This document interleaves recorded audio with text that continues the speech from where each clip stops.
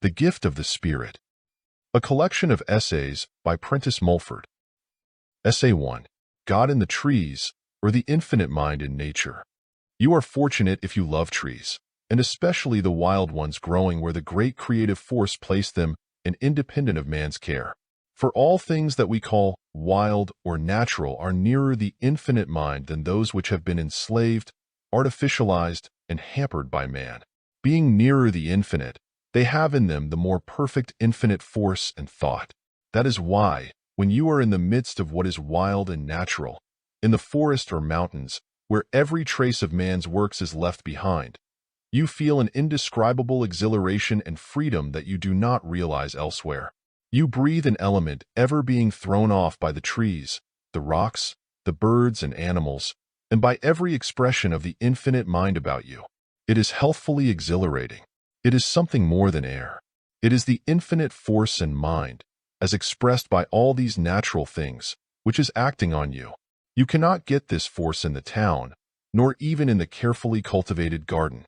For there the plants and trees have too much of man's lesser mind in them, the mind which believes that it can improve the universe. Man is inclined to think that the infinite made this world in the rough, and then left it altogether for him to improve.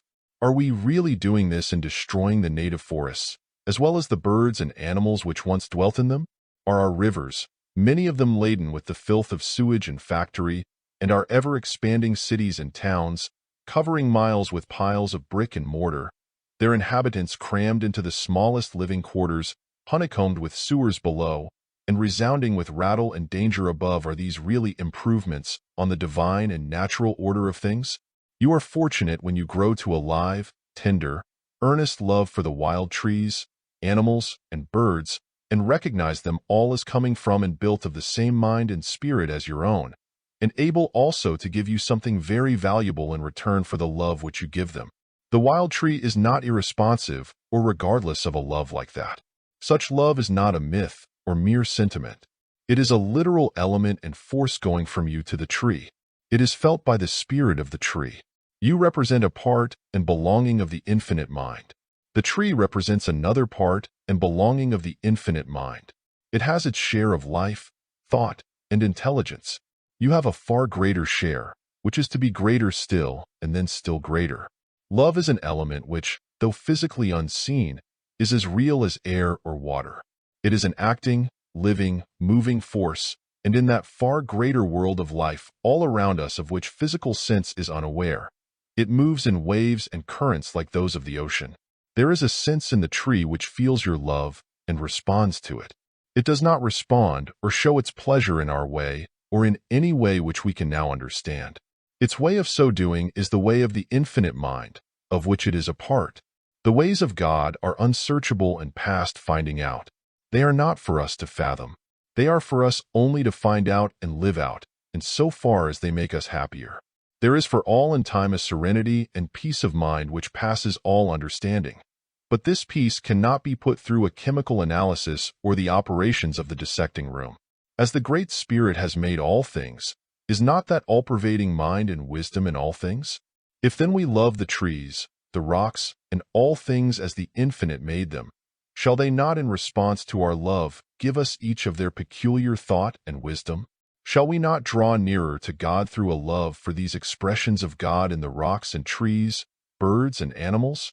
Do we expect to find God, realize Him more every day, appreciate the mighty and immeasurable mind more every day, and get more and more of His power in us every day, only by dwelling on the word of 3 letters, G-O-D?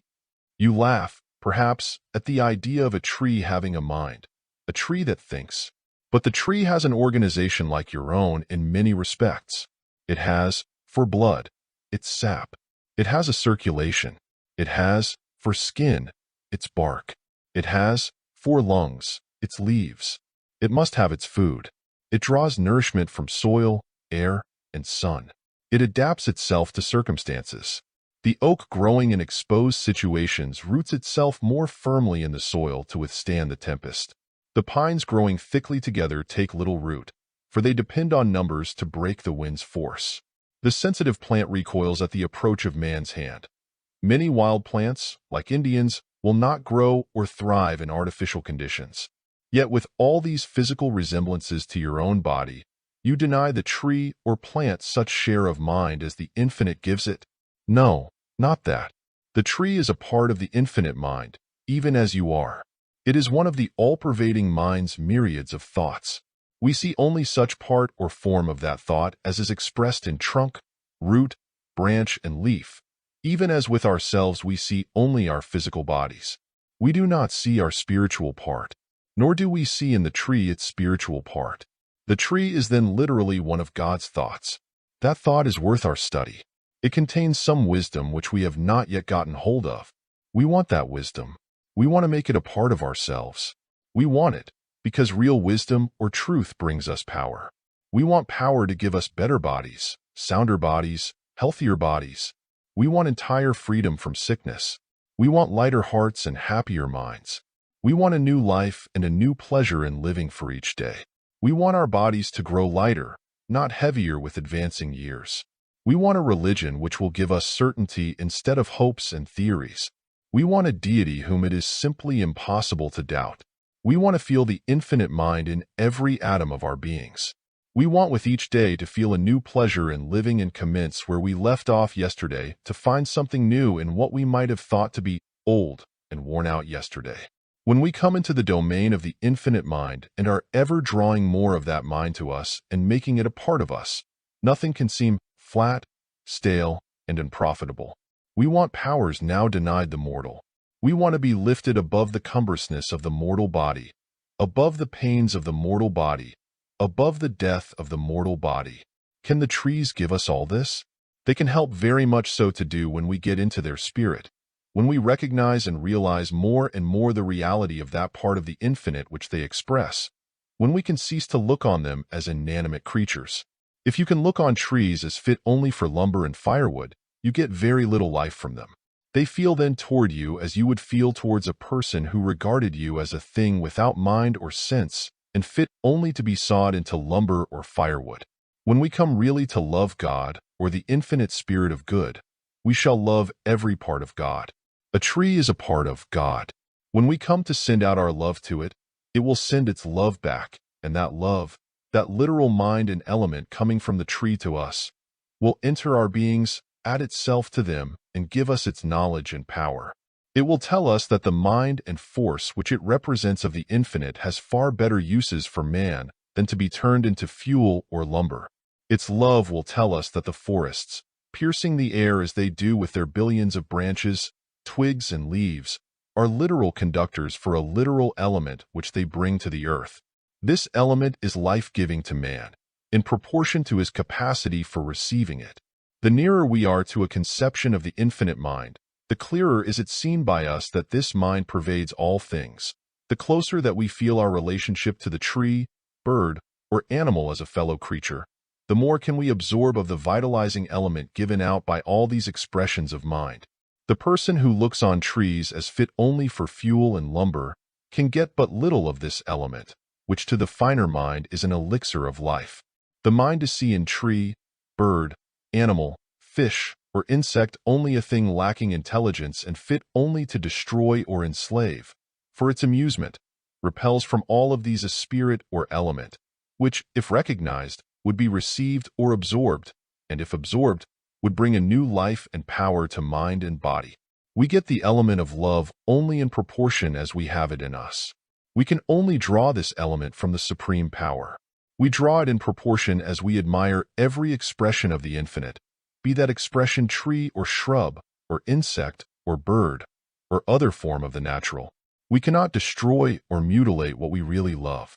The more of these things that we really love, the more of their element of love flows to us.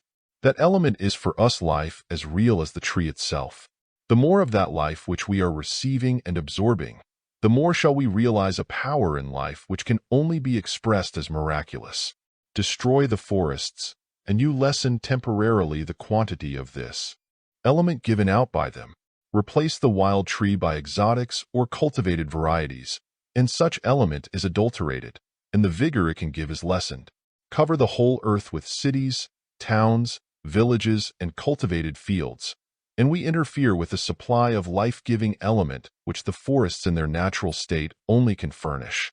Keep ourselves dead to the recognition of the tree as a part of the infinite spirit, and we are dead and unable to absorb of the infinite spirit, working in and through the tree.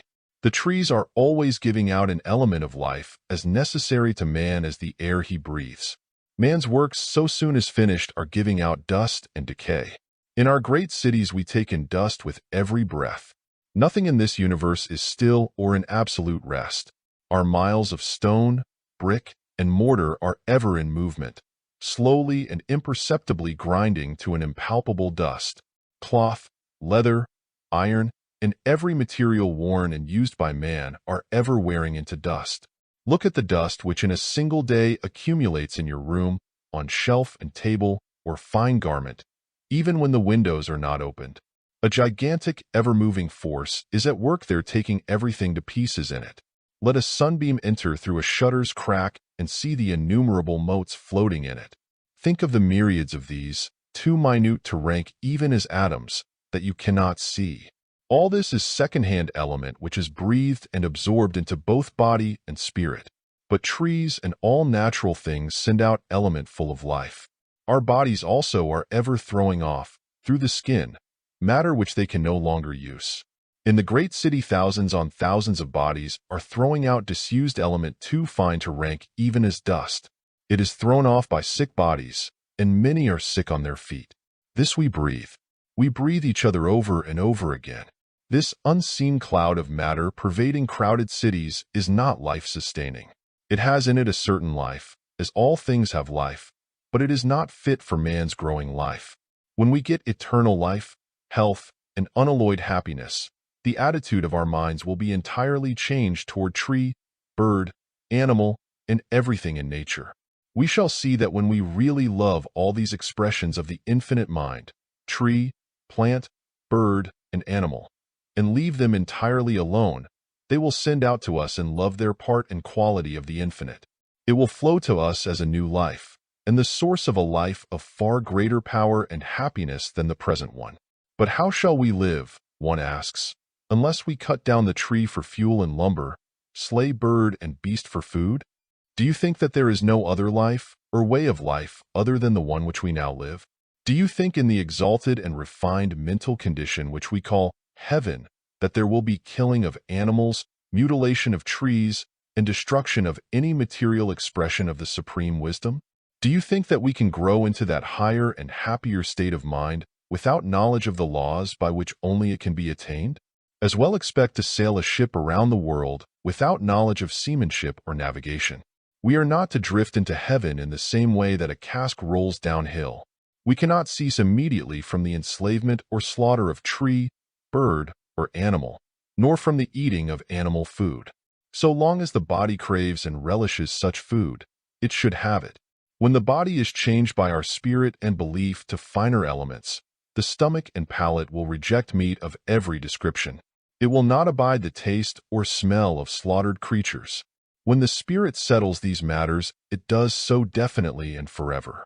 Man's error in the past has often been that of endeavoring to spiritualize or change himself, of his own individual will, into higher and finer conditions. To this end he has enforced on himself and others fasts and penances and abstinence from pleasures which his nature craved. He has never by such methods saved himself from sickness, decay, and physical death. He has never by this method regenerated or renewed his body. He has lost his body eventually, even as the glutton and drunkard have lost theirs. The ascetic has not trusted to the Supreme to raise him higher in the scale of being, but in himself and his own endeavor.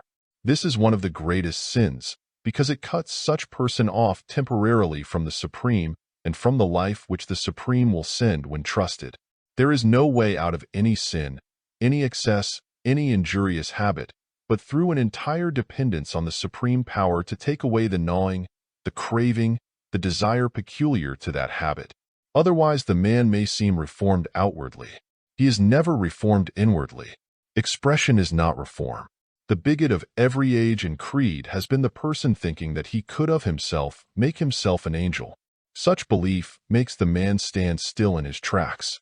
The Supreme is always saying, "Come to me, demand of me, find me in all created things, and then I shall be ever sending you new thoughts, new things, new ideas, a new element which shall change your tastes, your appetites, which shall gradually take away grossness, eliminate gradually fierce, insatiate, lawless desire and hurricane of passion, and bring to you pleasures which you cannot now realize. We shall see more and more clearly in time that when we get the higher, finer, and more enduring life, to which all must grow, we shall have the greatest possible inducement to give the trees, plants, birds, animals, and all other expressions of the infinite their lives and their fullest liberty. We shall be compelled to love them. What we really love we cannot abuse, kill, or enslave. We cage a bird for our own pleasure. We do not cage the bird for its pleasure. That is not the highest love for the bird. The highest love for all things is for us a literal source of life. The more things in the world of nature to which we can give the higher love, the more of their natural love and life shall we get in return.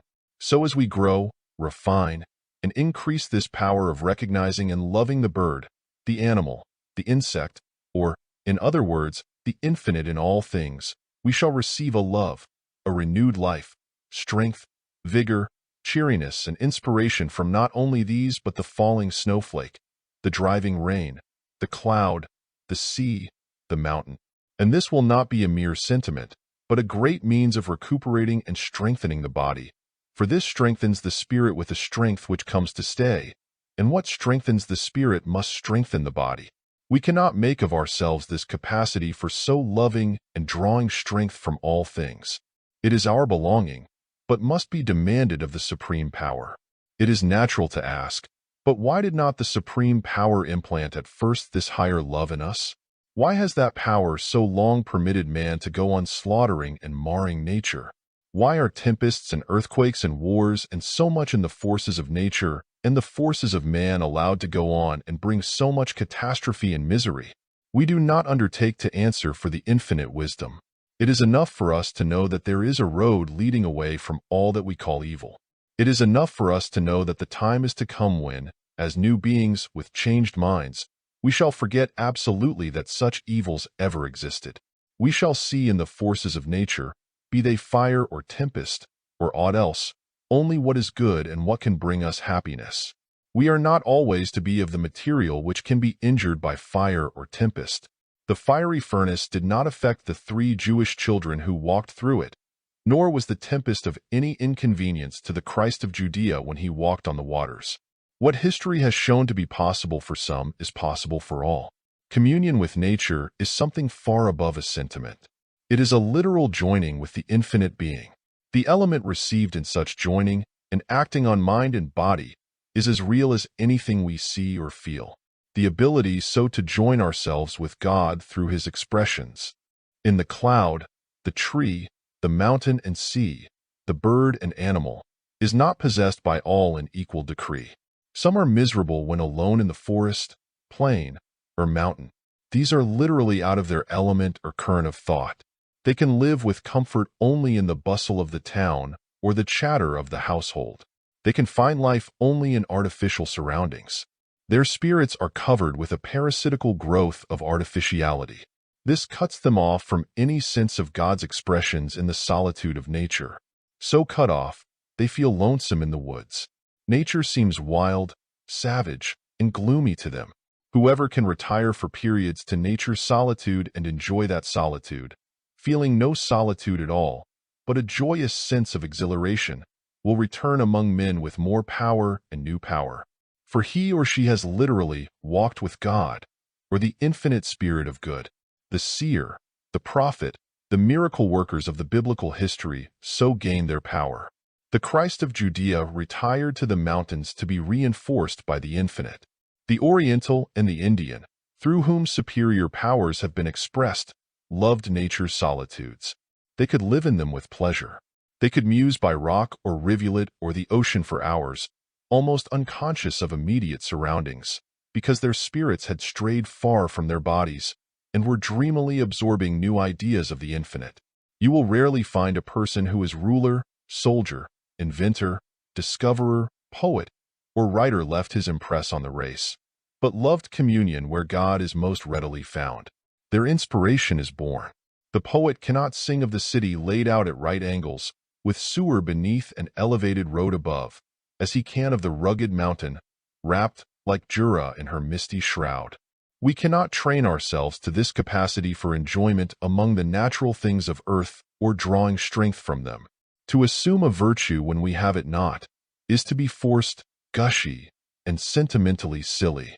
But when we demand persistently of the infinite that new mind which can find and feel God in the forest or on the sea, in the storm and tempest, and feel not only safety but absorb power and strength, when nature's forces seem in their most angry mood, that mind with that capacity will gradually take the place of the old one, and with the new mind, all things will become new.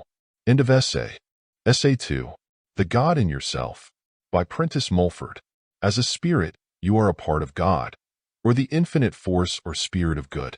As such part, you have an ever-growing power which can never lessen, and must always increase, even as it has in the past through many ages always increased and built you up, as to intelligence, to your present mental stature. The power of your mind has been growing to its present quality and clearness through many more physical lives than the one which you are now living. Through each past life you have unconsciously added to its power. Every struggle of the mind, be it struggle against pain, struggle against appetite, struggle for more skill in the doing of anything, struggle for greater advance in any art or calling, struggle and dissatisfaction at your failings and defects, is an actual pushing of the spirit to greater power and a greater relative completion of yourself, and with such completion, happiness. For the aim of living is happiness. There is today more of you, and more of every desirable mental quality belonging to you than ever before. The very dissatisfaction and discontent you may feel concerning your failings is a proof of this. If your mind was not as clear as it is, it could not see those failings. You are not now where you may have been in a mood of self-complacency when you thought yourself right in every respect. Only you may, now, in looking at yourself, have swung too far in the opposite direction. And, because your eyes have been suddenly opened to certain faults, you may think that these faults are constantly increasing. They are not. The God in yourself, the ever-growing power in yourself, has made you see an incompleteness in your character. Yet that incompleteness was never so near a relative completion as now. Of this the greatest proof is that you can now see what in yourself you never saw or felt before. You may have under your house a cavity full of vermin and bad air. You were much worse off before the cavity was found, repulsive as it may be to you. And now that it is found, you may be sure that it will be cleansed. There may be cavities in our mental architecture abounding in evil element, and there is no need to be discouraged as the God in ourselves shows them to us. There is no need of saying, I'm such an imperfect creature, I am sure that I can never cure all my faults. Yes, you can. You are curing them now. Every protest of your mind against your faults is a push of the spirit forward.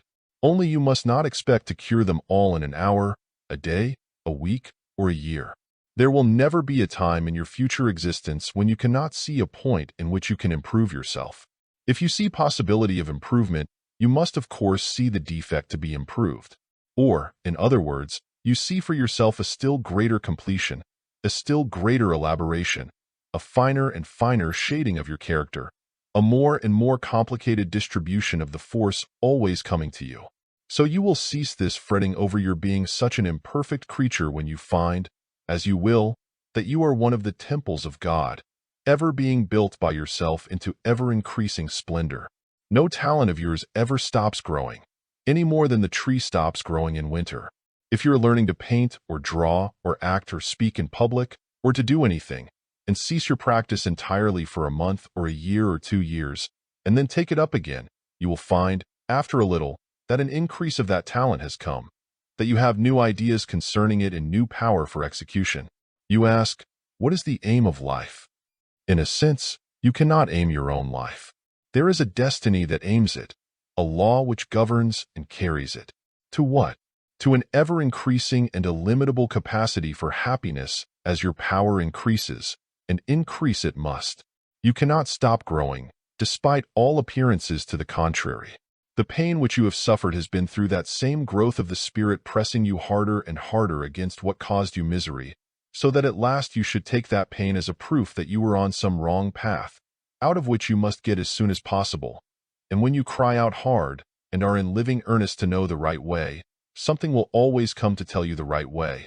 For it is a law of nature that every earnest call is answered, and an earnest demand or prayer for anything always brings the needed supply. What is the aim of life?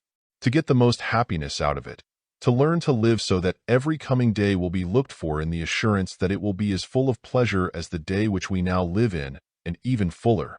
To banish even the recollection that time can hang heavily on our hands. To be thankful that we live. To rise superior to sickness or pain. To command the body, through the power of the Spirit, so that it can feel no pain. To control and command the thought, so that it shall ever increase in power. To work and act separate, apart and afar from our body, so that it shall bring us all that we need of house or land or food or clothes, and that without robbing or doing injustice to anyone.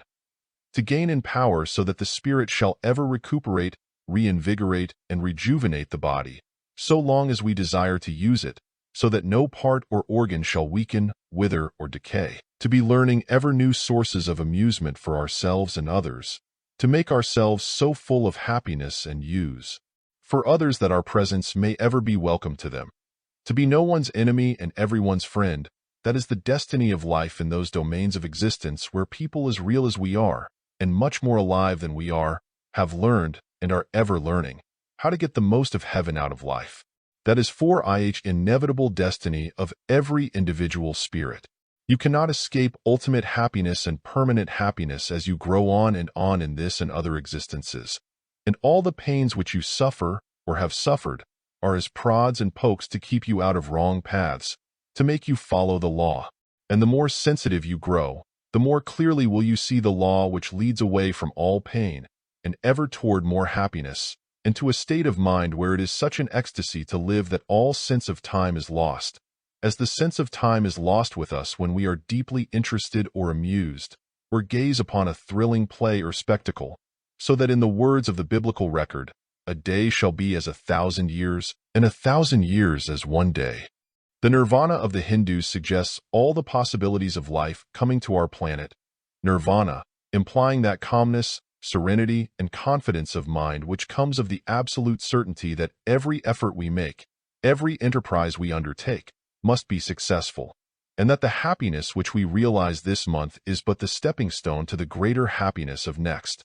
If you felt that the trip of foreign travel which you now long for and wish for was as certain to come as now you are certain that the sun rose this morning, if you knew that you would achieve your own peculiar and individual proficiency and triumph in painting or oratory, or as an actor or sculptor, or in any art, as surely as now you know that you can walk downstairs, you would not of course feel any uneasiness.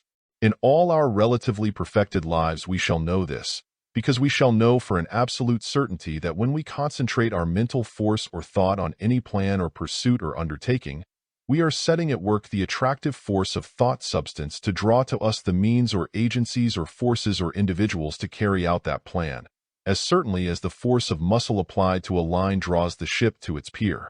You worry very little now as to your telegram reaching its destination, because, while you know next to nothing as to what electricity is, you do know that when it is applied in a certain way it will carry your message, and you will have the same confidence that when your thought is regulated and directed by a certain method, it will do for you that which you wish. Before men knew how to use electricity there was as much of it as today, and with the same power as today. But, so far as our convenience was concerned, it was quite useless as a message-bearer, for lack of knowledge to direct it. The tremendous power of human thought is with us all today very much in a similar condition. It is wasted, because we do not know how to concentrate and direct it. It is worse than wasted, because, through ignorance and lifelong habit, we work our mental batteries in the wrong direction, and send from us bolt after bolt of ill will toward others, or enviousness or snarls or sneers or some form of ugliness. All this being real element wrongly and ignorantly applied, which may strike and hurt others, and will certainly hurt us. Here is the cornerstone of all successful effort in this existence or any other. Never in thought acknowledge an impossibility. Never in mind reject what to you may seem the wildest idea with scorn, because in so doing, you may not know against what you are closing the door. To say that anything is impossible because it seems impossible to you is just so much training in the dangerous habit of calling out impossible to every new idea. Your mind is then a prison full of doors, barred to all outside, and you are the only inmate. All things are possible with God. God works in and through you. To say impossible as to what you may do or become is a sin. It is denying God's power to work through you. It is denying the power of the infinite Spirit to do through you far more than what you are now capable of conceiving in mind. To say impossible is to set up your relatively weak limit of comprehension as a standard of the universe. It is as audacious as to attempt the measurement of endless space with a yardstick. When you say impossible and I can't, you make a present impossibility for yourself. This thought of yours is the greatest hindrance to the possible. It cannot stop it. You will be pushed on hang back as much as you may. There can be no successful resistance to the eternal and constant betterment of all things, including yourself. You should say, it is possible for me to become anything which I admire. You should say, it is possible for me to become a writer, an orator, an actor, an artist. You have then thrown open the door to your own temple of art within you. So long as you said, impossible, you kept it closed.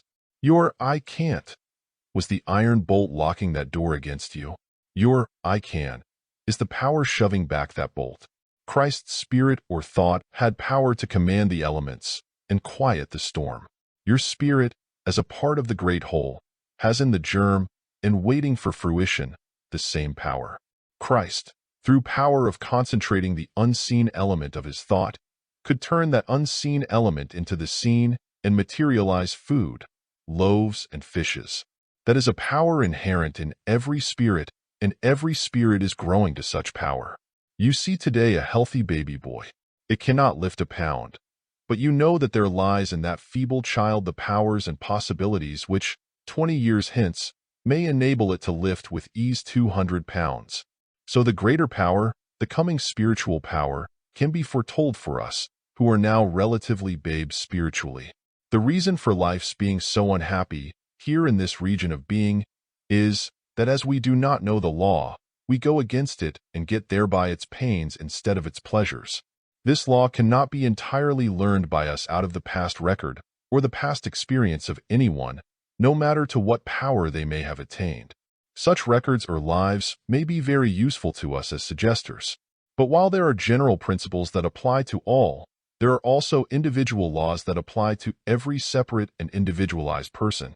You cannot follow directly in my track to make yourself happier and better, nor can I in yours, because every one of us is made up of a different combination of element, as element has entered into and formed our spirits, our real selves, through the growth and evolution of ages. You must study and find out for yourself what your nature requires to bring it permanent happiness. You are a book for yourself. You must open this book page after page and chapter after chapter, as they come to you with the experience of each day, each month, each year, and read them. No one else can read them for you, as you can for yourself. No one else can think exactly as you think, or feel just as you feel, or be affected just as you are affected by other forces or persons about you. And for this reason, no other person can judge what you really need to make your life more complete, more perfect, more happy, so well as yourself. You must find out for yourself what association is best for you, what food is best for you, what method in any business, any art, any profession brings you the best results. You can be helped very much by conferring with others who are similarly interested. You can be very much helped by those who may have more knowledge than you have of general laws. You can be greatly helped to get force or courage or new ideas to carry out your undertakings by meeting at regular intervals with earnest, sincere, and honest people who have also some definite purpose to accomplish, and talking yourself out to them and they to you. But when you accept any man or any woman as an infallible guide or authority and do exactly as they say, you are off the main track, because then you are making the experiments of another person, formed of a certain combination of elements or chemicals, and the result of that person's experiments, a rule for your own individual combination of element, when your combination may be very different and differently acted on by the elements outside of it. You have iron and copper and magnesia and phosphorus, and more of other minerals and chemicals, and combination and recombination of mineral and chemical in your physical body than earthly science has yet thought of. You have in your spirit or thought the unseen or spiritual correspondence of these minerals still finer and more subtle, and all these are differently combined and in different proportions from any other physical or spiritual body. How, then, can anyone find out the peculiar action of this your individual combination, save yourself? There are certain general laws, but every individual must apply the general law to him or herself. It is a general law that the wind will propel a ship, but every vessel does not use the air in exactly the same fashion. It is a general law that thought is force and can affect, and is constantly affecting, results to others far from our bodies. But the quality of our thought and its power to affect results depend very much on our associations. But for that reason, if yours is the superior thought or power, and I see that through its use you are moving ahead in the world, I should not choose your character of associates or your manner of life. I can try your methods as experiments, but I must remember that they are only experiments. I must avoid that so common error, the error of slavish copy and idolatry of another. The Christ of Nazareth once bade certain of his followers not to worship him. "Call me not good," said he. "There is none good save God alone." Christ also said, "I am the way and the life," meaning, as the text interprets itself to me, that as to certain general laws of which he was aware, and by which he also as a spirit was governed, he knew and could give certain information.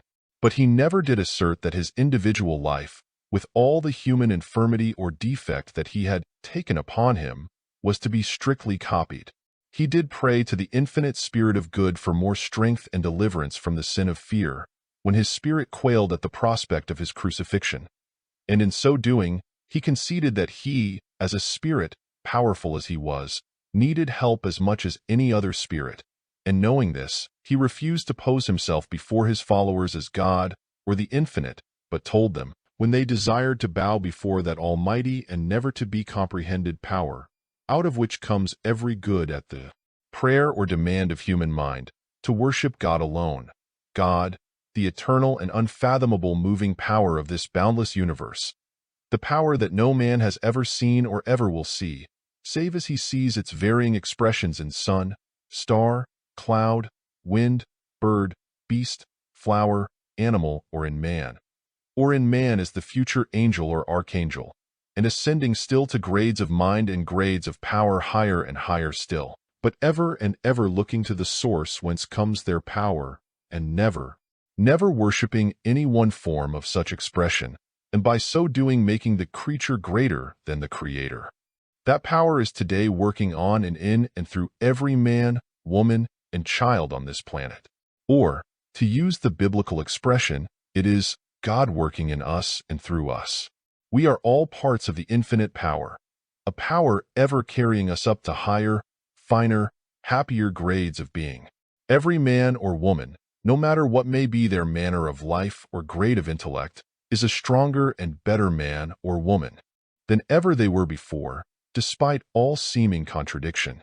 The desire in human nature, in all forms of nature or of spirit expressed through matter, to be more and more refined is, up to a certain growth of mind, an unconscious desire.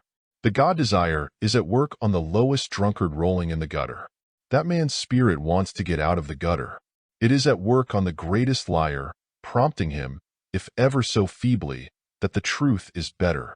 It is at work on people you may call despicable and vile. When Christ was asked how often a man should be forgiven any offense, he replied in a manner indicating that there should be no limit to the sum of one man or woman's forgiveness for the defects or immaturity in another. There should be no limit to the kind and helpful thought we think or put out towards another person who falls often, who is struggling with some unnatural appetite. It is a great evil, often done unconsciously, to say or think of an intemperate man, "Oh, he's gone to the dogs. It's no use doing anything more for him." When we do this, we put hopeless, discouraging thought out in the air. It meets that person. He or she will feel it, and it is to them an element retarding their progress out of the slough which they are in, just as some person's similar thought has retarded us in our effort to get out of some slough which we were in or are in now, slough of indecision, slough of despondency, slough of ill temper, slough of envious, hating thought. Yet the spirit of man becomes the stronger for all which it struggles against. It becomes the stronger for struggling against your censorious, uncharitable thought, until at last it carries a man or woman to a point where they may in thought say to others, "I would rather have your approbation than your censure. But I am not dependent on your approbation or censure, for my most rigid judge and surest punishment for all the evil I do comes off my own mind, the god or goddess in myself from whose judgment, from whose displeasure, there is no escaping." Yet as the spirit grows clearer and clearer in sight, so does that judge in ourselves become more and more merciful for its own errors. For it knows that, in a sense, as we refine from cruder to finer expression, there must be just so much evil to be contended against, fought against, and finally and inevitably overcome. Every man and woman is predestined to a certain amount of defect until the spirit overcomes such defect, and overcome it must, for it is the nature of spirit to struggle against defect. It is the one thing impossible for man to take this quality out of his own spirit, the quality of ever rising toward more power and happiness. If you make this an excuse to sin, or commit excess, or lie, or steal, or murder, and say, "I can't help it, I am predestined to it," you will be punished all the same, not possibly by man's law, but by natural or divine law, which has its own punishments for every possible sin, for murder or lust, lying or stealing, evil, thinking or gluttony. And these punishments are being constantly inflicted, and today thousands and thousands are suffering for the sins they commit in ignorance of the law of life. And the pain of such punishment has grown so great, and bears so heavily on so many, that there is now a greater desire than ever to know more of these laws. And for that very reason is this desire being met and these questions are being answered. For it is an inevitable law of nature that what the human mind demands, that in time it gets, and the greater the number of minds so demanding, the sooner is the demand met and the questions are answered. Steam but a few years ago relatively met the demand of human mind for greater speed in travel. Electricity met a demand for greater speed in sending intelligence from man to man. These are but as straws pointing to the discovery and use of greater powers, not only in elements outside of man, but in the unseen elements which make man and woman, in the elements unseen which make you and me. Henceforth our race will commence to be lifted out of evil or cruder forms of expression, not by fear of the punishments coming through violation of the law, but they will be led to the wiser course through love of the delight which comes of following the law as we discover it for ourselves. You eat moderately, because experience has taught that the greater pleasure comes of moderation. You are gentle, kind, and considerate to your friend, not that you have constantly before your mind the fear of losing that friend if you are not kind and considerate, but because it pleases you and you love the doing of kind acts. Human law, and even divine law as interpreted by human understanding, have ever been saying in the past, "You must not do this or that, or you'll feel the rod." God has been pictured as a stern, merciless, avenging deity. The burden of the preacher's song has been penalty and punishment, punishment and penalty. Humanity is to forget all about penalty and punishment, because it is to be won over and tempted to greater goodness, to purity and refinement, by the ever-increasing pleasures brought us as we refine. The warning of penalty was necessary when humanity was cruder. It could only be reached by the rod. The race was blind, and as a necessity of its condition, it had to be kept somewhere near the right path by a succession of painful prods and pokes with the sharp goad of penalty. But when we begin to see clearer, as now the more quickened and sensitive of our race do begin to see, we need no rod, any more than you need a man with a club to prevail on you to go to a feast. End of essay. Essay 3. The Doctor Within, by Prentice Mulford. Faith is the substance of things hoped for. If you keep in your mind an image, or imagination, of yourself in perfect health and full of strength and activity, you keep the forces working to make you so.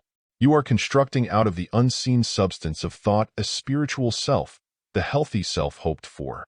And this spiritual self will in time rule the material body and make it like unto itself. If your stomach is weak, Refuse in imagination to see it a weak stomach. See it only a strong stomach. If your lungs are weak, see in your mind's eye your lungs as strong. If your body is weak and sluggish, see yourself in imagination as you were when a boy or girl, when your limbs were full of activity and you took delight in scrambling over fences and climbing trees. You are then putting out the substance of the thing or condition of body hoped for. As you continue to see yourself thus, the gradual change in your physical condition for the better will increase your faith that this law is a truth. Keep to this thought of yourself as strong, active, and vigorous, week after week, month after month, year after year, and you fix yourself more firmly in mind as free from all disease. It will be a confirmed habit, or, as we say, second nature, for you so to imagine yourself, what you think or hold most in mind or imagination, that you have most faith in. If you imagine a bugbear, much of the time you will make a reality of such imagining. The confirmed invalid sees himself in his mind's eye only as sick. He puts out, or imagines, the wrong image, or imagination. He is unconsciously working the same law. The invalid who always sees himself as sick is in reality constructing a sick body. You can make a weak stomach for yourself by always in imagination seeing your stomach as weak. The great trouble and error of today is that, so soon as any organ is a little overtaxed or strained, its possessor is apt to think of it only as weakened and diseased and in thought dwells only on such weakness. In this, unfortunately, he is too often assisted by others. As all thought put out as substance, the result is that there is by such means made for him, first, spiritually, a stomach, lungs, kidneys, or other organ, more imperfect.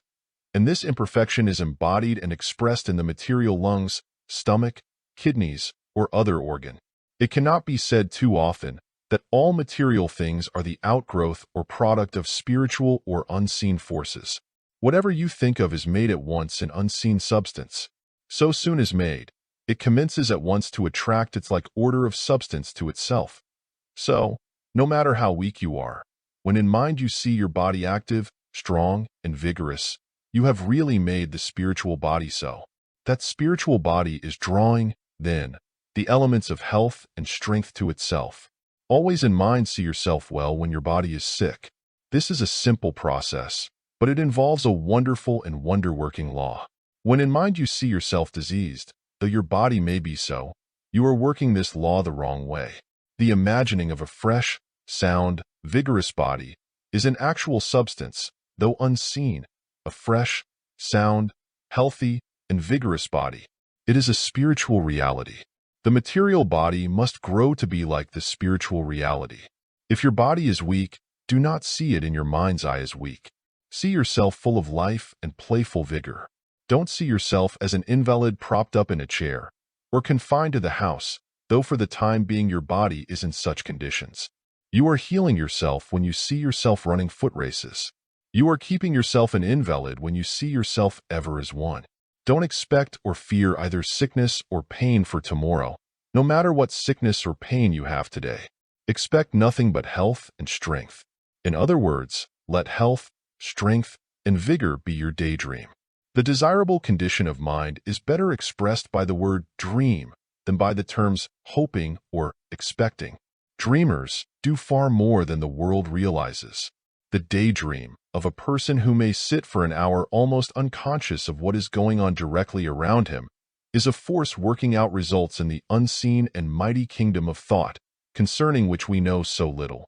Only at present, he or she whose thought is so disengaged from the body as to make them for the time quite unconscious of its existence, having no knowledge of the power they are using, no belief that it is doing something, have consequently no faith in it. And without faith, most of the result must be lost to them. If you know nothing of gold mining, of the formations in which gold is found, or of the methods for extracting it from the soil, you may dig in rich gold, bearing earth for months and cart it off to fill in sunken lots. With no knowledge of the treasure in your soil, you have no faith in it. We are, as regards our mental or spiritual powers, in an analogous condition. Yet every imagining is an unseen reality, and the longer and more firmly it is held to, the more of a reality does it make itself in things which can be seen, felt, and touched by the physical senses. Dream, Then, as much as you can by day of health and vigor. The more you so dream of them by day, the more likely is your thought to enter the same vigorous domain at night, and so recuperate you all the quicker. But if you dream by day of sickness or weakness, your thought at night will be the more apt to connect itself with the current of sick, weak, diseased thought, and you are, on waking, the worse for it. Ignorantly, you may store gunpowder in your cellar, thinking it some harmless material. A spark may then destroy your house and your body. In an analogous manner, mankind are now constantly bringing pain and evil on themselves through an unwise or ignorant use of their mental forces. As we most think, imagine, or dream, can we store up gold or gunpowder? A daydream, or reverie, is an outflow of force working results. The more abstracted the reverie, the greater is the force working separate and apart from the instrument, the body.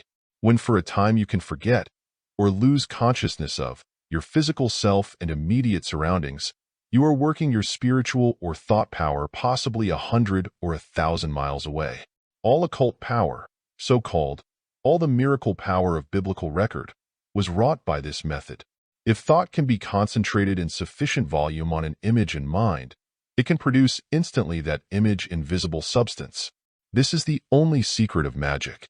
Magic infers the instantaneous production of the visible by such concentration. The power of Christ's thought concentrated on an imagining or mental picture could produce that imagining in visible substance, as he did the loaves and fishes. All minds have these powers and possibilities in embryo. Faith is indeed as the grain of mustard seed, to which, as to growth, it is compared in the New Testament. But it can grow for evil as well as good, and if for evil, may become a tree in which every foul bird of evil omen will come and build its nest. Your evil or gloomy imagining is faith in that evil. Your fear of a disease is faith in the perpetuity and increase of such disease. You have a slight derangement of stomach or kidney or other organ. So, having it for one day or a few days, you begin to expect it. You think of it only as an unhealthy organ. You never in mind see it as a sound organ. You may be then told that it is in a dangerous condition. You have a name possibly given to the ailment which is suggestive of great suffering, debility, and ultimate death. All this is help to faith in evil. The force of other minds may be added to yours, which increases that faith.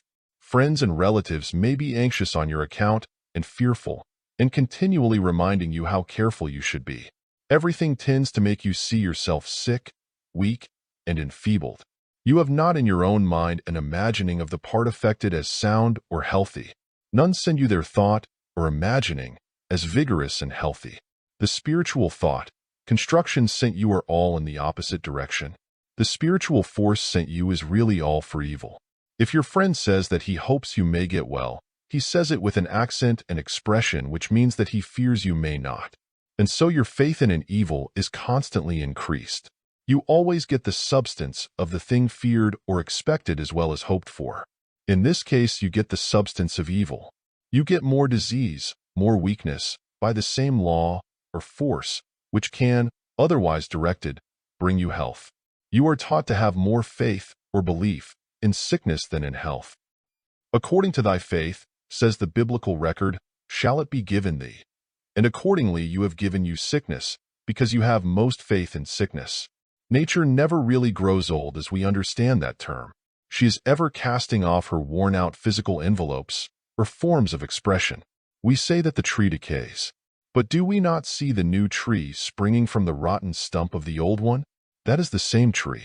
In other words, it's the spirit or force of the tree which we called old, materializing a new form of expression. That process has been going on through countless ages. That species of tree was far coarser than now in some far-off past. It has, through its successive regrowths, been growing finer and finer, and is to grow finer still. In all animal and other organized life, we find periods of repair and recuperation preparatory to a certain newness of life and renewal of organization, as when the crab or lobster casts its shell, the snake its skin, the bird its old plumage in the molting season, or as the animal sheds its fur. In all these organizations other changes go on, which we do not see. During these periods, the bird, animal, and fish are weak and inactive. Nature demands rest during this reconstruction. Such reconstruction is going on internally in the organization as well as without. All natural law, as seen in the lower forms of organization, extends to the higher. This same law extends to mankind. There come temporary periods in every person's life when all the activities, forces, organs, and functions are more sluggish. We are then undergoing our molting process. Nature is laying us up for repairs. If we obeyed her demands, we should come forth in a few weeks or months with a renewed life and a renewed body. All that nature asks of us is that we give mind and body the rest which they call for while in the repair shop. We speak of people of middle age as having reached their greatest amount of power and activity. After this period, it is inferred as the law of nature that we decline gradually into the sere and yellow leaf. This faith in old age and weakness, by the same spiritual law, makes old age and weakness. The turn at middle age, or a little after, means that the physical body you have been using is giving birth to a new one. In other words, the old is being reformed and giving place to the new. During such process of reformation, a great deal of rest is required. Your real, invisible, spiritual self is busy at work in the process of reconstruction. You should be no more overtaxed at this period than you were when an infant or during childhood. We do not grant this rest. We force the exhausted organization to work when it is unfit for work. We mistake our season for molting and consequent temporary weakness for some form of disease. We then fix in our minds, through faith in evil, the idea of disease. So we construct a disease for ourselves. While nature is trying to give us a new birth, rejuvenate us, and make us stronger, we defeat her purpose and make ourselves weaker. In the vast majority of cases, people cannot give themselves the rest which nature calls for. They must work on, from day to day, from year to year, to make a living. That makes no difference as to the result. Nature's laws have no regard for man's systems. So, fagged out and ignorantly disobedient, humanity fags on, and thousands make a living and toil and suffer and wear out, and die in misery on respectable beds of sickness. In some cases, habit is so strong that people cannot stop their work or peculiar line of activity. They have no idea or capacity for resting spirit or body. They are miserable unless at work, and yet, through growing weakness, unhappy while at work, like so many housewives, always complaining of being worked to death, yet unhappy if not at work. Could these people once have mind and body brought into a condition approaching that of real rest, they would possibly be alarmed and fear their powers were failing. They might for a time become sluggish, inert, and relatively inactive. That would be only because the strain being off mind and body, the spiritual power would be using its force to recuperate and build anew. But you cannot work force in the outer, or physical, system and the interior, or spiritual, system at the same time. While one is at work, the other must stop. Nature's great source of recuperation is rest. The land lying fallow gathers new force for growing grain. The mother whose mind and body are least taxed during gestation gives birth to the healthiest child. The broken bone requires rest while being knit together. By rest, we mean rest of mind as well as body. Mental rest is as necessary as physical rest. Thousands of our race have no conception of mental rest or a mind at ease. With them, worry, fret, uneasiness, and anxiety about something form a fixed habit.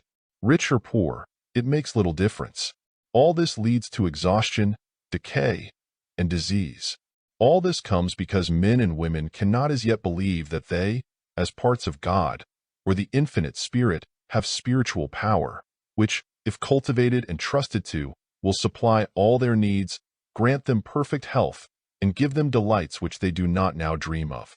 Man shall know the day in which he can cry, I will do thus or so, and persist in that attitude of mind, that the thing he wills is being done, that unseen forces are accomplishing the undertaking while his body sleeps, or, while awake, he is recreating himself.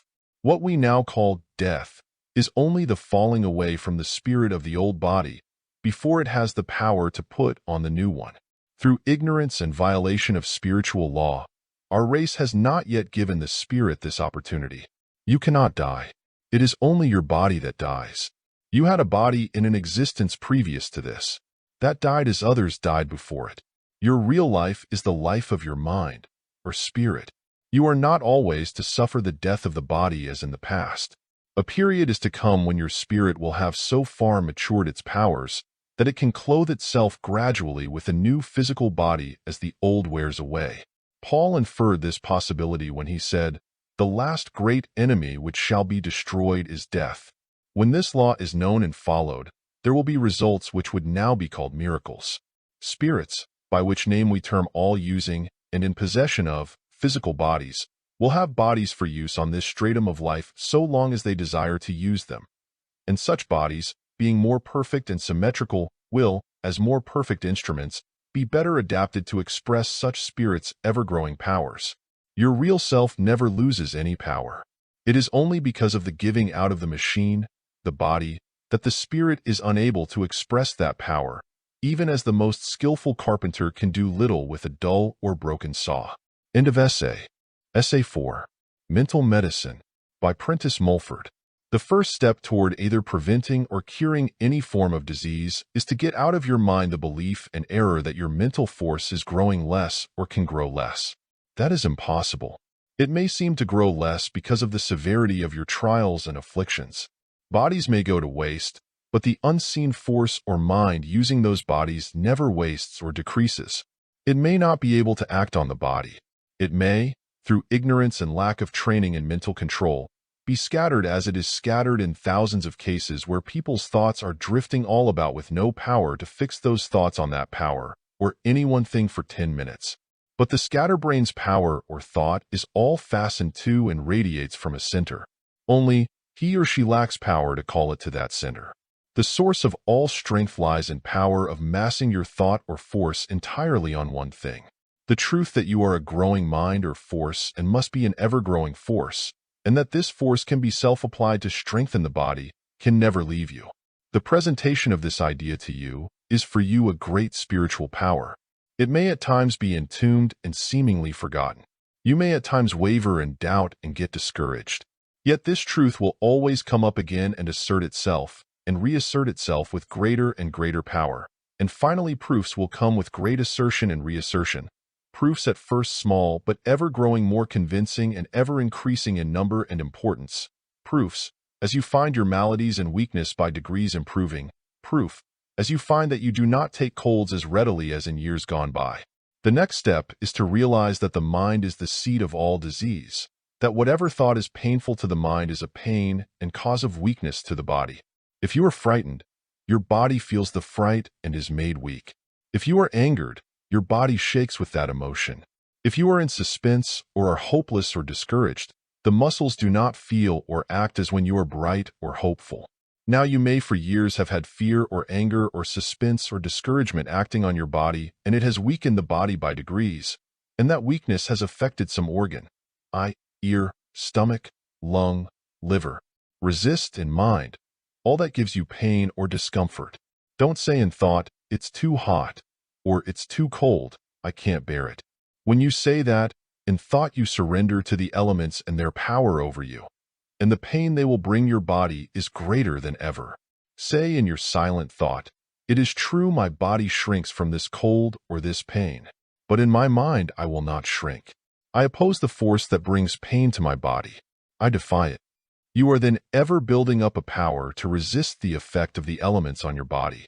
Every moment that you so in mind oppose heat or cold, or any pain or inconvenience whatsoever, is so much clear gain. Every thought which you so put out is as real a resisting power as lies in the muscles of your arm to hold at bay a savage dog. Every such thought is an additional stone in the structure you are building up to protect yourself against evil. Oppose then in thought the devil in any form, and he will flee from you. The devil is in whatever tries to master you. If you do not so resist, he will temporarily master you. You will never find a climate to suit you.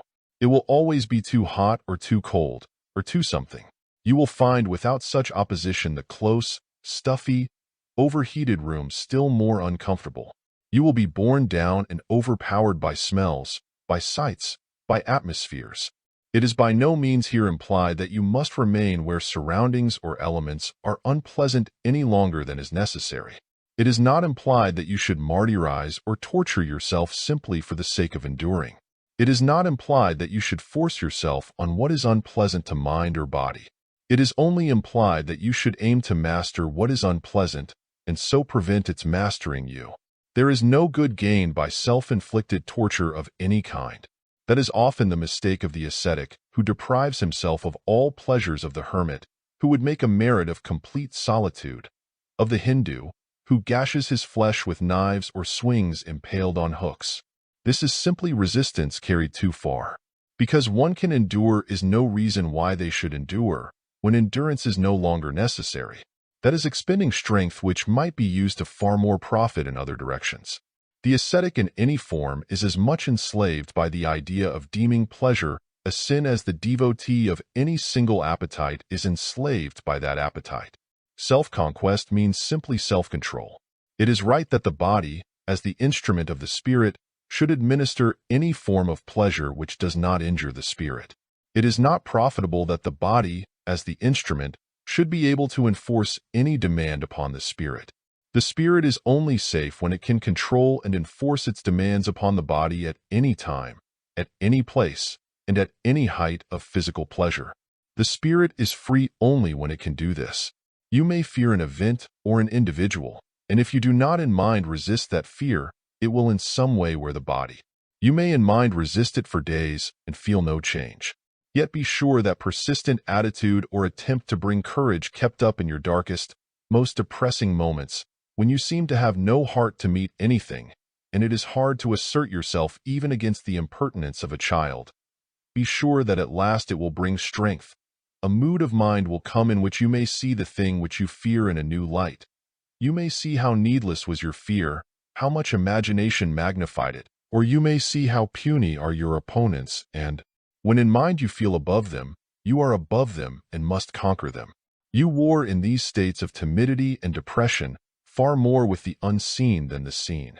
You have working on your mind the powers of darkness, or, in other words, mischievous, annoying intelligences of the unseen side of life, who desire to defeat your purpose, who play upon some oversensitive chord, and so contrive to make a difficulty where none exists. Why are they allowed to do this? Because you must grow a force sufficient to overcome them. You cannot always be protected, or you would have no force of your own. When, through a prolonged struggle with some depressed or timid state of mind, force and strength at last comes to you, that force and strength is all your own. It can never leave you.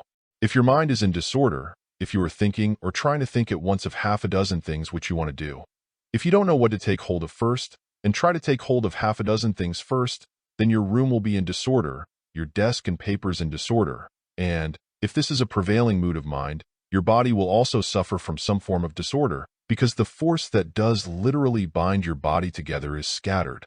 You are a bundle of sticks untied.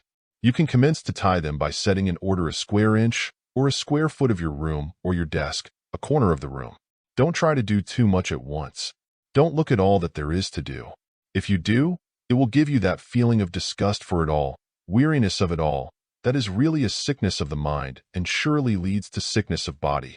If your eyes get a little weak, don't run immediately for spectacles. Let the eyes rest a few months.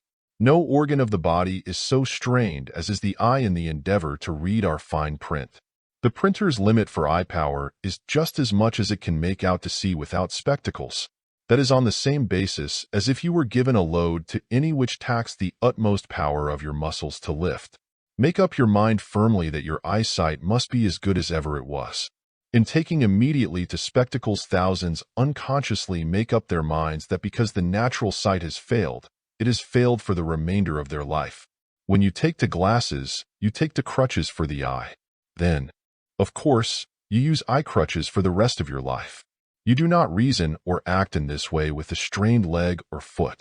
If you do seek the help of a crutch or cane, you are continually in mind wishing to do without that cane and trying from time to time to walk without crutch or cane. The eye can be made weak by some weakness of the body, and this weakness of the body has been caused by some kind of trouble of the mind, either grief or worry or anxiety about something, for all these states of mind exhaust the force of the body. Rest enables an overtaxed stomach to recuperate itself. Rest enables an overtaxed muscle or limb to become as strong as ever. Why should not rest restore an overtaxed eye? It is the same unseen force that gives strength to all the body's organs. You do not rest the eye in wearing glasses. You do overstimulate it, through putting on an artificial lens for concentrating the light to make you see, which the natural lens has failed to do. It is an artificial stimulation for that organ, as much as is the alcoholic artificial stimulation for the stomach, to give it a temporary tone or get up an appetite, and you train your eye to lean and depend on the artificial stimulation. Of course, if you must read fine print and in all shades of light, and your business compels you to, you must have the artificial aids, the glasses. But your necessities make no difference as to the result. A man can ruin his health as quickly in earning an honest support for his family as he can by imprudent exposure to damp air and highway robbery. The law of health is not even a respecter of motive, and if you dash into a burning house to rescue a family, you may be as badly burned as the robber who dashes in with you for plunder. If you have a slight deafness, keep your thought always against deafness. Can your mind, you ask, throw out an obstruction in the ear, an accumulation of the secretion peculiar to the ear? Your force or spirit throws off in time the outer covering or scab of a sore. It throws off continually the dead outer skin. When the mind can no longer use the body, or the body, as we say, dies, there is no longer such casting off of dead matter from different portions and organs. Any sore that grows is because of lack of power or life in the body to bring to it life element or power. If you are educated to think a disease must increase, it will increase, because then your mind is working its force not to help its body, but to encourage the idea that the body is falling to pieces. Your mind then feeds the disease. More disease comes of lack of rest than any other cause. Rest means rest for your mind as well as body. Whatever rests the mind rests the body. One means of rest comes of deep breathing, or taking long breaths with a second's interval between the inhaling and expelling of the breath. The Cornish miner practices this when at each blow with the sledge-hammer, he makes the ejaculation, ha. The sailor practices this when hauling or hoisting, he utters a certain ejaculation at the point where he has inflated his lungs to the greatest possible extent, and then pauses a second before expelling it with an exclamation. All working with him time their lung exercise in accord with the leader. The pause between the inhaling and expelling the breath when you are doing no physical work at all rests the mind, because its tendency is to bring your thoughts to a focus or gather them to one center.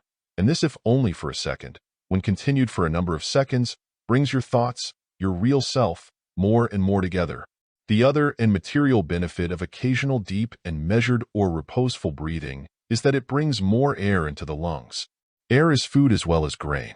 You increase the capacity of the lungs to take in this food, and you create a better habit of breathing. You are now suffering all manner of evil and unseen element, singly and alone. You are awakened to the truth that the action or attitude or state of your mind can benefit your health. But you can receive great help from other minds acting cooperatively at the same time and in the same place. If one mind can send in thought element of force to drive some form of disease from a person's body, 10 minds in unison can send a far greater force.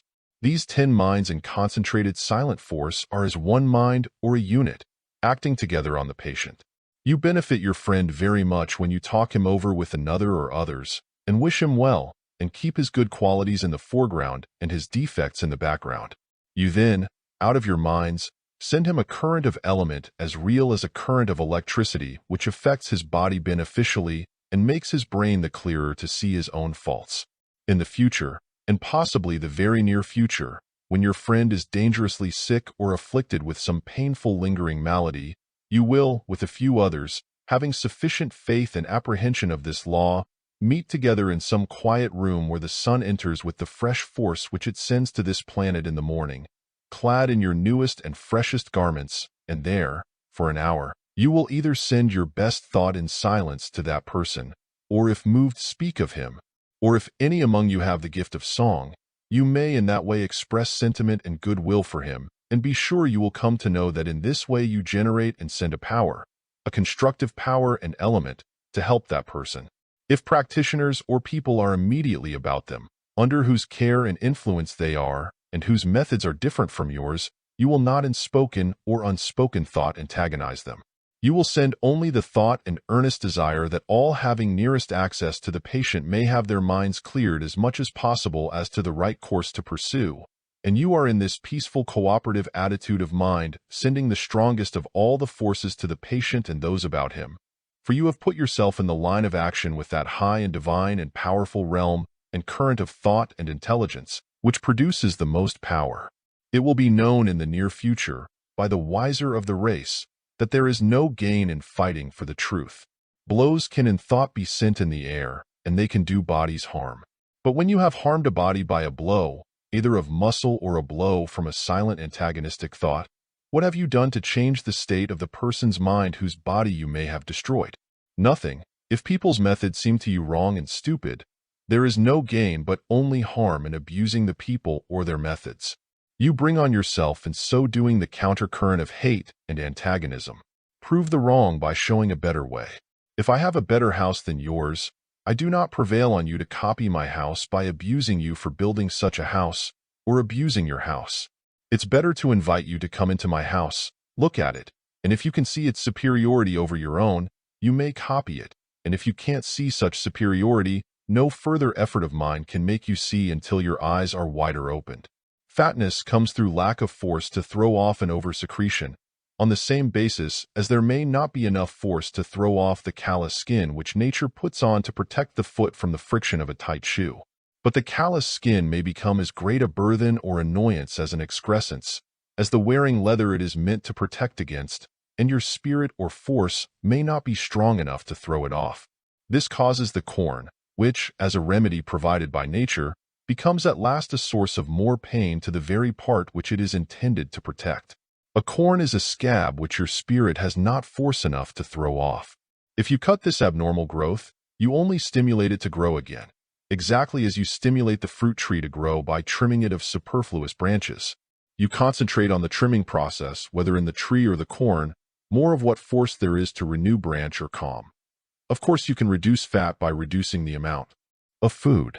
But the permanent cure comes of calling for force and exercising that mental force to throw off the cumbrous secretion and bring you into symmetrical proportion. If you simply desire to get rid of fat and care little for symmetry of proportion so that you are rid of a burthen, you will not get rid of it so rapidly, because your desire is not based on the highest motive, and the higher the motive the greater is the thought power brought to act on you. The higher and more powerful motive in this case is the innate love of physical symmetry as an outward expression of your mental conditions or spiritual symmetry. If you reduce fat by a mere course of starvation, with little or no call for adding force to your spirit, not only to keep it down but bring you into symmetry, you effect but a temporary relief, as when you cut the corn, and your life will be a continual course of semi-starvation and painful denial to keep the fat down, as was that of Lord Byron, whose existence was one continued series of alternations betwixt leanness and fatness through fasting and excess, because his desire for personal symmetry was based on a relatively low motive. As a material means to bring the body into proportion, dieting is useful. But no person throws off the cumbrous load permanently unless there is a strong spiritual aspiration, and many people's aspirations are stronger than they realize themselves. During the youth of the body, your spirit acts with most force on that body. So wounds heal quickly, and all dead, useless matter is more quickly thrown off. The body, like a vegetable, has a growth and life of its own, apart from your spirit or mind. But it is a limited life. It has its growing, material youth like a tree, its physical maturity or ripeness like a tree, and then its decay like a tree, because your spirit has not grown to sufficient power, when your body's maturity is reached, to call ever for power to replenish that body with living unseen element. You have not even known that this was a possibility. The proofs of this possibility are that men of active, fertile minds and strong wills do unconsciously, in their desire and determination to live as long as possible, call such power to themselves, and such men do live longer than the average lives. If they so live as long as they do, why should not human life be longer when this law is recognized, and consciously and more intelligently exercised? Magic implies results obtained without the use of physical agencies. Did we see more clearly, we should find that all things done in the physical world are done through this power. Men and women, having the stronger element of thought, move other men and women of lower and less powerful thought to their will. It is a power which no person can give or really teach another. It must be grown to by the individual, even as in the physical world the infant grows to the strength of maturity. True, one person may, as to this power, give another some suggestions and some little knowledge regarding its use. But if your knowledge in this respect is based and depends on what you may have received from others, then you have not struck the main source. That lies entirely in yourself. It needs but the persistent desire of two things. First, to be in the path of exact right and justice to all, including yourself. Second, to be able to believe in the supreme power as a reality from which you can by simple but imperative demand draw ever more and more of power, new ideas, to you and add it to you. The sum and substance of all that we have put out in this book is based on these two truths. Magic is an intelligent use of the thought forces belonging to us and about us, exactly as the element of electricity, not long since quite unknown, is today utilized for many practical purposes. Thought can be accumulated and stored by the individual or a group of individuals. Its quality and power can be continually increased by the individual or a group of individuals. Its power to bring material things to pass depends upon its quality. The quality of one person's thought may be far finer and more powerful than that of another, and in proportion to such quality will be his or her power to control everything in the material world. The quality and power of a person's thought can be adulterated and weakened by mingling it with that of an inferior mind. The power of the thought of the Christ of Nazareth and of others before his time enabled him and them to perform seeming miracles. These miracles were simply results obtained through knowledge, knowing how to use this fine element. Such use and knowledge come as much within the domain of science as the knowledge of the use of steam or electricity. This knowledge is open, not to all, but to those who can receive it. It is open to all who will not set their minds stubbornly against new ideas. Those who are so stubborn cannot be blamed. Their minds, in their present condition, cannot at once be changed to receive new ideas. There can be no secrets to such as can receive. Nor can any secrets regarding this science be kept from such as are open to the truth.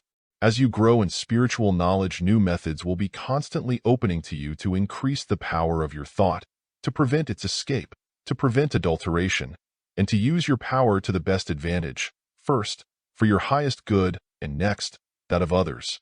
Essay 5. Faith, or Being Led of the Spirit, by Prentice Mulford. Faith is an element which enters into every successful business. When it is more highly developed, as with all persons who gain great successes, it means a certain power to see clearly in the mind what the greater mass of people may not be able to see.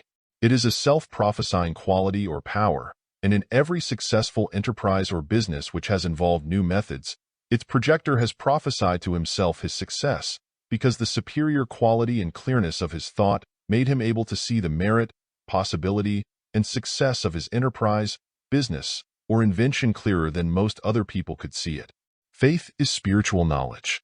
It is knowledge entirely different from that gained from books or from any ordinary process of education. It is that knowledge which the spirit gains as it goes out and lives in its own invisible world of element. It is not merely knowledge. It is an acting and immediate power of moving events and persons. We have senses, for the most part in embryo, far finer, more powerful, and farther reaching than our physical senses of touch, taste, sight, smell, and hearing. The physical senses are very limited in their range. Our physical eyesight extends but for a few miles. But there is a spiritual sight which is infinitely more powerful.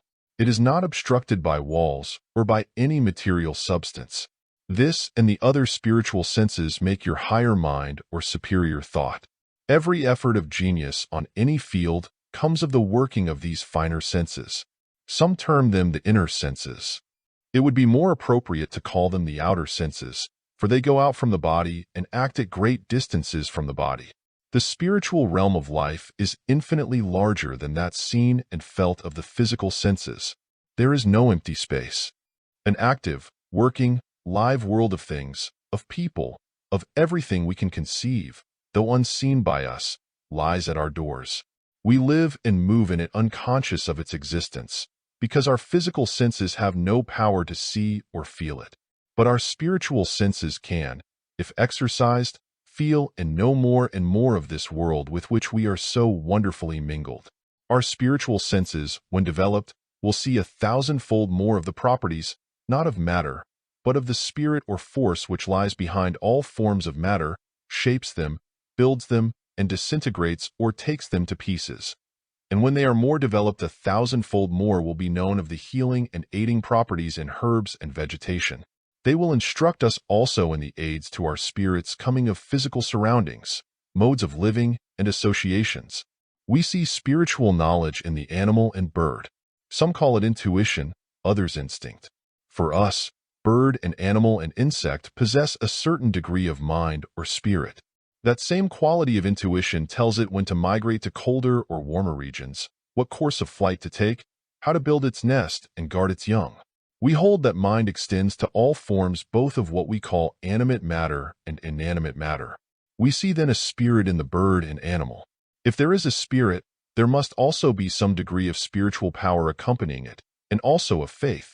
For faith is the trust and use of the spiritual senses, and bird, animal, and insect, in their range of being, trust and use these senses far more than we. The physical body and its physical senses serve as a necessary rough envelope or covering to our spirits. They are also a protection to the spiritual or finer senses until they have grown to a certain strength or development, and in all stages of our existence, an ever-refining and relatively material body is necessary as such protection to the ever-refining spiritual senses. Therefore, the more perfected individual lives of the future must always retain an ever-refining material body as a necessity indispensable to the symmetrical rounding out of our spiritual powers. Faith is a wisdom and a force in nature far above those based on human reason or material knowledge. It is a force which in acting on us may cause us to do things seemingly inconsistent and imprudent. Yet when, in the course of years, the whole is summed up, we may find that we have been led to better results than could otherwise have been gained. In such cases we have been led of the Spirit, or, in other words, we have obeyed the promptings of the spiritual senses instead of conforming to that rule of life which is governed entirely by the physical senses. There was a boy whose parents had designed for him the education and schooling of the college. He refused it. He disliked the school. He was cast adrift at an early age and obliged to look out for himself. He followed his impulses. He served in one occupation after another for a time, got discharged or left in disgust, engaged in another with similar result, and so went on for several years in what seemed a shiftless, vacillating course of life. Yet this earlier life of change and apparent indecision led him at last into the occupation which he had capacity and liking for, and in which he made his mark. This boy we hold as having, in such life, been led of the Spirit. That implies for him the possession of another and a higher mind, or set of mental faculties, distinct from the lower senses. Such higher mind belongs to all of us. In the boy's case, it would not let him stay where he did not belong. It prompted him to leave this situation or that calling. It impelled him to leave positions which, if held, would have given him a lifelong maintenance. It made him half learn a trade and give it up in disgust. In the world's estimation, it made him seem shiftless, vacillating, undecided, and infirm of purpose or resolution. But his higher self or spirit was all this time leading that boy through such changes in order to plant him in the right spot. It knew better than he or any about him where he belonged. It snatched him from this or that place before he became crusted over with the barnacles of that material thought which argues that there are no paths for men and women to tread save such as have been trodden before. The infinite force has innumerable new paths and plans for men and women, few of which are now known, and you, as one of those men and women, have also your peculiar path and plan into which you must be led of your own spirit and not of any other person's advice or suggestion. It led the boy to a position of influence and prominence, but it did not lead him to the highest. For worldly success tempts people to reject the higher impulse or prompting which, if obeyed, would carry them farther on and to ever greater results. Many founders of great fortunes in this country commenced as boys or young men cast adrift and obliged to plan and do for themselves. In their scope and aim of life, we find them led of the Spirit. Had they been carefully brought up, cared for by their parents, carefully educated, and on coming of age been placed in positions through the aid of others, their own spiritual power would have been checked. They would have absorbed a load of the old conventional thought about them. Their originality of plan and method in business would have been far less likely to have developed itself, and they would not have been so much led of their own spirit into the new path which it had destined for them, years before they realized it in material things.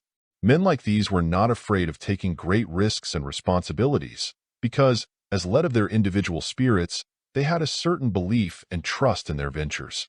That belief and trust came of their higher mind or self which, with its spiritual senses unknown to them, went out and felt and saw the possibilities in their projects, and then returning to the material mind, brought it that certain force and inspiration which goes by the name of courage and confidence.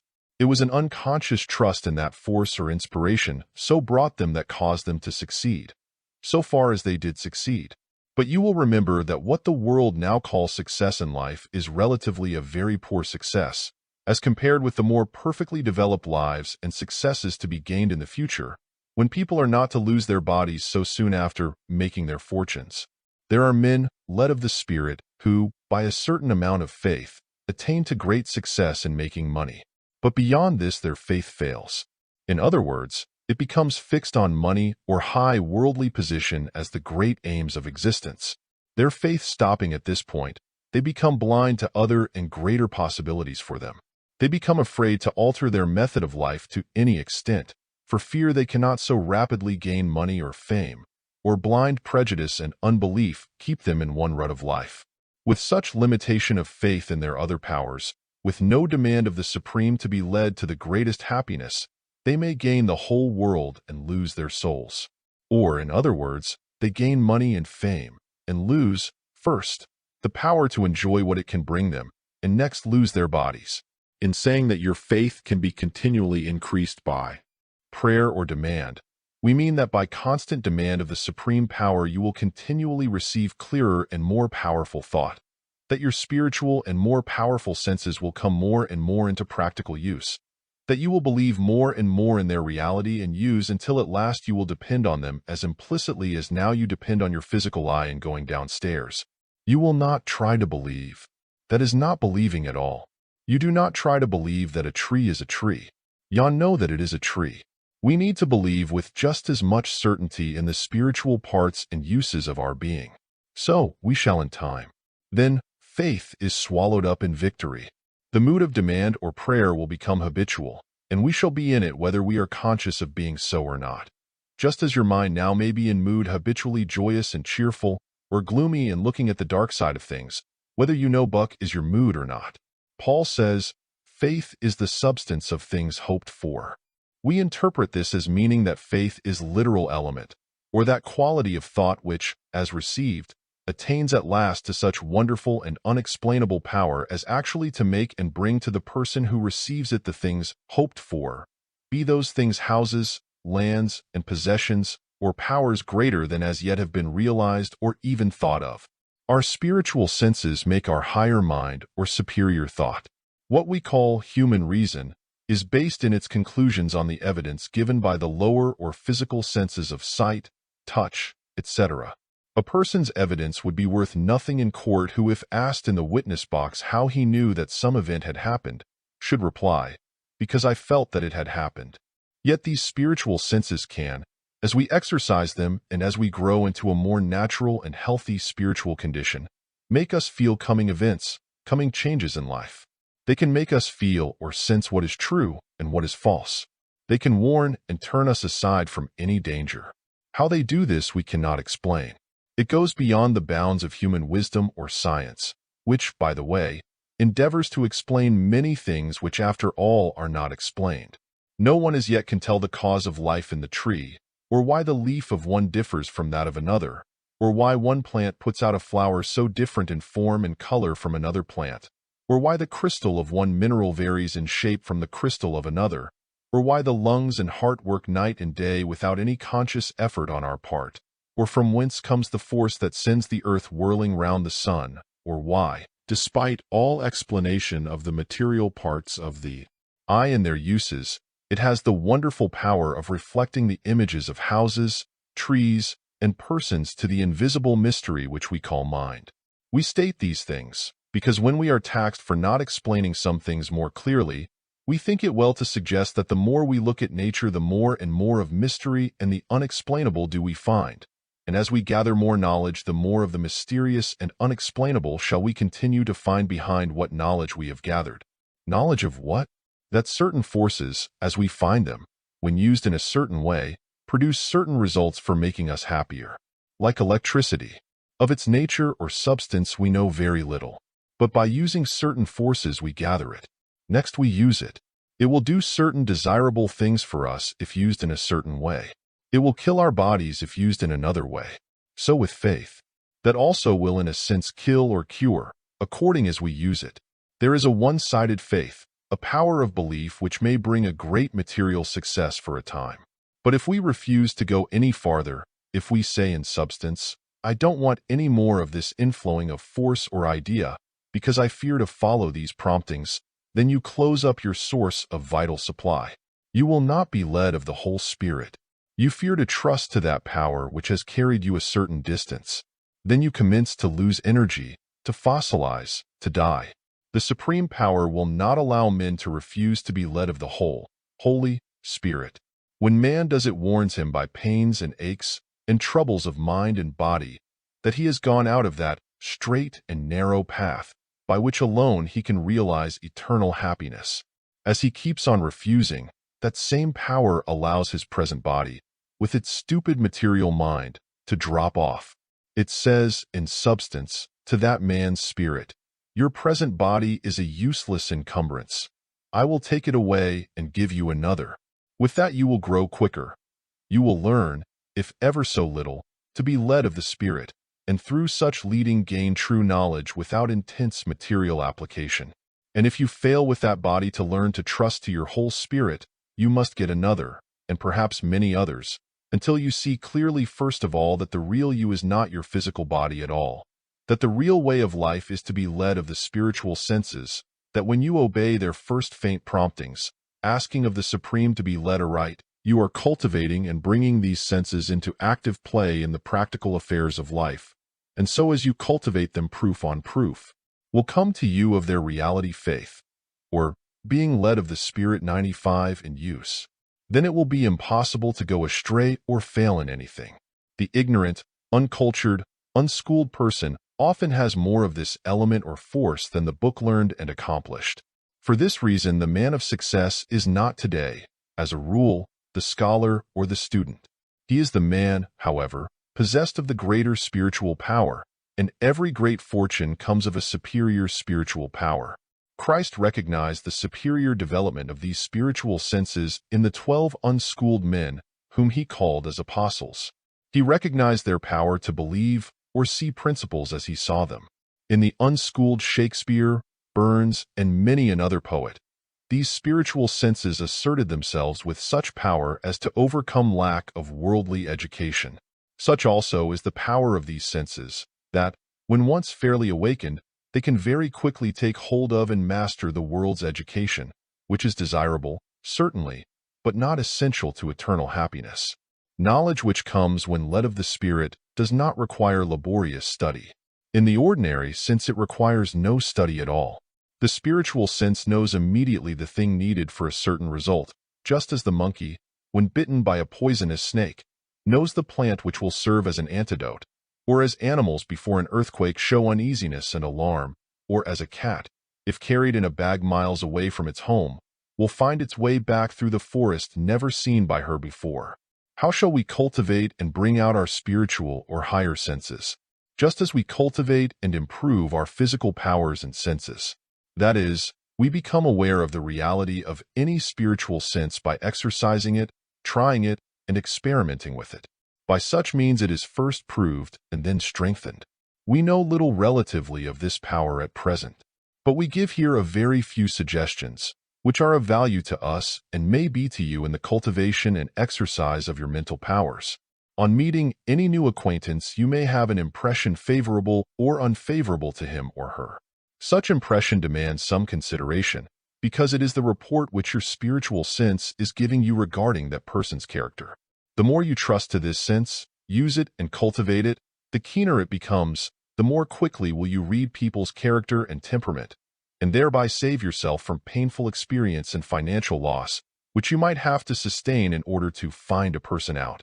When in this way you come to recognize the reality and use of a single spiritual sense, you give your spirit great aid in asserting it and increasing its power. That sense or power in you is like an individual. If you recognize great talent in a man in your employ and you encourage that talent, you stimulate its growth. But if you deny the man's talent, either purposely or because you are too dull to see it, you cripple it and retard its growth. To give the spiritual senses opportunity to act, the body and physical senses should for periods be kept very quiet. So in life and business, when you find yourself in a position in which you don't know what to do, when every plan seems beset with difficulties, when you are puzzled and undecided, then do nothing. Wait. Your spiritual sense or power will soon go out and do for you. It will bring, at some unexpected moment, a plan or a person or an impulse to move with the physical sense and body in some direction. The plan will prove the successful one, or the person will be the very one whom you needed to assist you in carrying out your purpose. This spiritual sense works with many people in the practical affairs of life and in business far more than they realize themselves. Many a man will testify, if he recollects his past experiences at all, and many do not, that after worrying and fretting and lying awake for nights, thinking it over and rushing his body about from place to place or person to person, the agency or idea enabling him to carry out his design came when he had almost given up in despair, or when his mind was not on that plan or purpose, because then he had called his material mind and senses in and so given the spiritual sense a chance to work. With more knowledge of the physical conditions necessary to allow the spiritual being to work, and with more faith in the reality and use of these senses, they would have worked far quicker and brought him the forces and agents to carry out his purpose far quicker. Sometimes in conversation you forget the name of some person spoken of.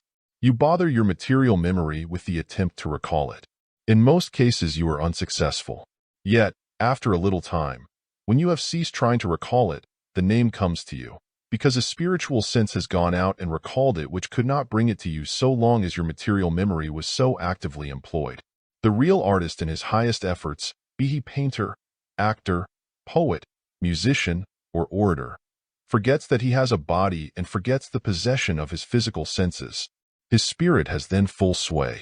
His spiritual senses are then acting. Then they control his body. Of his efforts no two are alike. For the spirit brings to each some new inspiration, some new coloring. Try, when you cannot sleep, to forget that you have a body. Say to yourself, I demand with the help of the supreme power that my physical sight, hearing, and sense of touch be put in abeyance. I demand unconsciousness of their existence or use. This thought is one means of liberating your spiritual senses and bringing them into play. For when they most work, the body has less feeling, be its condition that of sleeping or in an inspiration of any effort. It is the body's continual assertion of itself and its physical senses that checks the spirit and prevents it from acting. When we have in mind the idea of forgetting the body, we give a great help to the play of the higher senses. The power of forgetting anything for a season is unlimited. This power is increased by practice. By forgetting the body, we mean the temporary shutting from the mind of all remembrance and exercise of the physical senses of touch, taste, sight, smell, or hearing. You may not at first be able to do this at all, but you can commence such exercise. You can commence, if but for 5 seconds, by fixing your eyes on any small object aboard you, say a spot on the wall, a portion of the figure in the carpet, etc., and gaze at it. Simple and silly as this may appear to you, it is the ABC or commencing step of the power of abstraction. That is the power of temporarily closing up the physical senses and opening the spiritual. This power has grown to wonderful results among peoples whom we call simple and ignorant, who having less book knowledge than we, are in some directions more led of the spirit. The North American Indian had this power of closing up or deadening his physical sense of touch, so that torture had relatively little effect on him. Thereby was he able to sing his death song while his body was undergoing horrible mutilations. Do not expect immediate success in this or any other experiment for the purpose of liberating your spiritual senses. A relative success may require months or years. It may come slowly, but it comes to stay. Do not make any such effort either mechanical or forced. Make it only as the spirit or impulse prompts, if it be but once a week or once a month. Do not make for yourself rigid rules and set regular periods for sitting in silence or communing with the gods, or staring laboriously at spots on the wall. For if you do, you will only sicken at last of such attempts and give them up. Trust to the Spirit for times and places for these things, and it will lead you right. The spiritual power is possessed by many reptiles, insects, and some animals, who, on the approach of the winter's cold, have a natural power of dismissing all physical sensation and becoming, as we say, torpid or sleeping during the winter months. The snake and the toad lie in the ground. Yet when the ground is frozen, they are not frozen. Nay, there are myriads of insects frozen who lie all winter in cracks and crevices or under dead tree bark. Why? Because the spirit of that form of organization, though withdrawn to a large extent from its physical body, is still sending enough life to that body to prevent its decay or freezing. The same principle extends to the tree. For that reason, its sap does not freeze in winter, save in rare extreme periods of cold. One spiritual force pervades the universe, but there are millions on millions of different manifestations of this spirit. End of essay. Essay 6. The Material Mind versus the Spiritual Mind, by Prentice Mulford. There belong to every human being a higher self and a lower self, a self or mind of the spirit, which has been growing for ages, and a self of the body, which is but a thing of yesterday. The higher self is full of prompting idea, suggestion, and aspiration. This it receives of the supreme power. All this the lower or animal self regards as wild and visionary. The higher self argues possibilities and power for us greater than men and women now possess and enjoy. The lower self says that we can only live and exist as men and women have lived and existed before us. The higher self craves freedom from the cumberousness, the limitations, the pains, and disabilities of the body. The lower self says that we are born to them, born to ill, born to suffer, and must suffer as have so many before us. The higher self wants a standard for right and wrong of its own.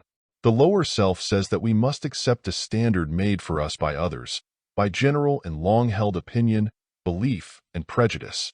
To thine own self be true is an oft-uttered adage. But to which self? The higher or lower? You have in a sense two minds, the mind of the body and the mind of the spirit. Spirit is a force and a mystery. All we know or may ever know of it is that it exists and is ever working and producing all results in physical things seen of physical sense and many more not so seen. What is seen of any object, a tree, an animal, a stone, a man, is only a part of that tree, animal, stone, or man. There is a force which for a time binds such objects together in the form that you see them. That force is always acting on them to greater or lesser degree. It builds up the flower to its fullest maturity. Its cessation to act on the flower or tree causes what we call decay. It is constantly changing the shape of all forms of what is called organized matter. An animal, a plant, a human being are not in physical shape this month, or this year what they be next month or next year.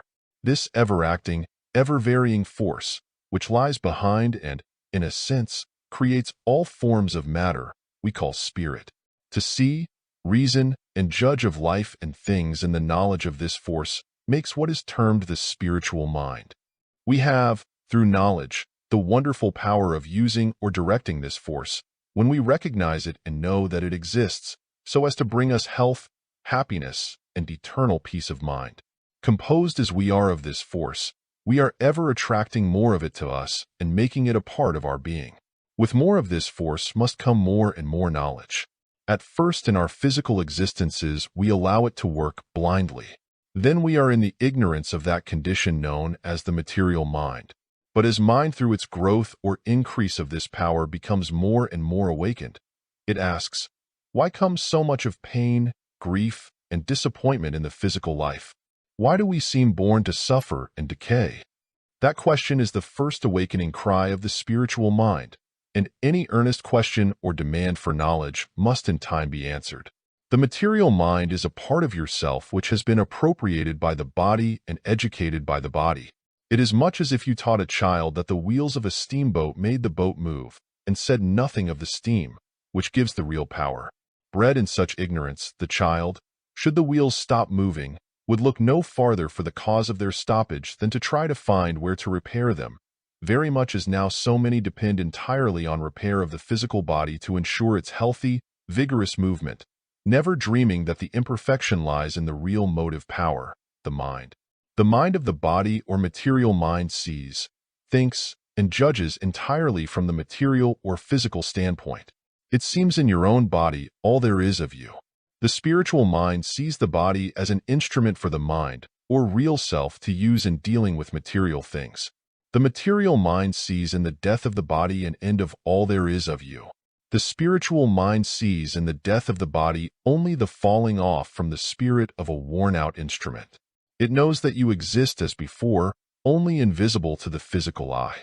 The material mind sees your physical strength as coming entirely from your muscles and sinews, and not from a source without your body. It sees in such persuasive power as you may have with tongue or pen the only force which you possess for dealing with people to accomplish results. The spiritual mind will know in time that your thought influences people for or against your interests, though their bodies are thousands of miles distant. The material mind does not regard its thought as an actual element, real as air or water. The spiritual mind knows that every one of its 1,000 daily secret thoughts are real things, acting on the minds of the persons whom they are sent to. The spiritual mind knows that matter or the material is only an expression of spirit or force, that such matter is ever changing in accordance with the spirit that makes or externalizes itself in the form which we call matter, and therefore, if the thought of health, strength, and recuperation is constantly held to in the mind, such thought of health, strength, and rejuvenation will express itself in the body, making maturity never ceasing, vigor never ending, and the keenness of every physical sense ever increasing. The material mind thinks matter, or what is known by our physical senses, to be the largest part of what exists. The spiritual mind regards matter as the coarser or cruder expression of spirit, and the smallest part of what really exists. The material mind is made sad at the contemplation of decay. The spiritual mind attaches little importance to decay, knowing in such decay that spirit or the moving force in all things is simply taking the dead body or the rotten tree to pieces, and that it will build them up again as before, temporarily, into some other new physical form of life and beauty. The mind of the body thinks that its physical senses of seeing, hearing, and feeling constitute all the sense that we possess. The higher mind or mind of the spirit knows that it possesses other senses akin to those of physical sight and hearing, but more powerful and far-reaching. The mind of the body has been variously termed the material mind, the immortal mind, and the carnal mind. All these refer to the same mind, or, in other words, to that part of your real self which has been educated in error by the body. If you had been born and bred entirely among people who believed that the earth was a flat surface and did not revolve round the sun, you would in the earlier years of your physical growth believe as they did. Exactly in such fashion do you in your earlier years absorb the thought and belief of those nearest you, who think that the body is all that there is of them and judge of everything by its physical interpretation to them. This makes your material mind. The material mind seeing what seems to it, death, dissolution, and decay in all human organizations, and ignorant of the fact that the real self or intelligence has in such seeming death only cast off a worn-out envelope, thinks that decay and death are the ultimate of all humanity. For such reason it cannot avoid a gloom or sadness coming of such error, which pervades so much of human life at present.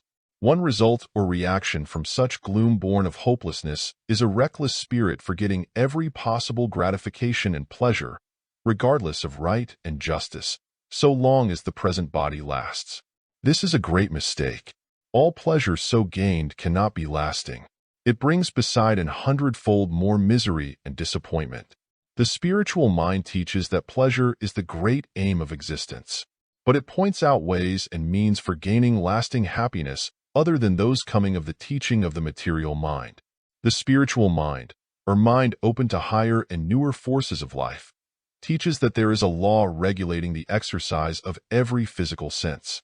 When we learn and follow this law, our gratifications and possessions do not prove sources of greater pain than happiness, as they do to so many.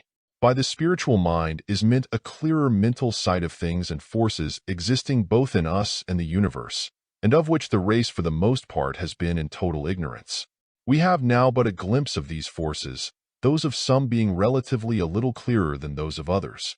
Bad enough has been shown to convince a few that the real and existing causes for humanity's sickness, sorrow, and disappointment have not in the past been seen at all.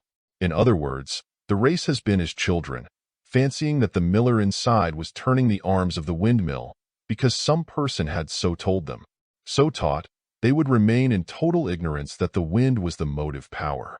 This illustration is not at all an overdrawn picture of the existing ignorance which rejects the idea that thought is an element all about us as plentiful as air, and that, blindly directed by individuals and masses of individuals in the domain of material mind or ignorance, it is turning the windmill's arms, sometimes in one direction, sometimes in another, sometimes with good and sometimes with evil results. A suit of clothes is not the body that wears such suit. Yet the material mind reasons very much in this way. It knows of no such thing as clothing for the spirit, for it does not know that body and spirit are two distinct things. It reasons that the suit of clothing, the body, is all that there is of the man or woman. When that man or woman tumbles to pieces through weakness, it sees only the suit of clothes so going to pieces, and all its efforts to make that man or woman stronger are put on the suit instead of making effort to reinforce the power within which has made the suit. There are probably no two individuals precisely alike as regards the relative condition or action on them of their material and spiritual minds. With some the spiritual seems not at all awakened.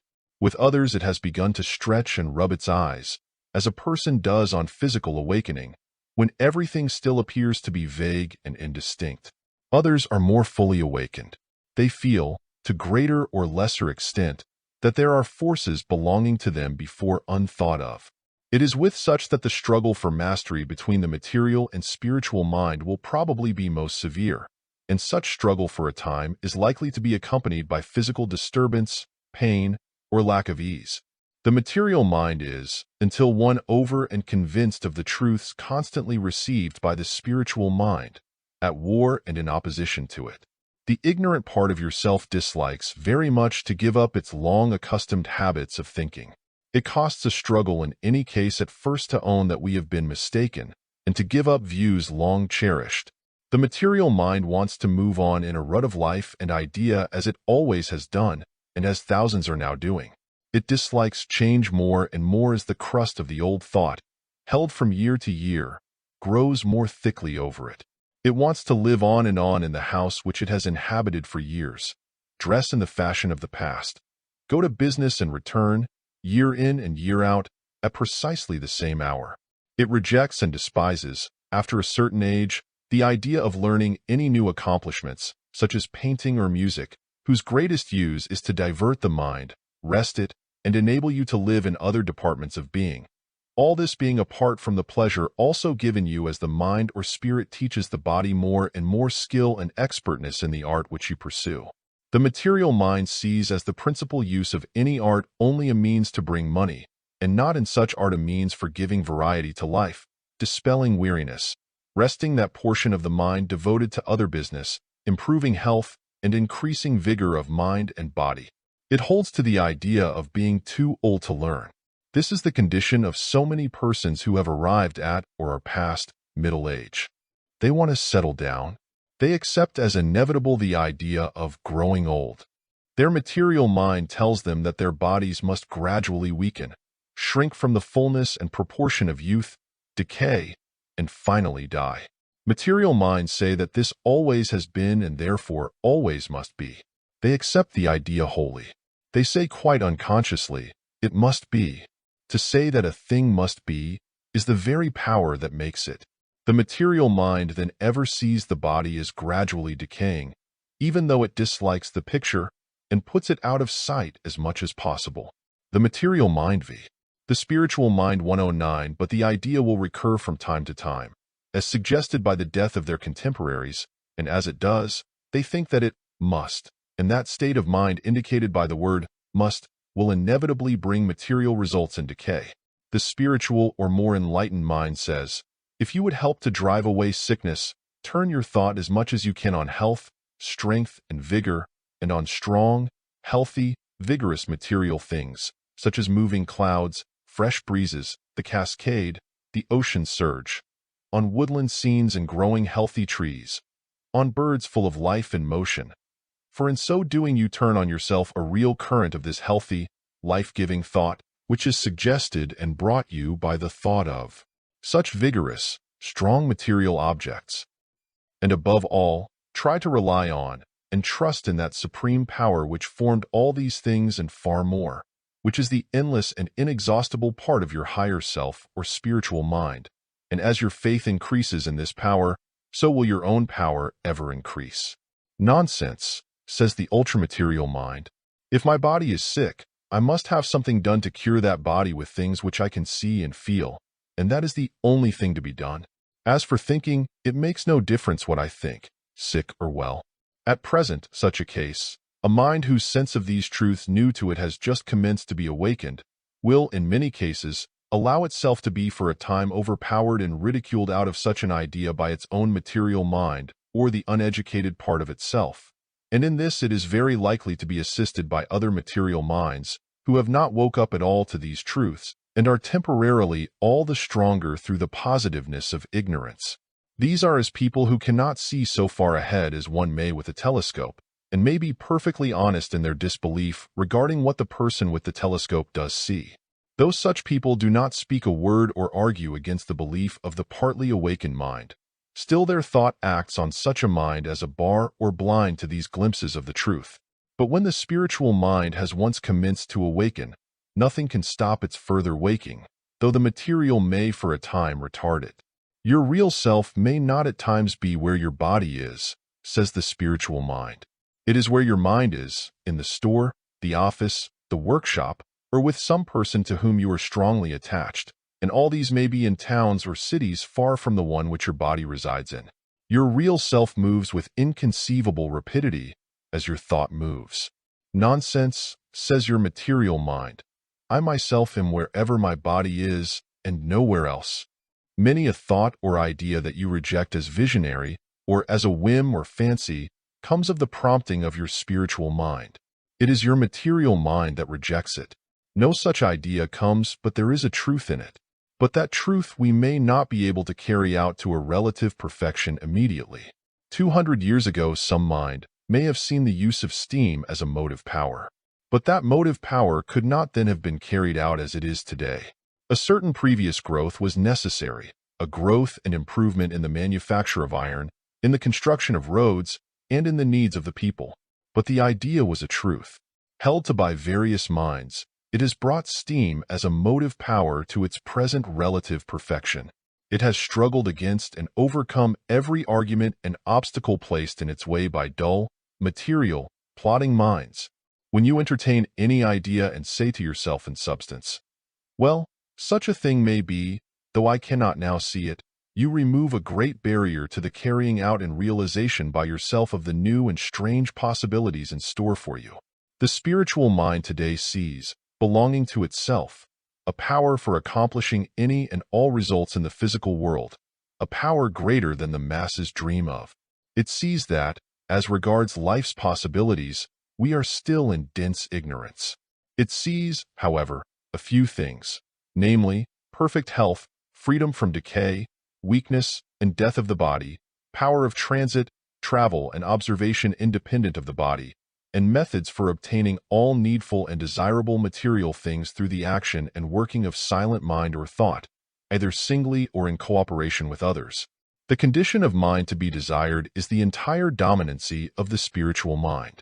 But this does not imply dominancy or control in any sense of tyrannical mastership of the material mind by the spiritual mind. It does imply that the material mind will be swept away so far as its stubborn resistance and opposition to the promptings of the spiritual are concerned. It implies that the body will become the willing servant, or rather assistant of the spirit. It implies that the material mind will not endeavor to set itself up as the superior when it is only the inferior.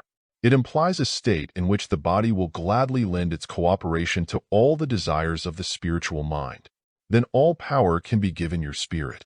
Then no force need be expended in resisting the hostility of the material mind. Then all such force will be used to further our undertakings, to bring us material goods, to raise us higher and higher into realms of power, peace, and happiness, to accomplish what now would be called miracles. Neither the material mind nor the material body is to be won over and merged into the spiritual by any course of severe self-censure or self-denial, self-punishment and expiation for sins committed, or other asceticism. That will only make you the more harsh, severe, bigoted, and merciless, both to yourself and others. It is out of this perversion of the truth that have arisen such terms as crucifying the body and subjugating the lower or animal mind. It is from this perversion that have come orders and associations of men and women who, going to another extreme, seek holiness in self-denial and penance. Holiness implies wholeness, or whole action of the spirit on the body, or perfect control by our spirit over a body, through knowledge and faith in our capacity to draw ever more and more from the supreme power. When you get out of patience with yourself, through the aggressiveness of the material mind, through your frequent slips and falls into your besetting sins, through periods of petulance or ill temper, or excess in any direction, you do no good and only ill in calling or thinking for yourself hard names. You should not call yourself a vile sinner, any more than you should call any other person a vile sinner.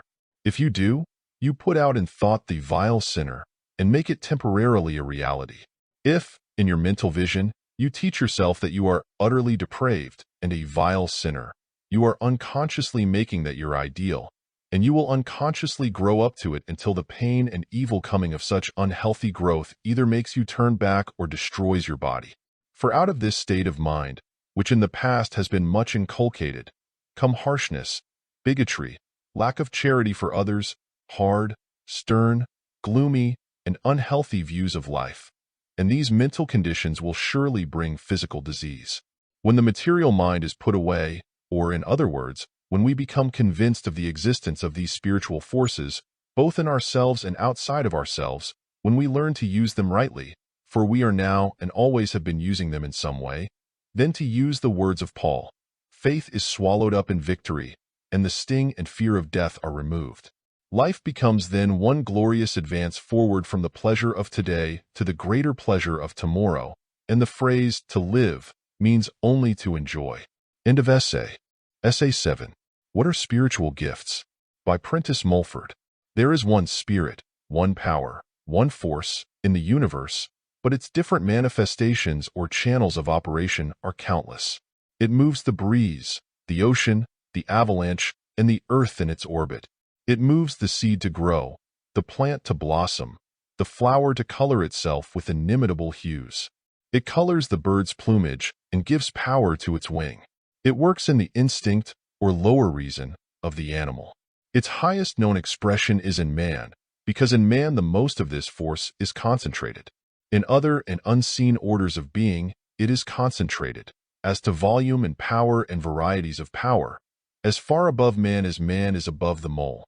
It is a spiritual gift, which, when matters look dark and squally, when debts are pressing, when friends seem to fall away and business falls away also, keeps your mind in a mood quite as buoyant and cheerful as when success shines on you.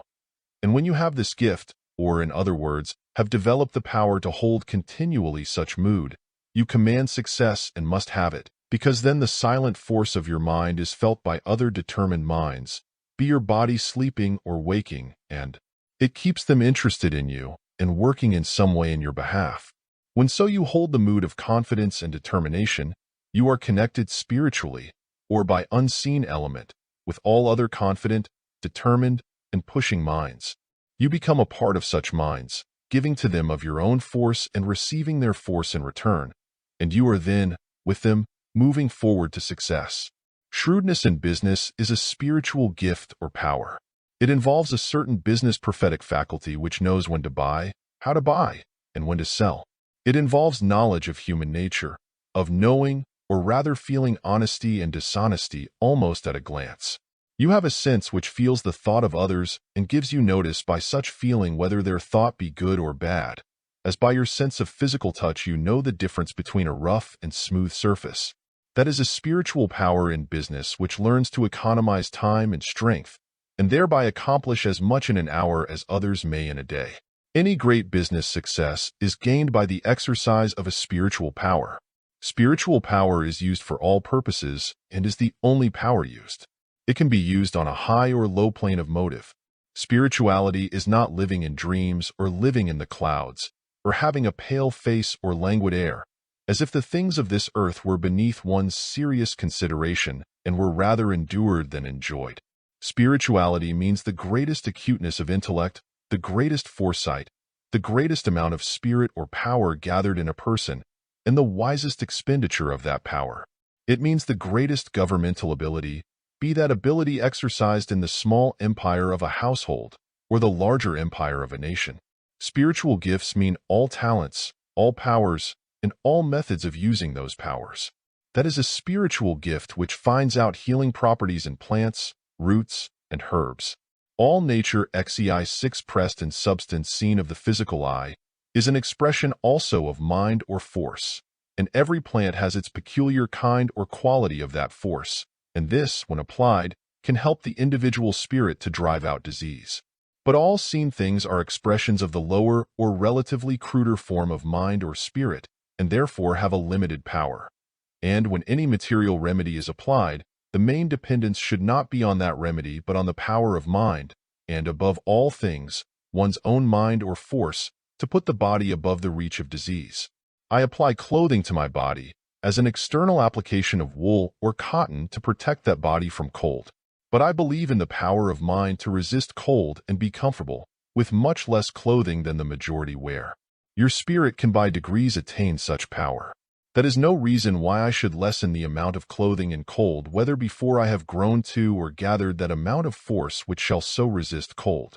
If I think that a medicine will aid what force I have to cure the body, or in other words, to add its peculiar spiritual strength to my own spiritual strength, to act on the body, I think it better to take it. But for that reason, I should not fly to a pill or a stimulant at the first sign of pain or weakness, but turn on first my spiritual or mental force, and in any case rely first and last on that. The gift of healing by thought is a spiritual gift. It belongs to all in proportion as their permanent flow of thought is pure, cheerful, determined, vigorous, decided, and abounding in goodwill to others. That order of thought sent to a sick person is a real element or force and has power to give that person strength. If you give strength from so healthy a source as healthy thought, you drive out disease or lack of ease to the body. Your own healthy thought, aided by the healthy thought of others, is real substance, and has the power to build up any organ which is sore or inflamed and wasting away through lack of some element necessary to it. All pain is owing to an absence of life element in the part affected. The power is then lacking to send the blood through that part. Blood therefore collects and stagnates there. This you call inflammation. The blood is not the real life of the body, but only the conductor of its real unseen life, or spirit. When that is wanting, the conductor or messenger of this life has no power to travel. It collects in some one place, and the effort of the spirit to drive it from that place is too much force concentrated in that one place or organ, which causes lack of ease or pain. And lack of ease or pain implies that the unseen force or spirit is no longer equally distributed throughout the body, but is acting in excess in some one part of it, in which case every other organ or part feels the deficiency of this force, and is consequently weak. Healthy thought can revive and put strength into sick bodies, and that is the reason that you, if sick, feel so much better from the visit of a cheerful, hopeful, vigorous person. Such a person imparts the life element, and you from him or her receive and absorb it in thought. And if people and friends about sickbeds and in the houses of the sick would at least try to make their thought hopeful, strong, cheerful, if they would keep in mind that the spirit of the sick person is as strong as ever, and that the throes of pain come only through the spirit's effort to regain complete possession of its instrument, the body, they would, in sending out hopeful, encouraging thought to that spirit, send it real strengthening element, and help it very much to make the body well again. They would then be using their spiritual power to aid another spirit in trying to repair a damaged body. If, instead of this, everyone about the sick bed is sad, dejected, and despondent, they send the struggling spirit despondent thought, or order of force, and make its work all the heavier. They are using their combined spiritual power to make the struggle of the spirit all the harder. Then, if 10, or 20, or 1,000, or 100,000 friends of the sick person outside, far and near, are also despondent and hopeless as to that person's condition, because someone has said that there is no hope and that the malady is incurable, they help to swell the volume of despondent thought acting on that patient's spirit. They work their spiritual power in the wrong direction, and that power is always the greater, for good or ill, for the life or the death of that person's body, in proportion to the number of minds sending their force or thought to the patient. The gift of healing can and should be used cooperatively, and if, when the body of any strong and useful spirit is overcome by disease, all minds would direct on that person a current of helpful, invigorating thought full of expectancy of life instead of expectancy of death, and desire also that when the spirit again controlled its body, it might learn the cause of its disease, and so be on guard against any repetition of it, there would then soon be longer useful lives and vigor of mind and body prolonged to periods the world at present does not dream of. That would be and will be the prayer of faith, and the prayer of faith shall save the sick, that is, faith in the power of a certain quality of thought element to bring strength and repair a worn, or racked, or strained body, and in real though unseen element build it up again. That is the power of God, or the infinite spirit of good, working in and through us to cure ourselves and others. And this power is eventually to be accumulated by all of us in this or some other existence, so that it shall always keep our bodies in good repair, free from pain, and fuller of life and vigor. It will make our minds as healthy as our bodies, and as free from hopelessness, gloom, dejection, discouragement, or any other form of mental disease. And this ultimate result is implied in the saying that God shall wipe all tears from our eyes. The world is steadily growing to this result in medical. Science makes less and less use of drugs as compared with the past, for man is wiser than he himself realizes, and is always growing more and more away from an entire dependence on the material, leaning more and more unconsciously on the unseen, or spiritual, elements of nature. Many a physician of today, bright, hopeful, cheerful, and determined in mind, owes his successful practice quite as much to the current of strong, hopeful, cheerful, vigorous thought which he sends the sick man or woman, as he does to the medicines which he gives them. There are two kinds of doctors. One nurses the maladies of the patient, the other nurses the patient's body. One keeps the malady alive, the other makes the body alive. One keeps the malady in the body, the other sends it out of the body. Both doctors work their spiritual gift on the patient, but in very different ways and with different results. That is a spiritual power or gift, which, when you have formed a plan or purpose in your mind, causes you to hold to it and not be led, swayed, influenced, cajoled, tempted, jeered, or ridiculed out of it by others. If you have resolved to be something, in art or business, greater and higher than you now seem to others, it will keep you to that resolve. The man or woman who succeeds must always, in mind or imagination, live, move, think, and act as if they had gained that success, or they never will gain it. Genuine kings or queens in the empire of mind will think as highly of themselves and value themselves as much, when compelled temporarily to take what the world calls an humble place, as if upon their thrones. Those about them, feeling this thought of self-appreciation, will always pay them the respect which is due to them. Such kings and queens will always by force of their spiritual gift gravitate to whatever station at or near the top they belong. They will do this through the silent force of mind, or the quiet mood of resolve firmly held to, more than by any use of the body. The body is to be used only when the spiritual force or clear sight sees the right thing, the right time, and the right place, in which or on which to use it, even as the carpenter uses his saw when he has measured and decided what to cut with it. If he sawed boards indiscriminately, he would cut everything to waste and build nothing, and that is what thousands of people do with their bodies. They put its force on little things, fret over little things.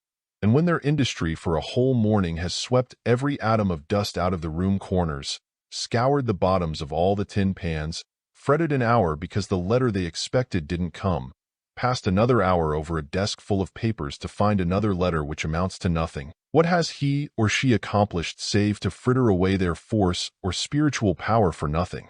You must be what most you live in thought, since it is your thought that draws its material correspondence to you. If in mind you abase yourself before another's talent or their grander style of living, or are overawed by their pretentiousness into a sort of envious humility, or into that sinful self-depreciation which is ever saying, "I can never stand there," you place the greatest of barriers to your standing there. Look always on the best things the world can give as if they were yours, not the houses, carriages, and finer clothes of others as yours, but others like unto them when you earn them. And earn them and have them you can, if you have sufficient faith in the spiritual law or mental condition of mind which brings these things, and is the only force which really ever brings them to anyone. It is not wrong to own and enjoy the best things of this earth. It is a necessity and a benefit that all your finer tastes should have what they demand. But there are just methods and unjust methods of getting the goods of earth. In other words, there are wise methods and unwise methods of getting what we need. Injustice is but another word for ignorance or lack of wisdom. You will not walk off a precipice in broad daylight. You are very likely to walk off one in the dark. Neither will you commit any act when you see more and more clearly that it is going to harm you or be unprofitable in some way. It is no benefit, but an injury to you, to live in a hovel, or wear seedy clothes, or eat inferior bread, to be compelled to live among coarse and vulgar people. The Christ never preached that it was a duty to live poorly. He did preach going without purse or scrip, and selling goods and giving to the poor. And in the very doing of this, he was inferring that perfect faith in the cultivation of that state of mind, or order of thought, which would bring all things as they were needed. He did in substance say, "Seek ye first to put your mind, so far as you may, in the line of correspondence and rapport with God, or the infinite force of good. And when you do this, there will come to you your share, and an ever-increasing share, of spiritual power which will bring you house and lands. And I see no reason why there should not be included horses and carriages and vestments, and all that can best please eye or ear, or any of the senses. Splendor does not degrade. If it did, it would injure us to look on a gorgeous sunset. If you are one with God, or with the infinite and never-to-be-comprehended power which governs the endless universe, you are then in the line of the highest spiritual power. You cannot then be a pauper in any sense, any more than God is a pauper. And this infinite power, when diligently sought, gives good gifts to those who seek. And good gifts are neither moldy bread, nor moldy clothes, nor rotten houses. Prophecy is a spiritual gift, and many more people have the gift of prophecy than they realize themselves. Your spirit, your higher self, has the power of giving you impressions as to proper methods of doing business. It sometimes warns you on your first meeting with people that there is in them some defect of character which you need to be on guard against. You find, if you despise this, your own self, prophesying, and are governed entirely by the counsel or the fear of others, that you are oppressed or kept down and have neither that freedom nor independence of life which you would have, and will have, when you learn to trust your own intuition, your internal teacher, the only reliable teacher which you will ever have in this or any other existence, because that teacher is your own share and part of God in relationship with the infinite power of good. And the more it is cultivated, the clearer will you see and the more will it do for you. And when men or women believe in themselves and have learned to trust to their own power to do anything, and, while accepting helps from others, regard always the helps as secondary to their own power for pushing things ahead, it means that they have learned that they are really parts of the infinite power, and that, as parts, they have more or less of the qualities of that power for doing, for accomplishing, anything which they may set about. All minds are prophets to themselves, and in their own country, or would be, were not the prophesying so much despised and the internal teacher so often cast out, till at last your own prophet may lose the power to direct you aright, and you may give all the honor to someone who is directing you wrongly. Your mind or spirit lives in advance of your early or material life or sense. With its finer and superior senses it may, in an inconceivably short time, do things, see things, and in finer element live in things or results accomplished, which it must accomplish also, here on the coarser stratum of life and with the cruder and coarser physical senses. There is the real physical world about us, and there is also as real an unseen world of unseen element near us, which in all respects is an exact type of the world of thought, or ideal of every individual. And the worlds of two individuals living in the same house and meeting daily at the same table may be as different as the world of the tropic from that of the Arctic zone. Every event in your seen world, which, as to your surroundings and manner of life, is an outgrowth of your thought, is preceded by a similar event in your unseen world. And it is the spiritual eye of prophecy which sees that event in the spiritual world sometimes ages, sometimes years, ere it happens here. It may see it for another as well as itself. It is for this reason that sometimes, in the doing of a thing, you have a sudden flash of thought, that, somewhere and at some time, you were doing that thing before under precisely similar circumstances. You are carrying out in the physical what you have already carried out in the spiritual realm, and with your spiritual body, and among the spiritual bodies of the people whom you may not at that time have known physically, but were to know physically in the future. If you regard your own spirit's promptings and prophesyings as idle fancies or vagaries, or are guided largely by the opinions of others, you will not prevent the happier event or phase of life which you are to realize in the future, if not in this, in some other physical existence, from happening. But you make it slower in coming. You can have your inevitable future happiness delayed through many causes. You can never have its possibility destroyed. The you of today may use another body 100 years hence, and the you of 100 years hence will surely have more power than the you of today. And there is a time when every spirit will attain to a certain power, so that it shall be able to look through, or rather call back, all its past physical existences, from its lowest up to its present highest, and see them all as one life. The different bodies you have used during all these lives being analogous to the successive suits of clothes which you wear in this one earth life. All things and all events do not have their origin here in this world, but in their spiritual world. Things here in the material are as the shadows of the real thing in the spiritual and, as shadows, relatively inferior. As the spiritual world advances, so do we catch the impulse and inspiration of that advance. It is our spiritual world that warms all things into life here, and builds them up here, even as the material sun sends us that element which warms into life, plant, animal, and man. And as the sun element, through myriads of ages, has been growing finer and finer, and as a result building plant, animal, and man into finer forms, so is the spiritual element or power, ever acting on this planet, growing finer and more powerful. End of essay. Essay 8. Healthy and Unhealthy Spirit Communion by Prentice Mulford. The word spiritualism has clustered about it some disagreeable associations. With many people it is suggestive of delusion, fraud, and trickery, of insanity resulting from dealing with it, of immoral tendencies, of people duped and of people ever running after the dear spirits evoked through the agency of some medium. All this and more attaches itself, and with cause, to modern spiritualism. Yet below all this froth and scum lies an ocean of truth, as the material ocean underlies the foam of its billows. When some people ask me, "Are you a spiritualist?" I prefer to say no. This saves a great deal of trouble in the endeavor to explain what I do believe, and what I do not believe as regards communication between the seen and physically unseen domains of existence. The writings of Moses and others in the Bible we hold as a true historical record. In that history there is mention after mention of beings from the other side of life, who communicated in various ways with man. That history covers a period of several thousand years. If such communication was possible then, why not now? If the same forces or elements are in nature now, which existed then to bring about such results, why should they not operate today? Every person with a physical body has associated with him or her minds that are without physical bodies, or, in other words, spirits. The liar attracts lying spirits. The gambler attracts gambling spirits.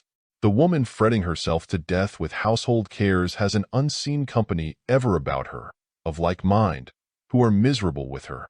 The drunkard has with him spirits who feed on the current of intoxicated thought which he throws off, and they get stimulation from it. The man devoted entirely to business has in the unseen the same order of mind about him. The artist has his unseen following of like taste. Those who desire the highest wisdom and would live the most perfect and best rounded-out lives will attract an order of mind like in motive to themselves. To this order we assume that you belong. To ignore these things because of a fear of being called a spiritualist is something like ignoring the existence of gunpowder, because some people have done foolish things with explosives. To those who are entirely incredulous and skeptical regarding spirit communion, because that communion does not bear such tests as they would subject it to, or because some of the phenomena seem trivial, or because imperfection and trickery are mixed up with it, we say that in so doing you are demanding the perfect development of a science before it has passed through its earlier and immature stages of growth. You are like one demanding at once the perfected steam engine without the preceding experience of trial, experiment, and failure of the last 80 years, out of which has come the locomotive of today. You allow also nothing for the defect, immaturity, misconception, and ignorance existing in your own mind when you deal with and judge of these things. The material mind demands proof of spirit existence and spirit power through material evidences, but gives such order of mind all it desires, yet it is never satisfied. It is ever calling for more proof. It calls and receives and goes away from the seance wonderstruck and then doubts. It is the nature of the material to doubt everything not of the material. It is impossible for it to prevent accounting for spirit manifestations on some material basis. There are people alive today who have seen all manner of mediumship for the last 30 or 40 years, who are no nearer conviction of spirit reality than they were at the start.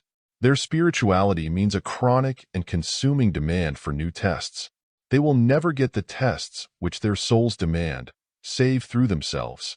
When they reach out to the supreme power, that power will in time fill their minds with a new light and make of them new beings, with power to see, sense, and feel what they are not now capable of seeing, sensing, and feeling.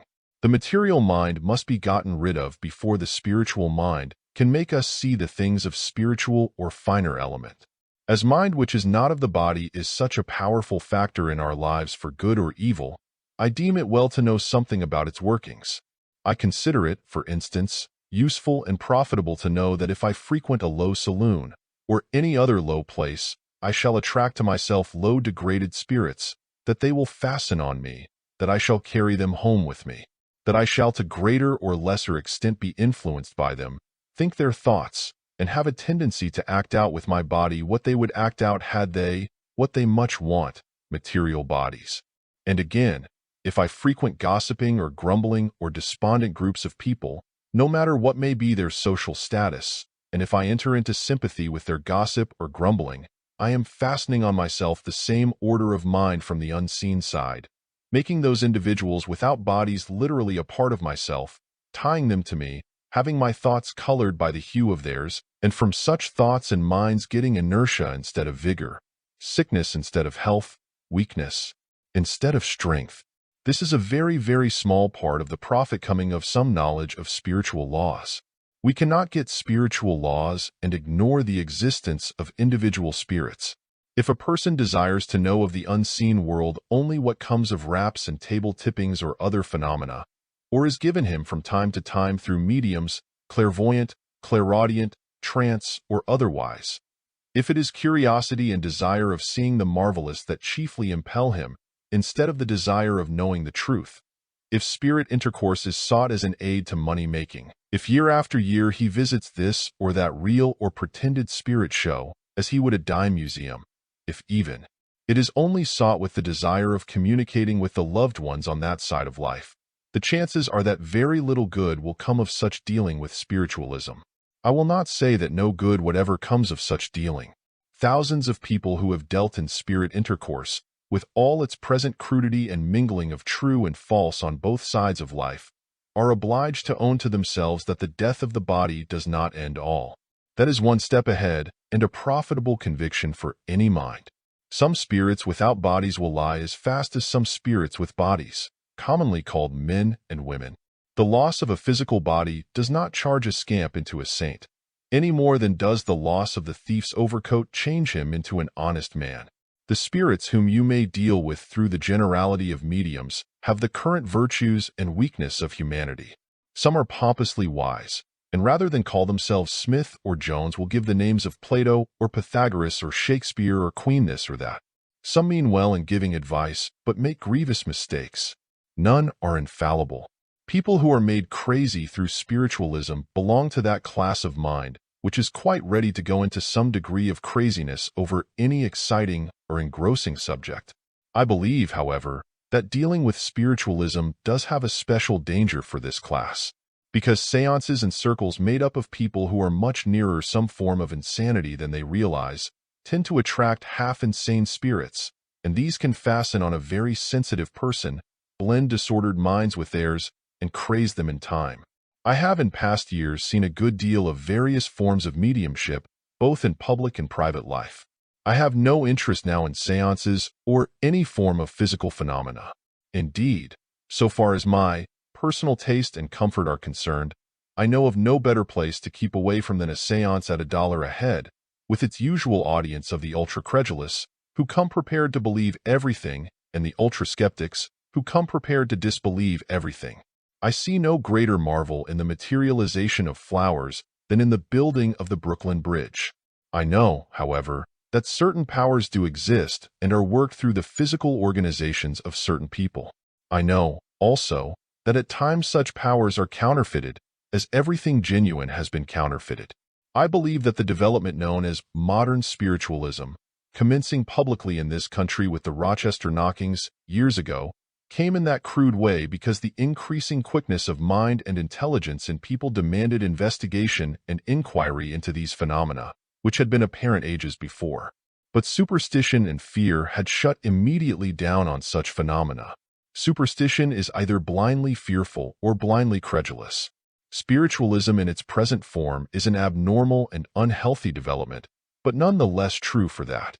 It came of the premature ripening of the spiritual senses and functions in certain individuals. In other words, certain powers in them burst forth before the others had attained a proportionate growth. As people's spirits are immature, so their spiritual power has partaken of the same immaturity. The continued exercise of any one of our powers to the exclusion of the exercise of the rest results ultimately in great injury to the individual. Such power may be one of physical mediumship or mental mediumship. It may be clairvoyance or the writer's power to call to him or her a current of thought teeming with mind pictures which are transferred to paper, as with the genuine poet or novelist. One involves mediumship as much as the other. Besides mediums who sit for pay, there are a great many more than is generally imagined in private life. Their capacity for being controlled or for other exercise of the spiritual senses may be known but to a few intimate friends. Their gift is a most dangerous one. A spirit takes temporary possession of a trance medium's mind by the same law that the mesmerist controls the mind of the person whom he operates on. If you control a person's mind, it follows, of course, that you can control the body which that mind uses. Any mind, be it of spirit or mortal, so acting on yours from time to time, will leave with yours the seeds or thoughts of its own errors, especially when it can control your body.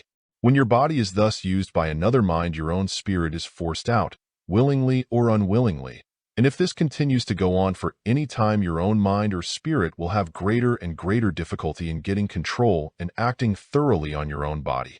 Two minds have no business using one body. It is unnatural and unhealthful.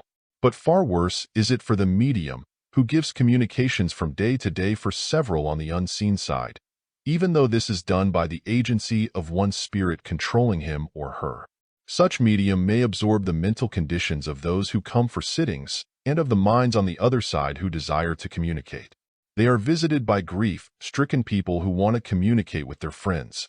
These friends are grieving also, and the medium stands between the embodied and disembodied as a strainer through which is passed the dark and gloomy thought from both sides, and as thoughts are things, and grieving and regretful thoughts are very harmful things, the medium's mind absorbs a great deal of this element. The result to the body is destructive. The premature deaths of so many known mediums within the last 20 years is due, in a measure, to this cause. Yet grief is not the only mood brought to and absorbed by a public medium. Greed, selfishness, irritability, anger, and animality are likewise brought them in thought by both mortal and spirit. Through their minds, as through a channel, such moods are ever flowing in their daily sittings.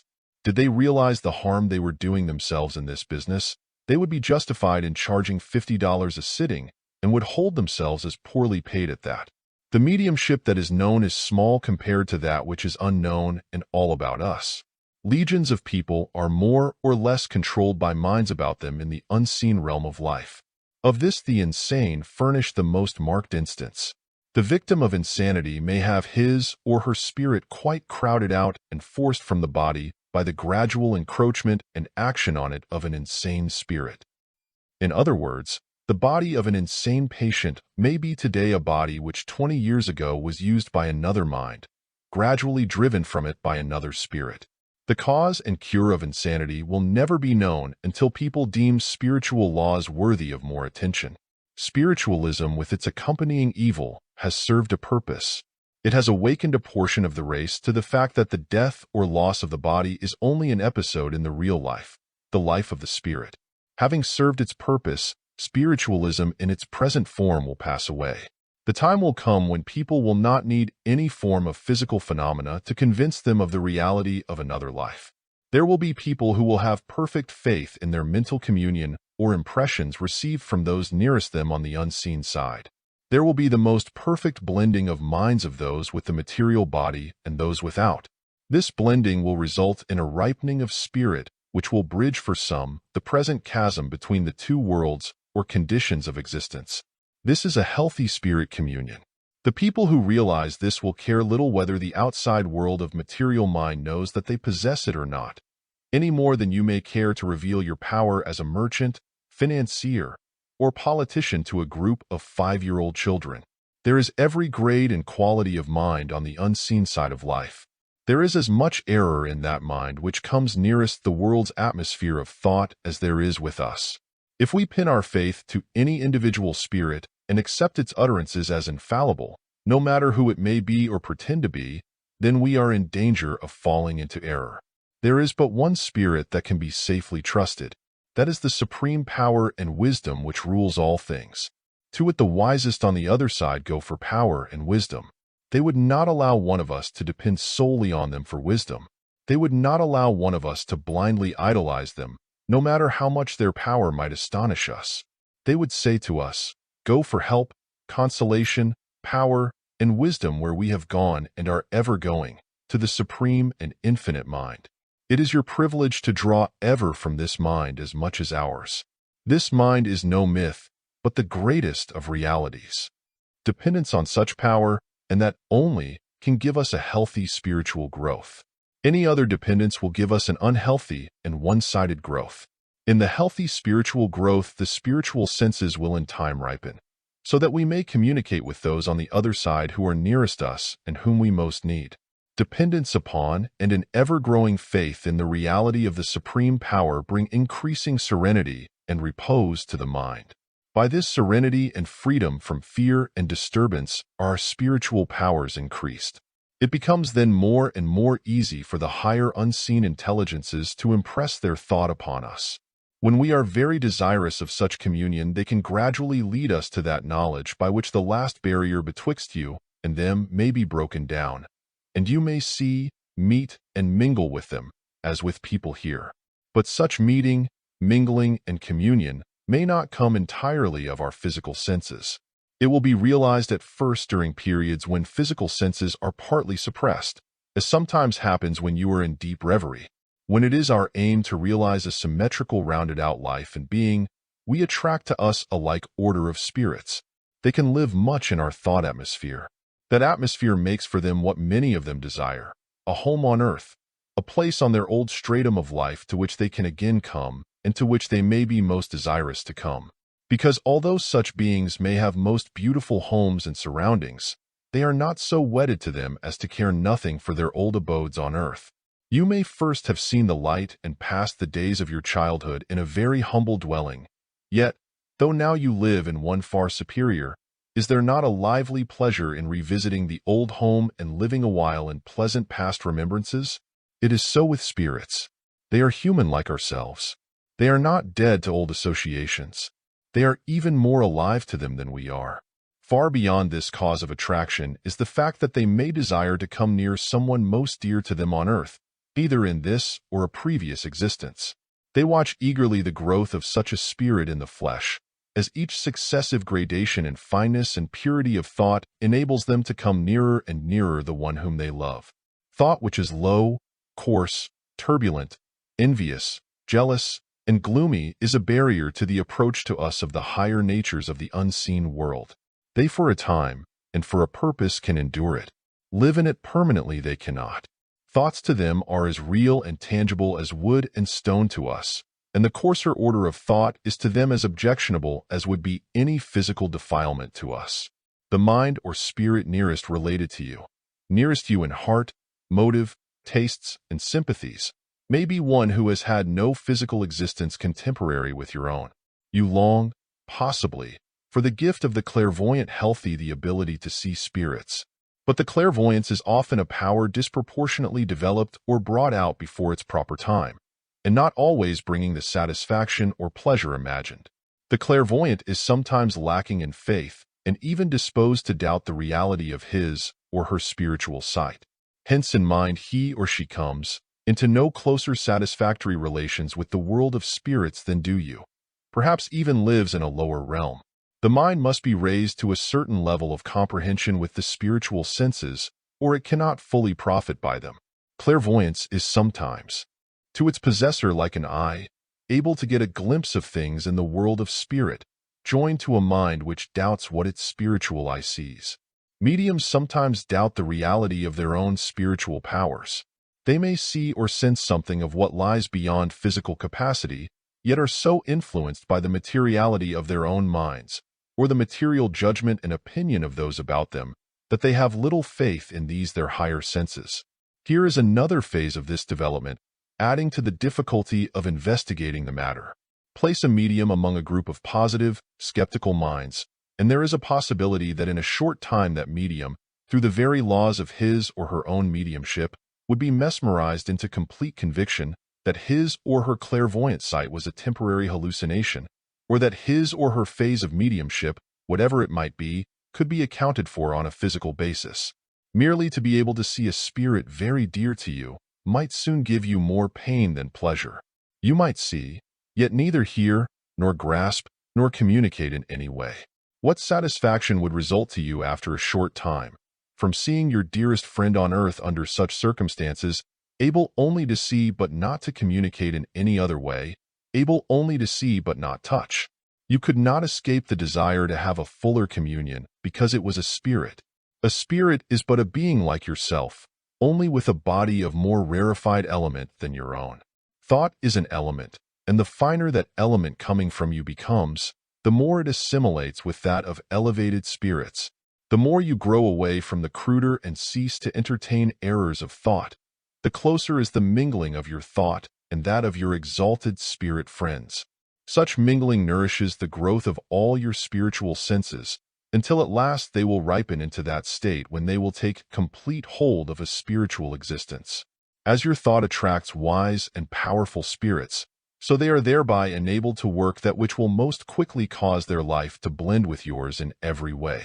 Any powerful spirit, that is, one with knowledge and power to control nature's forces, could make certain forced or artificial conditions by which it could approach you and be tangible to your physical senses, providing that your thought, in fineness of quality, to some extent resembled and blended with theirs. But this, in the end, would not be well for the spirit or for you. It would be an unwise expenditure of the spirit's strength. It would be a sort of hothouse condition or growth for you. All artificial growths are unnatural. They are not self-sustaining. The hothouse flower is unable to sustain itself in natural conditions. It cannot, like the flower native to the forest and the climate, endure the changes of the weather. It is not self-propagating, but is dependent on man's care for the increase of its peculiar species. So it is with the growth of man's spiritual powers. Let them grow naturally and in concert and balance, and the growth is solid. there will be no reaction. But no matter how great the power of the spirit, should it make certain forced conditions, analogous to those of the hothouse for the plant, in order to satisfy all your longings, there would come a time when again the severance would be total. The hothouse condition and result cannot last forever. The plant so reared reaches at last, through its forced and artificial growth, a stage beyond which it cannot pass. When this stage is reached, it can no longer maintain itself. Disease attacks it. An insect life peculiar to it is bred out of itself and feeds upon it. So in all vegetation artificially reared by man and dependent on his care, do we find periods of blight and disease. The artificial conditions he has made fail to bring healthy natural growth. It is not so with natural growths. The oak, the pine, the spruce, the wild vine and flower take care of themselves, and when the parent trunk or stem decays, it is succeeded by a healthy growth of its own kind.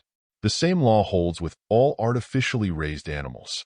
Through concentration of care, peculiar food, and selection of peculiar and fine types in breeding, man raises a so-called superior sheep, or cow, or horse, or dog. But these animals are relatively helpless. They cannot sustain themselves as in the wild or original state from which their ancestors were taken. Removed from man's care, they either perish or revert to the wild type of their kind. We say then that the species has degenerated. Could the species speak for itself?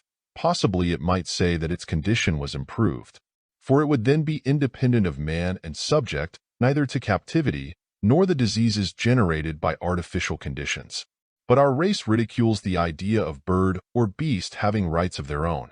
We may not always do so. The law and its results in the visible world are a sure and certain index of the correspondence in the invisible realms of nature.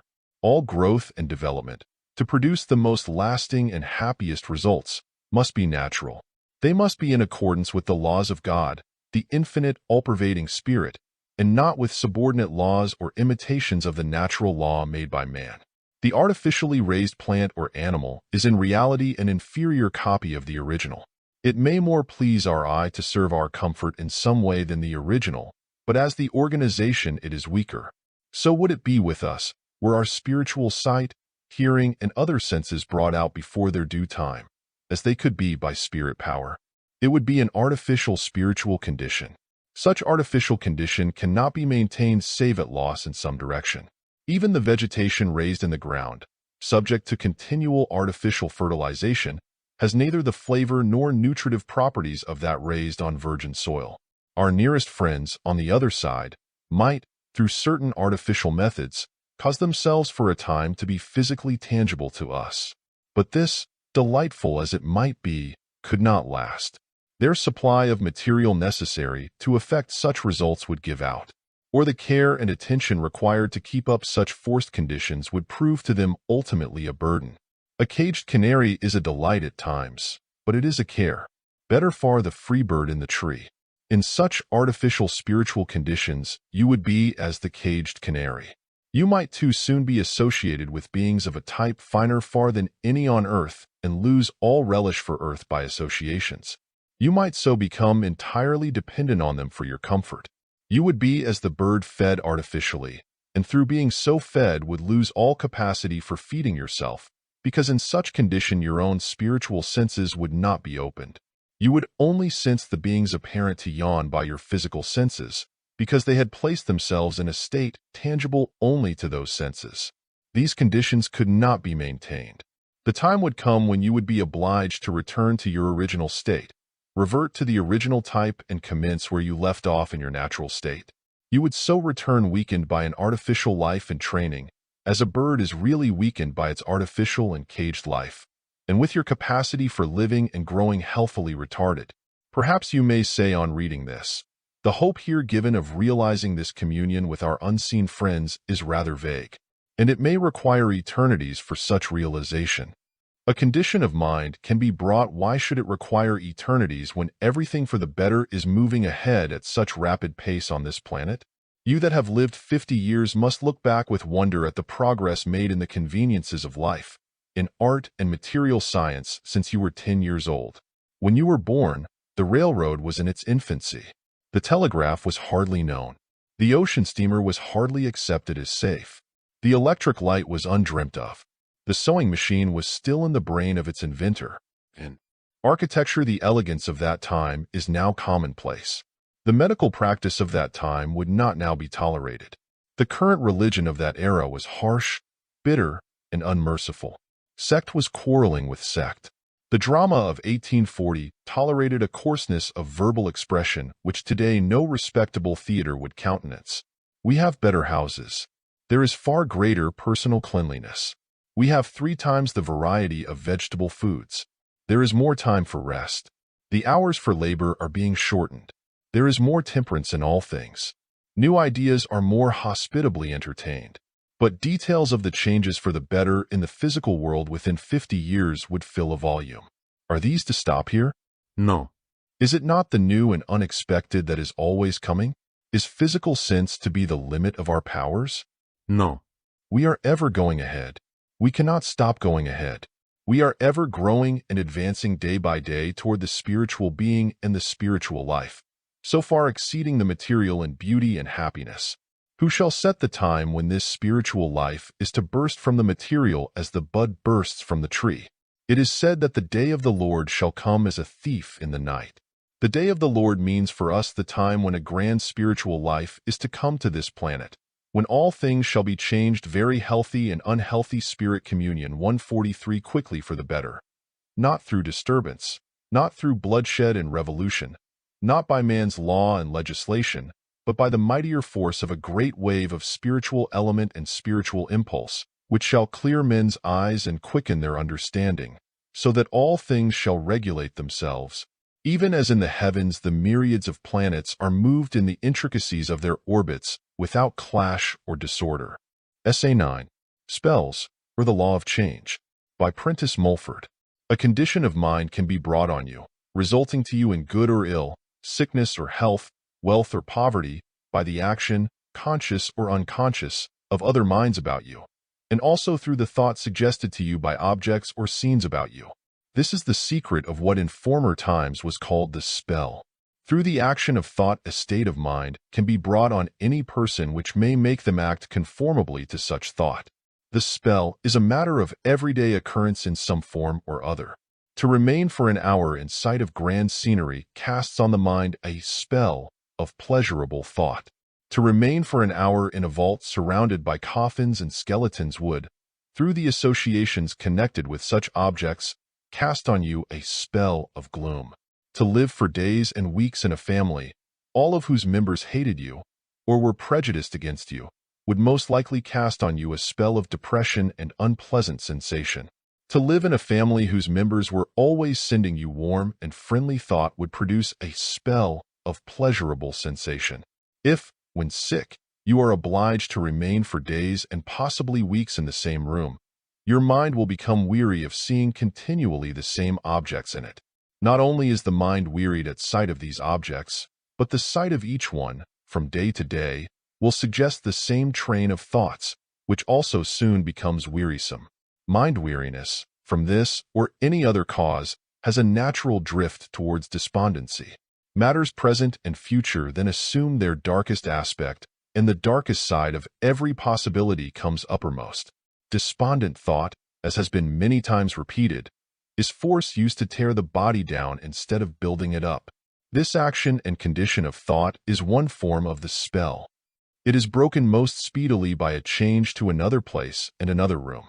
For this reason, change of scene is frequently recommended to the invalid.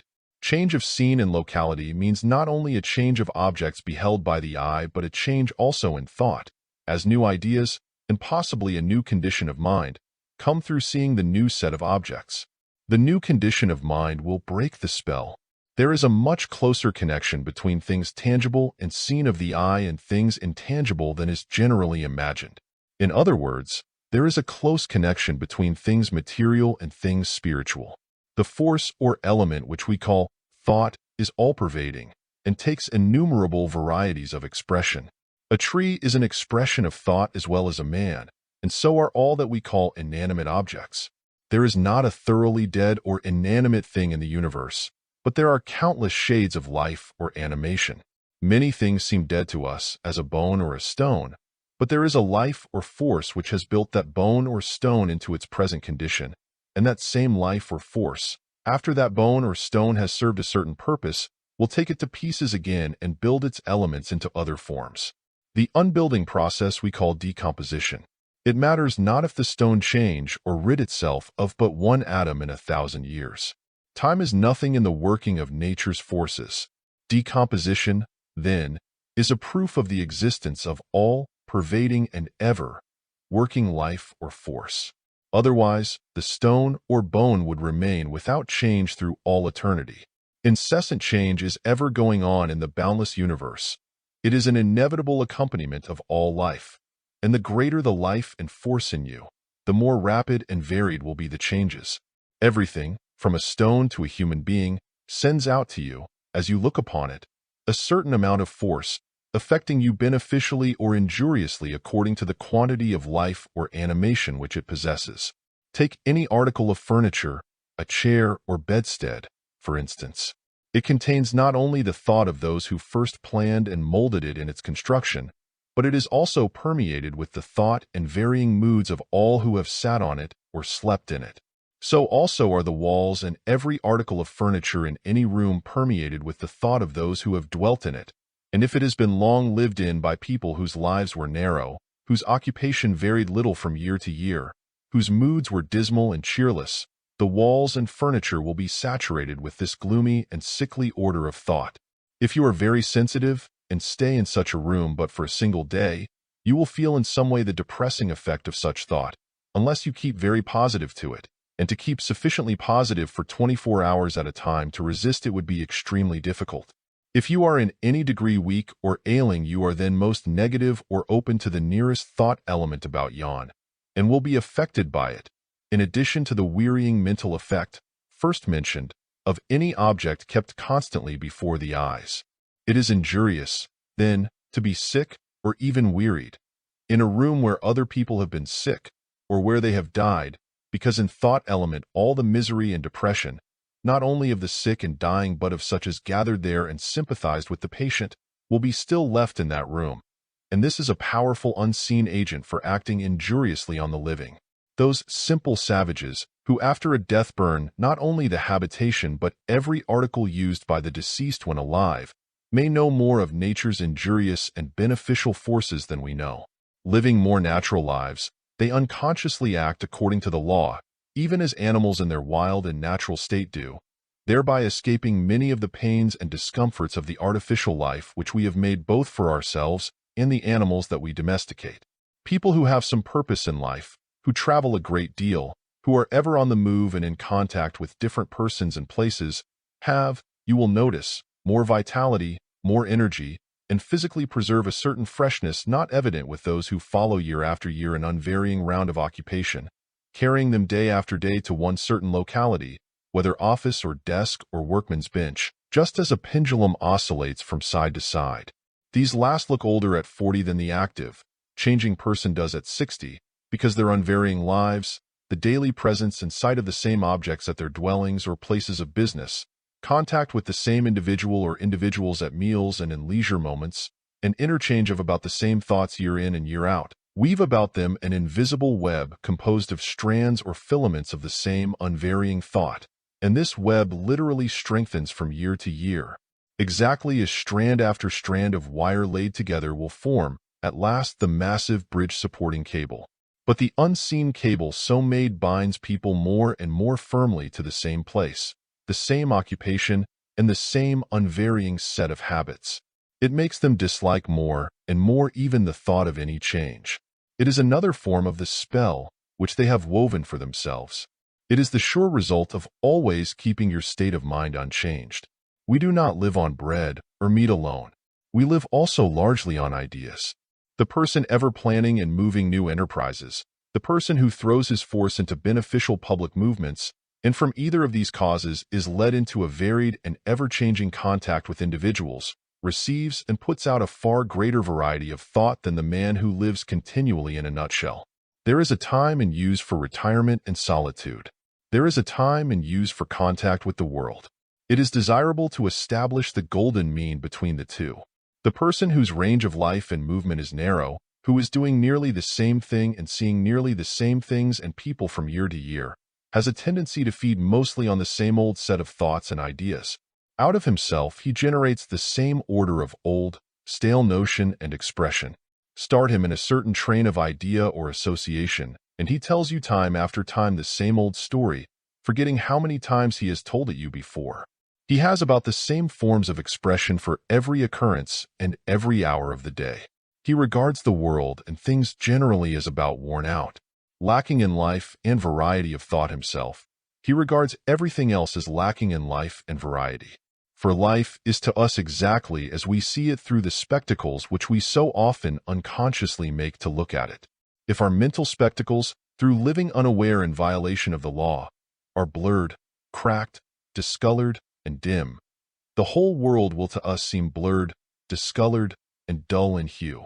Such a person ages, as we term it, very rapidly, because his physical body is as much an expression of his daily and prevailing order of thought as the apple is an expression or part of the apple tree. Feeding and living on the same set of ideas continually is analogous to feeding continually on a most limited variety of food. Both bring on disease. In some of the English prisons, what are called oatmeal sores afflict the prisoners through being fed so much on that single article.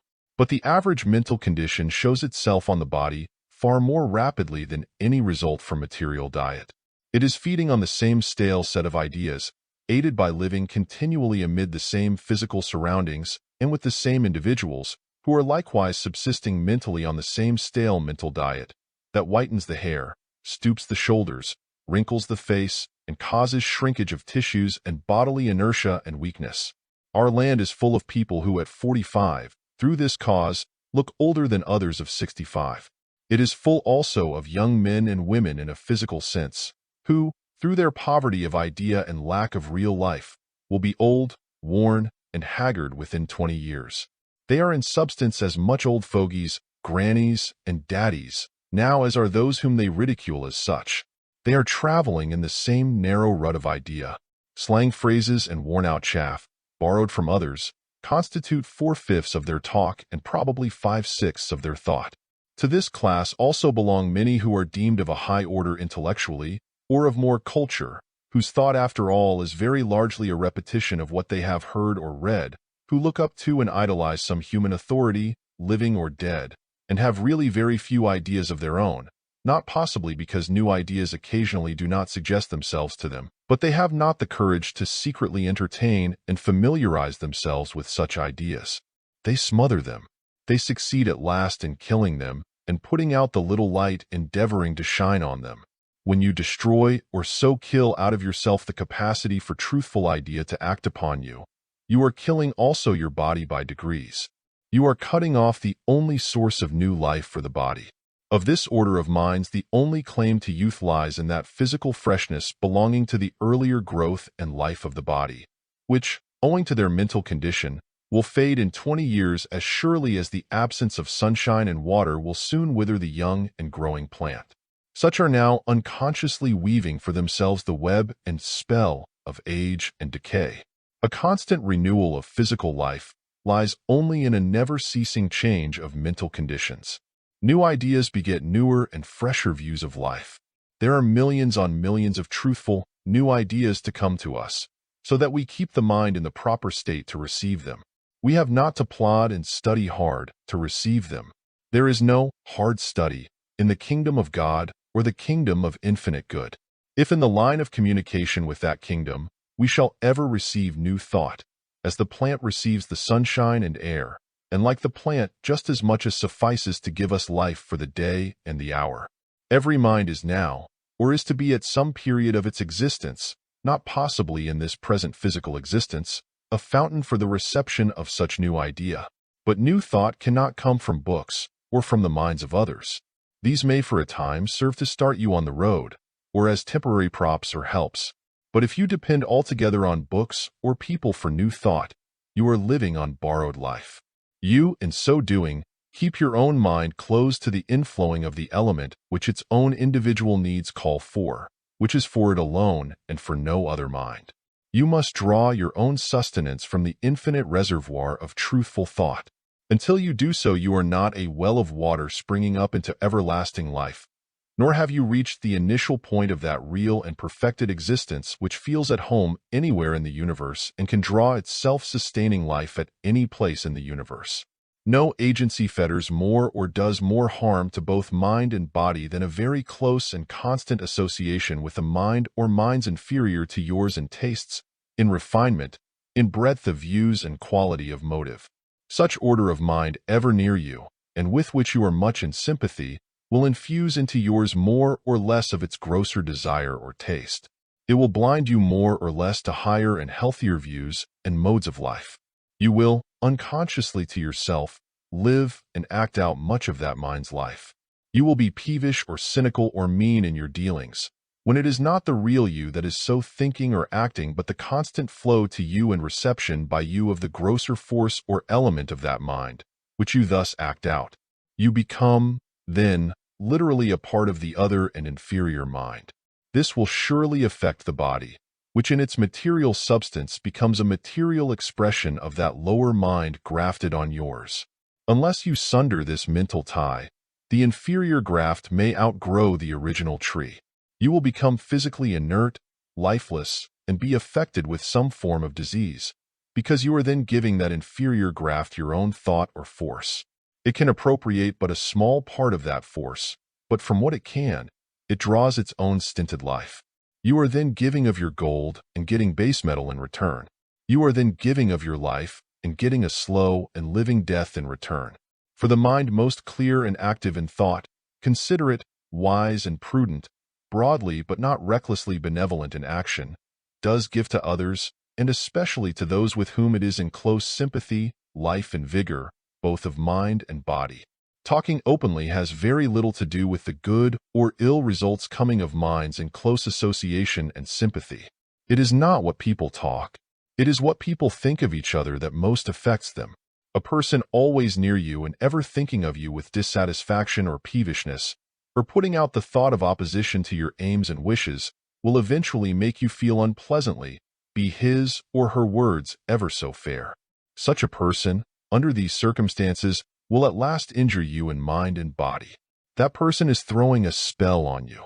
On the contrary, the near presence of a person pleasantly disposed toward you, who wishes to bring you pleasure or benefit without an axe to grind, will give you a feeling of rest and quiet, though such person may not say a word for hours. These different sensations are among the many proofs that thought is a literal element, in some way ever affecting us, and ever bringing results as it comes to us from others, or is sent by us to others. In this last case, the spell may be beneficial to you. There is but one way of breaking the evil spell caused by continual association with the inferior mind or mind, which spell will surely prove fatal if continued in, and is indeed proving fatal to thousands at the present day. That method is an entire separation from such mind or minds. Such sundering of these injurious mental ties cannot, however, in every case be abrupt, or evils may result as great as those which it is sought to avoid.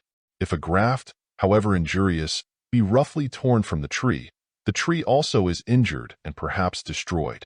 If your life has been one of long association with a lower mind, if both of you have, as previously stated, grown into a common life, and you are suddenly torn apart, the shock may prove to you injurious. If one subsists for a long time on an injurious food, still a certain kind of life is derived from that food, and as the system has become accustomed to it, it cannot be immediately replaced by a healthier food. The system at first may not be able thoroughly to assimilate and digest such healthier food. There is a similar action and result as regards our mental diet. Once be convinced of the evil resulting to you from any close, inferior association, and you will first assume in mind that such tie must be sundered. Assume this persistently, and half the work is done. That changed state of mind is the force then always working to free you, as your former state of mind, which endured, suffered, and submitted internally, was the force which bound you more and more firmly. The separation is now in your changed mental attitude simply a work of time. You have little to do, save to wait, and take advantage of opportunities as they offer themselves. You have, in fact, committed yourself to another current of thought, And the forces coming of your changed mental condition and interior resolve are the spiritual correspondence of a great river to whose current you have committed yourself, and it is slowly bearing you away from your former enslaved condition. This is not a figurative illustration. Change permanently a state of mind in which you have been for years. Change unwilling submission into a hidden resolve no longer to submit. Change endurance of near associations into a permanent and hidden resolve that you will separate from such associations. Change that enforced content called resignation to circumstances as, for instance, resignation to the presence of inferior, squalid, and unpleasant material surroundings, into that positive, internal mental attitude, which in plain language says, I won't put up with this any longer. My body may be obliged to submit, endure, and suffer from these things temporarily, as it has done in the past. But in mind I will neither endure nor be resigned as I have been, and you have placed yourself in the action of another power which will gradually bear you away from the old source of ill. It is not so much what we do as what we think that brings results. By the force put out of what you permanently think are you carried, as on a current, to those results. You need do very little until you see that the time and opportunity has come for doing. It would be poor judgment for a man floating on a log down the Mississippi to keep on splashing the water and thereby using up his strength for the sake of doing something. He had better remain quiet and take the chances of being picked up by a passing boat or steamer, or wait until he sees an opportunity of catching on to some near projecting headland. Then such strength as he may have been able to reserve will be used to some purpose. When yon are in the right current of thought, yon need in similar manner to reserve your strength until you meet the opportunity which that current will bring you. For as many projects are injured through unwise and overmuch doing as by too little. If you don't know what to do, wait. When you wait till your hurry is over, you may see what really needs to be done. Above all things, in any emergency or experience such as is suggested here, demand daily and hourly in silent thought the aid of a higher wisdom and divine power. There must come response to such demand. I do not assume to lay down a certain unbending rule to govern every individual life. Every individual life, when it places itself in the line of communication with its higher wisdom through a persistent mental attitude, asking silently for such wisdom, will make its own methods for riddance of the ills from which it desires to free itself, and such methods belong to it individually, nor can they safely be copied and used by anyone else. The spirit of infinite good does not reveal itself alike to any two persons. The besetting error of our time is to copy or imitate other people's methods in everything, or to become blindly obedient to a book or the mind that wrote a book. Your mind, ever asking for wisdom and truth, is a power beyond any book and is now, or is to be, the reservoir into which ideas will flow which are different from those contained in any book. The power which generates and suggests new ideas is ever coming to the world. The book does not advance after it is written, but the mind which put ideas in that book may be ever going ahead and finding new meanings and broader interpretations for what it wrote years before. If you wish to find out regarding the latest developments in chemistry or any material science, you do not have recourse to the books written 100 years ago about such matters. You get the latest work on these subjects, and if possible you will go farther and get access to those now making such sciences their special studies, seeing that they may know something regarding them never yet written. So even now in your own kingdom of mind there may be ideas and truths beyond any ever written, which you reject as mere imaginings, or dare not assert either by word or act for fear of ridicule or opposition. A book, like Paul, may plant new ideas in your mind. An individual like Apollos may water such idea, but the awakened God in yourself can only give the increase. Complete isolation from their kind and loneliness is one terrible fear besetting some who live in associations which are really not congenial to them, but from which they dare not separate for fear of that loneliness. Try not to fear this. Permanent solitude is not in the order of nature for anyone. Minds alike in thought were made to mingle and give each other pleasure. It is often the clinging to that order of association which, after all, only wearies you, and may oblige you often to play an enforced part to meet such association that forms the barrier keeping you from your real companions. So long as, in mind, you accept the lower association, so long are you keeping the better away and sending it farther from you. So soon as you reject the lower in mind, so soon do you set in motion the force to bring the better to you. End of essay. Essay 10. Immortality in the Flesh, by Prentice Mulford. We believe that immortality in the flesh is a possibility, or in other words, that a physical body can be retained so long as the spirit desires its use, and that this body, instead of decreasing in strength and vigor as the years go on, will increase and its youth will be perpetual. We believe that the reputed fables in the ancient mythologies, referring to the immortals, or beings possessed of powers other and greater than mortals, have a foundation in fact. This possibility must come in accordance with the law that every demand or prayer of humanity must bring supply. There is now a more earnest demand than ever for longer and more perfect physical life, because now more minds see the greater possibilities of life. They appreciate more than ever the value of living in the physical. Such demand often takes this form of expression: I have just learned how to live, and it is nearly time for me to die. The body will grow to these results through a gradual series of spiritual processes, operating on and ever-changing, spiritualizing, and refining the material. These processes do not retain the body a person may have now. They retain a body and an ever-changing and refining body.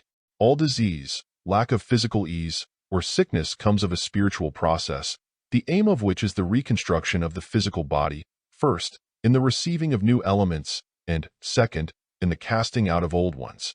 Back of this physical reconstruction, however, there is going on the far more important reconstruction of the spirit out of which is built the body. These processes are continually going on with the body, operating through the skin, the stomach, and other organs, as well as in the periods of physical prostration or indisposition above referred to.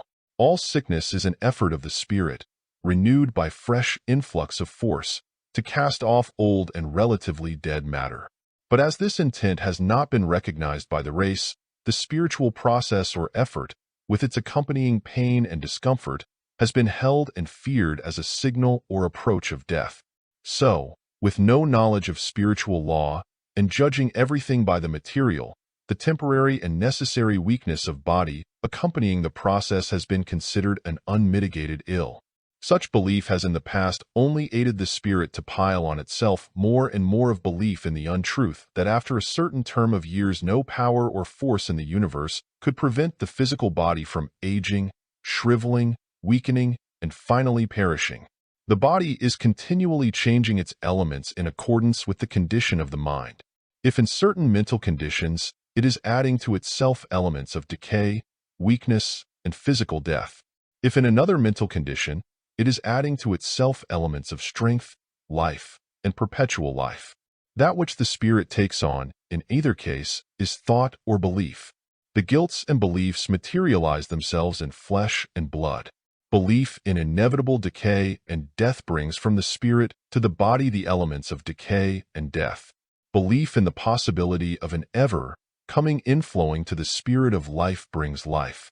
If new life is being thus added to you, there must also be an accompanying throwing off of the old or relatively dead matter of the body, just as when an influx of new life comes to the tree in the spring, it casts off the dead leaves which may have clung to it all winter. Through similar inflowing of new life or force does the animal and bird yearly shed the old fur or feathers and take on the new, and correspondent changes take place throughout the whole organization of bird, animal, and man. The spiritual law works in all forms and organizations of the cruder form of spirit which we call matter. In the human being this influx of force is greater than in the lower forms of life. It does not flow equally to all human beings. Some receive more than others. But in the course of advancement men and women are to come who will receive so much of this influx as to be obliged to see these further possibilities of existence and also to realize them. When new ideas or thoughts are received by our higher mind or self, they are warred against by our lower or material mind. The body is the battleground between these two forces and therefore suffers. As minds come to trust, even to a small extent, in the supreme power and entertain the idea that physical disease and physical death are not absolute necessities, the higher power must prevail. Some old error will be cast out. Some new idea will come to stay. The body will be better and stronger after each succeeding struggle, and these struggles will also gradually become less and less severe, until they cease altogether. People have in the past lost their physical bodies because, being in ignorance of the fact that sickness is a process of the spirit to throw off the old material thought and take on new, they have used their forces in the wrong way to retain such thought. They retain it by their belief. Your belief will make your sickness a benefit or an evil to you. If you can but entertain the belief that it is a spiritual process for getting rid of old worn-out elements, you assist greatly the mind in the performance of this process. If, however, you believe that sickness is entirely a physical condition and that no benefit and only evil comes of it, you are using force only to load down the spirit with more and more error, of which your flesh and blood will be in quality and expression, until at last your spirit rejects the body which it has been trying to carry and drops its burden. It rejects at last the whole body through the same laws by which it rejects a part of it when that part is spiritually dead. If you receive with scorn the thought that your physical body, through fresher and fresher renewal of its substance, can be made perpetual, you close to yourself an entrance for life and open another to decay and death. We do not argue that you ought to believe this. You may be so mentally constituted that you cannot now believe it. There are many things to be in the future which none of us have now the power to believe. But we can, if the thing deemed impossible be desirable, pray or demand a faith which shall give us a reason for believing, and such faith will come in response to demand. Faith means power to believe in the true, or the capacity for the mind to receive true thoughts. The faith of Columbus in the existence of a new continent was a power in him to entertain an idea greater than others of his time. People who, to use the common expression, have faith in themselves, have also an actual power for carrying out their undertakings greater than those who have no faith in themselves. When you demand faith in possibilities for yourself that now seem new and strange, you demand also the power and ability to draw to you the capacity to see or feel reasons for truths new to you. If you demand persistently the truth, and only the truth, you will get it, and the whole truth means power to accomplish seeming impossibilities. Thy faith hath made thee whole, said the Christ of Judea to a man who was healed. To us this passage interprets itself as meaning that the person healed had an innate power of believing that he could be healed. This power, which was of his own spirit and not of Christ's, so acted on his body as instantly to cure his infirmities. Christ was a means of awakening this power in that man's spirit, but Christ himself did not give the person that power. It was latent in the person healed. Christ woke it into life, and probably only temporary life and activity, for we do not hear that any of the recorded cases of sudden healing in those times were permanent. They fell sick again and finally lost their bodies. Why? Because the faith or power which they drew to themselves for a brief time did not come to stay. They had not learned to increase it continually through silent demand of the supreme power. Their spirits went back into the domain of material belief. When that belief again materialized a load on the spirit hard to carry and they were sick, no one was at hand like the Christ to awaken it into a temporary faith or power. No person can become permanently whole, which implies, among other powers, immortality in the flesh, or attain entire and permanent freedom from disease, who is ever trusting or leaning on any other save the Supreme to gain the power of faith. In this respect, every mind must stand entirely alone. You cannot draw the highest power if you depend always for help on another or others. If you do, you are only borrowing or absorbing their faith. Such borrowed faith may work wonders for a time, but it does not come to stay. When that of which you borrow is cut off, you will fall into the slough of despond and disease again. You had really never drawn from the right source, the Supreme. Our most profitable demand or prayer, made consciously or unconsciously, is, "Let my faith be ever increased." When you reverse your mental attitude regarding sickness and do but entertain the belief that it is an effort of the spirit to throw off errors in thought which, as absorbed and received from earliest infancy, are materialized in your flesh, you gradually cease to load up with error. You commence also the process of unloading and casting out all former errors in thought. The sickness you had many years ago in fear of death has, in a sense, packed away that particular remembrance of such mood of fear in your being, and with it the belief that accompanied such remembrance.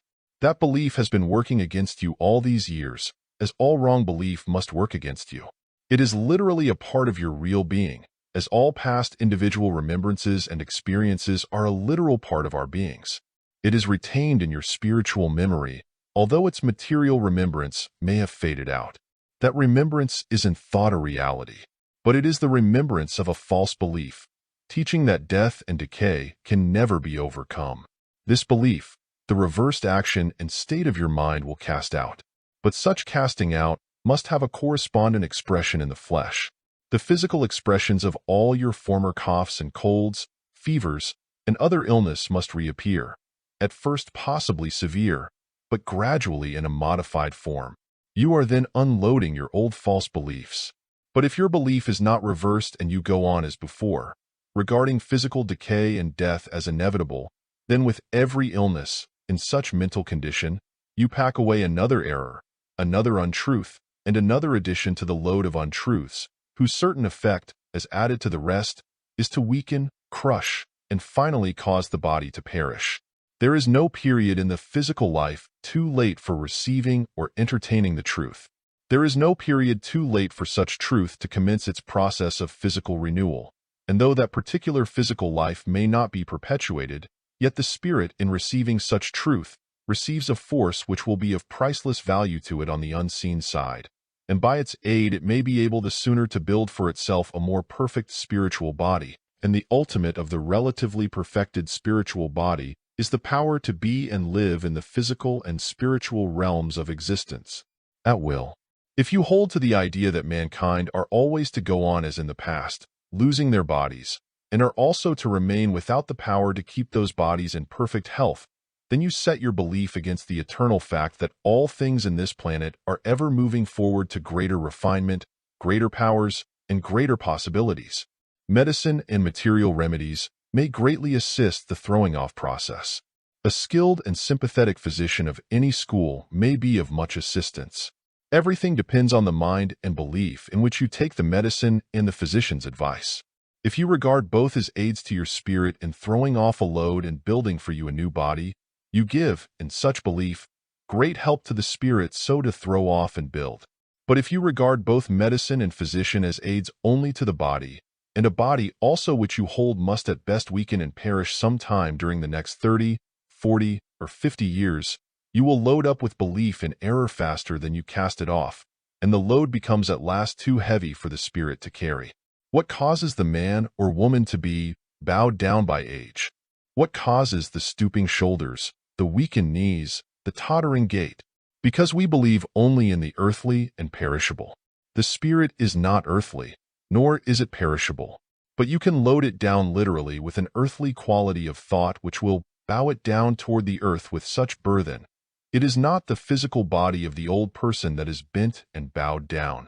It is that part which is the force moving the body, that is, his or her spirit, loaded with material thought which it cannot appropriate or assimilate, that becomes so bent, bowed, and weak. The body is always an external correspondence of your mind or spirit. A body thus ever renewing, beautifying, freshening, and strengthening means a mind behind it ever renewing with new ideas, plans, hope, purpose, and aspiration. Life eternal is not the half-dead life of extreme old age. The person who can see only the physical side and temporary expression of life, who eats and drinks in the belief that only the body is affected by less eating and drinking, who believes that the body is sustained merely by force generated within itself, and that it is not fed of an unseen element coming from the spiritual realm of element, who believes that nothing exists but what he can see, hear, and feel with the physical sense, that is, the material, which is always the temporary and perishable, draws to himself mostly those forces and elements which cause the temporary and perishable, and these, acting in his body, make it temporary and perishable. Death of the body begins with thousands many years ere they are in their coffins. The pale face, with its parchment-colored skin, means a half-dead skin. It means a portion of the body on which the spirit works the casting-out process of dead element, and taking on of the new very imperfectly. In the freshness of infancy and early youth, the spirit cast out and took on more vigorously. As years went on, untruth was absorbed by that spirit. Its growth in knowledge was more and more retarded. Responding physical changes became slower and slower. The body commenced to show signs of age, that is, to die, because such spirit was less and less fed of that element which brings constant renewal of new thought, which is new life. So far does the belief and faith in weakness and decay prevail with the race that wisdom is often allegorically portrayed as an old man, gray, bald-headed, bowed, and sustained by a staff. That means a wisdom which cannot prevent its own body from falling to pieces. In that form of being we call the child, a spirit or mind having come into possession of a new body, there is for a period a greater spiritual wisdom than when the child is physically more matured. It is the unconscious wisdom of intuition. It is for a time more open to the truth. For such reason, up to the age of 18 or 20, the spiritual casting off and taking on processes in the body are more perfectly performed. These relatively rapid changes in the physical maintain the bloom and freshness of youth. Sooner or later, however, the higher spiritual process ceases gradually to operate. Beliefs in the false, as taught or absorbed from others, materialize themselves in the body, despite all the resistance of the higher mind, as expressed in pain and sickness. The load of belief in the earthly and perishable accumulates. The body assumes an appearance in correspondence with such thought. At last the higher mind refuses longer to carry such a burthen, flings it off, and leaves a dead body. The death of the body is then the final process for casting off cruder element from the spirit which it can no longer use or appropriate. But it is very desirable for the spirit to be able to keep a physical body which shall refine as the spirit refines, because in such equality of refinement between the spirit and its instrument, our increase in happiness is greatly advanced, and the relatively perfected rounding out of our powers cannot be realized until this union between spirit and body is effected. When the Christ of Judea said to the elders of Israel of the little child, "Except ye become as this child ye cannot enter the kingdom of heaven," he meant, as the text interprets itself to an S, that they should become as open to that inflowing of force as that spirit, the child, was at that period of its existence. Were such influx maintained, the youth of the body would be perpetual. The child is more led of the spirit than the grown-up person. It is more natural. It discards policy. It shows openly whom it likes and whom it does not. It has often more intuition. It will dislike a bad man or a bad woman when its parents see no evil in that person. It knows, or rather feels far more regarding life than its parents give it credit for. But it cannot voice its thoughts in words. Yet the thoughts are still there. It has not learned to train itself to the double-faced custom of the world which smiles in your face and sneers behind your back. It is relatively natural. Its spirit for a time gives itself free expression. When the spirit loses this freedom of expression, when we pretend what we are not, when we say yes outwardly and think no inwardly, when we court only to gain a favor, when copyright feel anger or disappointment or irritation within and pretend content and happiness without, we become more and more unnatural in all tastes and desires. We blunt and for a time destroy all the higher spiritual senses and powers. We become unable to distinguish truth from falsehood. We are unable to feel spiritually what faith means, much less draw this great and indispensable power to us. And without this drawing power, the physical body must be cast off by the spirit. The body in dying does not give up the ghost. It is the ghost, the spirit, that rejects the material body. If spirit, through casting off unbelief, becomes more and more accessible to thoughts and things that are true, and therefore grows to more and more power, it will, acting in all parts and functions of the body, operate the casting off process more and more quickly, as it does in the material youth. It will refuse or reject, through the physical senses of touch or taste, anything which would injure or adulterate it. It can attain to such power that an active poison, if accidentally placed in the mouth, would be instantly detected and rejected, or if swallowed would be instantly cast from the stomach. It is not the physical stomach which rejects food unfit for it or casts out the nauseous dose. It is the spirit which moves the organ to such action through a knowledge of its own that the cast-out substance is unfit for it. It is so unfit because there is no spirit or quality in the rejected element which can assimilate with and help the spirit. As your spirit grows in power, this sensitiveness to all things which can do it evil, be they of the seen or unseen world of things, will increase. It grows keener and keener to the approach or presence of everything evil and casts it off. It will warn you instantly of the evil or designing person. It will tell you what is safe and fit for your association. It will at last cast out or refuse to receive all evil thoughts which now you may daily receive unconsciously, which work more harm than anything material can do, for by them the spirit is poisoned.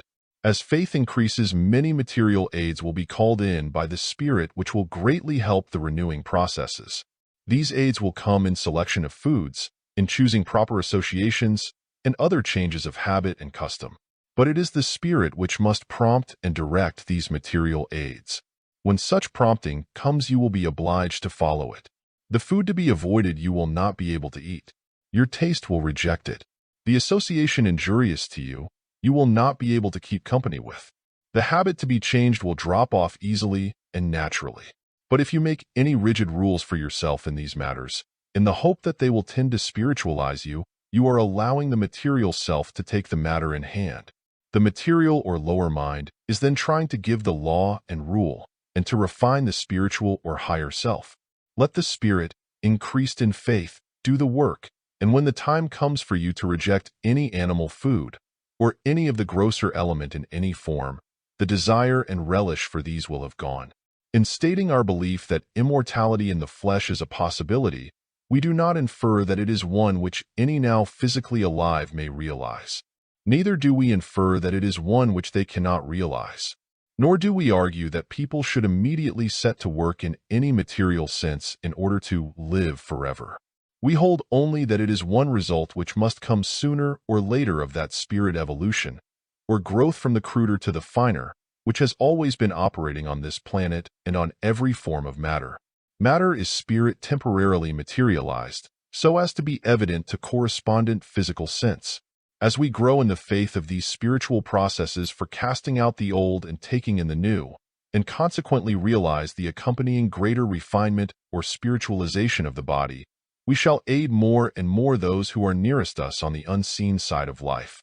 For as we become more spiritualized in the flesh, they are helped more to materialize of the spirit. In other words, we shall become physically tangible each to the other, because in the material thought which we cast off there exists an element which they can appropriate to make themselves more material. Their spiritual bodies are also under the same laws as regards the throwing off and taking on process. What they throw off as coarser to them is the finer and fit for us. This element we spiritually absorb. It is for the time and condition a certain spiritual food and life for us. Through what they throw off we are aided to spiritualize the body. Through what we throw off they are aided to materialize the spirit. End of essay. Essay 11. Regeneration, or Being Born Again, by Prentice Mulford. We do not yet know the full meaning or value of life.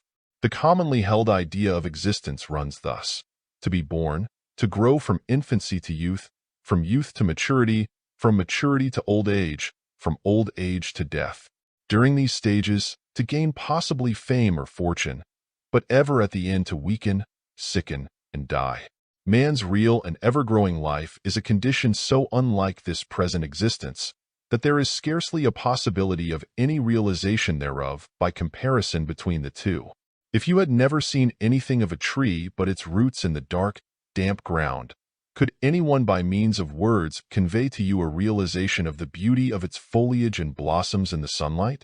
Our physical existence is the root from which in the future is to come an indescribable beauty and power. Some speak lightly of their bodies, call them encumbrances, and entertain glowing anticipations, when rid of them, of a blissful life, entirely in the spiritual realm of existence. This involves an error, because a certain physical life with ever-refining physical senses is in every stage of existence a necessity to the fullest completement of our lives. The Christ of Judea spoke of the necessity of regeneration. You must be born again, he says. Reincarnated we all have been many times. Regeneration is a step beyond reincarnation. Reincarnation means the total loss of one physical body and the getting of a new one through the aid of another organization. Regeneration means the perpetuation of an ever-refining physical body without that total separation of spirit and body called death. The cruder the spirit, the longer were the intervals of time between its getting for itself a new physical body through reincarnation. As the spirit was quickened and gained power, these intervals became less in duration, numbering years in place of centuries. With still greater increase of power, the spirit will seek the regenerative instead of the reincarnative process of perpetuating its life of the physical senses. A spiritualizing and refining power has ever been and ever will be working on this planet. It has through innumerable ages changed all forms of being, whether mineral, animal, or vegetable, from coarse to finer types. It works with man as with all other organizations. It is ever changing him gradually from a material to a more spiritual being. It is carrying him through his many physical existences from one degree of perfection to another.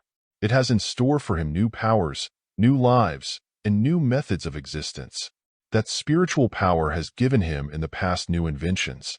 It illuminated his mind to see the uses of steam, electricity, and other material agencies. But far greater illumination is to come. A time is coming when he will not need iron, steam, and electricity to promote his convenience or enjoyment. New powers born out of his spiritual life will supersede the necessity of many of his present material aids. There will come in the future a more perfected life, when, for the few at first and the many afterward, there will be no physical death. In other words, every spirit will be able to use both its spiritual and physical senses through the continual regeneration of its physical body. Such making over and over again of the physical body will come of successive changes of mind. There will be continual separations from one old state of mind after another and entrances into new. We shall ever through regeneration be born into new individualities. Regeneration may supersede reincarnation because of our coming into a higher order of life or receiving and being built of a higher order of thoughts. The spirit will then be ever changing its physical body for one still finer and more spiritualized. This is the process referred to by Christ as being born again. Life is an eternal series of regenerations. The whole aim and scope of all these writings is the endeavor to show what life really means, how the spiritual life rules the physical life, and how we are all growing from cruder to finer forms of life. The spirit is regenerated when it shakes off the old physical body.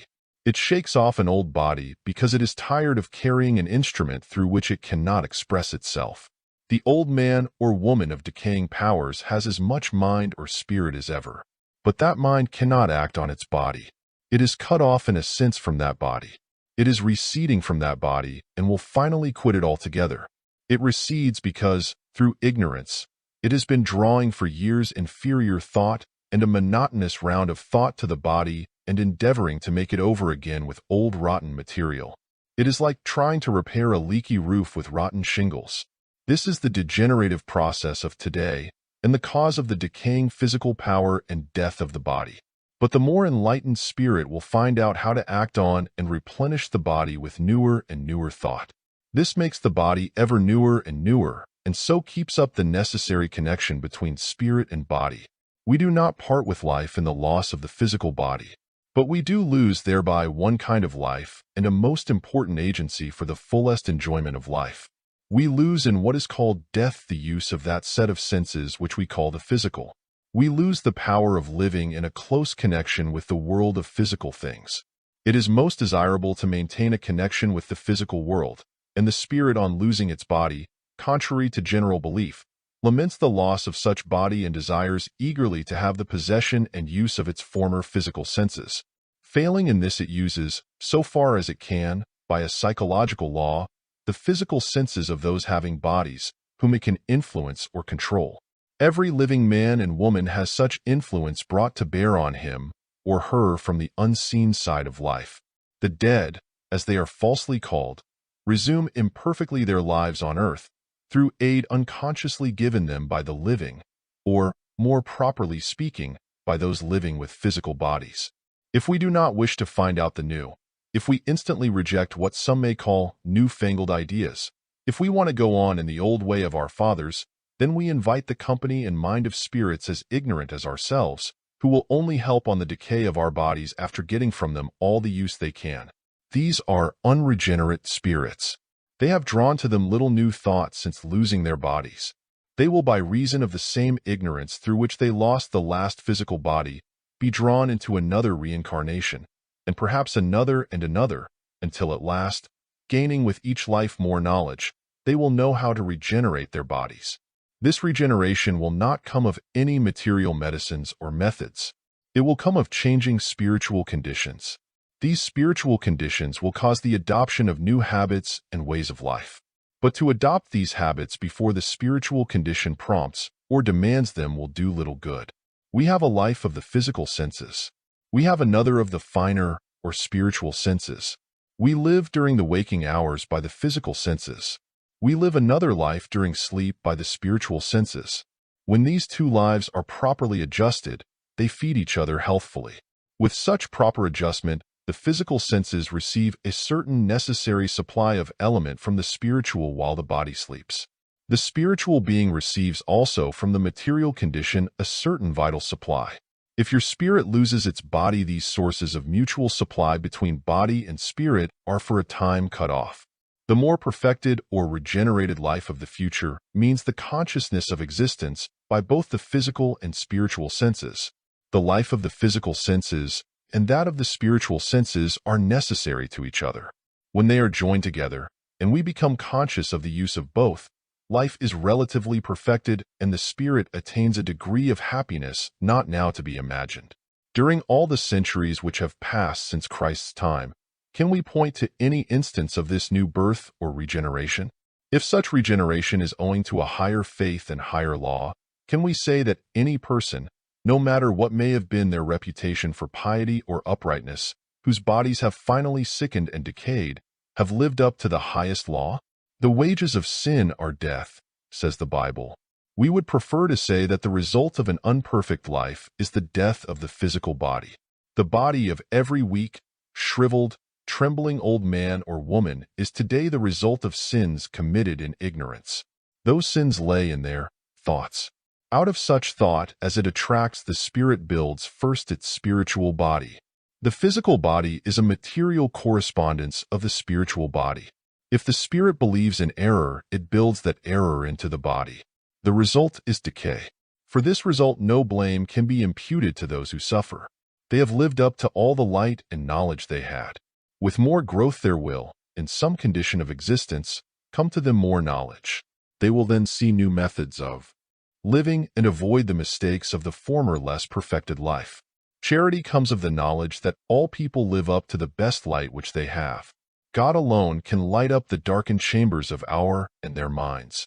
When we, leaving the faults of others alone, ask that our minds may be illuminated so as to see and avoid evil, that illumination alone will help all about us. People weary of existence, because they think year after year the same set of thoughts and ideas over and over again. Eternal life and happiness come of a perpetual flow to us of new thought and idea. Thought is food for our spiritual beings. Our physical bodies are not nourished on one monotonous kind of food from year to year. Feed the spirit with the same thought, or try to, from year to year, and it becomes sick. The sick spirit makes the sick body. The law of eternal life will not allow this repetition to go on. The law says to us, "You were not made to run in ruts and grooves of fixed habit. You are not as John Smith or John Brown to be an eternal individuality without change, like a post rooted in the ground. You are to have a new mind for this period, and a superior mind with increased powers of perception for the next period. You are ever, by drawing to you and adding to you new thought, to be as so many different individuals. As you live on, and as this process of regeneration proceeds, you are born or changed into successive types of being, each one being finer than the last. The regenerated life with a physical body means an ever-increasing life. It means a fresher capacity, with each day's waking, to sense that beauty in nature which exists all around us. It means a new glory in each day's sunshine. It means a repose and restfulness whereby we can sit still and feel the spirit which animates the tree, the leaf, the ocean, the rivulet, the star, the flower, and every natural expression of the infinite mind.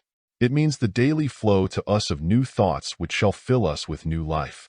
It means that we shall rejoice in the realization and firmly grounded faith that we have in us the possibilities for development into numberless new lives. It means that power of so losing our material self in any effort which we may make, that all sense of time shall vanish and ennui and mental weariness shall be destroyed. It means power to live without drudgery of mind and body, or that anxiety which is even worse than drudgery. It means at last the getting of enjoyment from all things. To get enjoyment from everything is to get life from everything. To get life from everything is to get power from all things. To get power implies a control of all physical elements. This includes a power of ever holding and ever refining physical body. Ennui is sickness. When we don't know what to do with ourselves, when we try to kill time and everything seems flat, stale, and unprofitable, we have temporarily lost our hold of the great fountain of life, the supreme mind and power. We are absorbing the wearied thought of thousands around us, who think the same thing from day to day and from year to year, whose minds and their play are treadmills, who are trying to get life, exhilaration, and variety entirely out of physical things. The true and regenerative life cannot be gotten from material things. That is the reason why all that money can buy fails to satisfy. The monster of discontent and ennui rages as much in the palace as the hovel. Solomon was in the claws of this beast when he said, "Vanity of vanities, all is vanity." That exclamation is a libel on the infinite mind. It came from the Jewish king, because he was trying to get life and happiness out of wood and stone and metal and flesh and blood and all things material. It cannot be done. But when, through demand of the Supreme, you get new thoughts, the material thing of yesterday seems to you as a new thing of today. The very rock which you passed yesterday has a new idea associated with it today. It may not be an idea which you can put in words. It is something which you feel rather than think. Myriads of thoughts, coming at the physical sight of all material things about us, are so felt, but can neither be talked out or written out. The regeneration of the body comes in response to our increasing demand of the supreme power to be led in the path of the highest wisdom. It comes of a courage gained at last of persistent demand, whereby we shall dart to trust entirely to that power. This it is doubtful if any can do at present. We try to trust in God, but when the pinch comes and things look dark, we are tempted to adopt some of our worn-out material methods for averting the evil. But perfect trust in the supreme power can gradually come to us. When it does, men will become more than mortal. Regeneration, or being born again, whoever attains to such perfect trust will be regenerated. Demand the new thoughts and an increasing nearness to the supreme mind, and in time you receive new life, and all things about you are, for you, imbued with new life or idea. You are then in the line of the regenerative process. Your spirit, as well as your body, is being born again and again.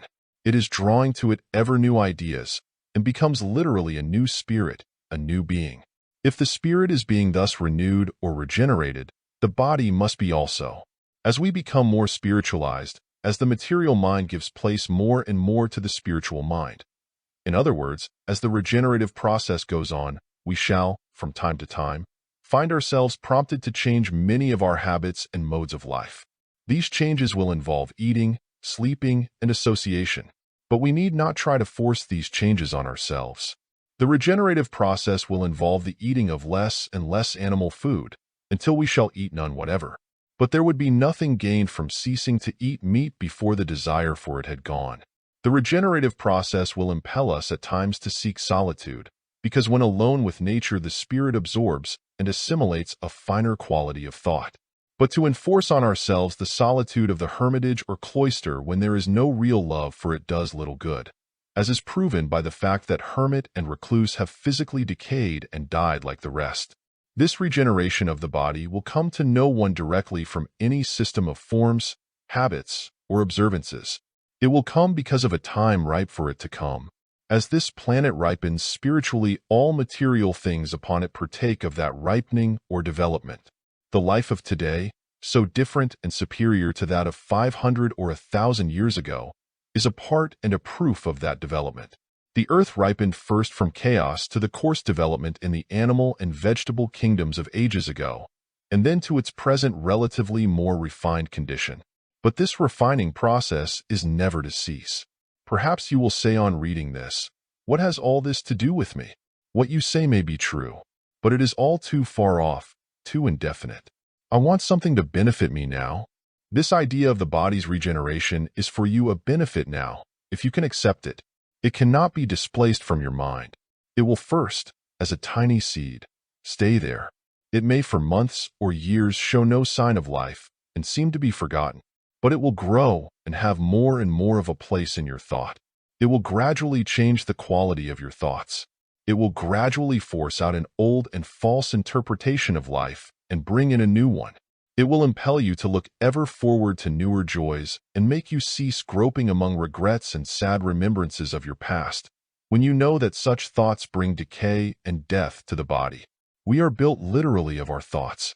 When we realize that our regrets, our envyings and jealousies, our borrowings of trouble, or our morbid contemplations of subjects ghastly and sickly, are literally things and bad things, actually put in our bodies as such thoughts, materializing themselves from invisible to visible element, turn into flesh and blood, and that is so built into ourselves they bring us regeneration, or being born again 183 pains, aches, weakness, sickness, wrinkles, bowed backs, weak knees, and failing powers.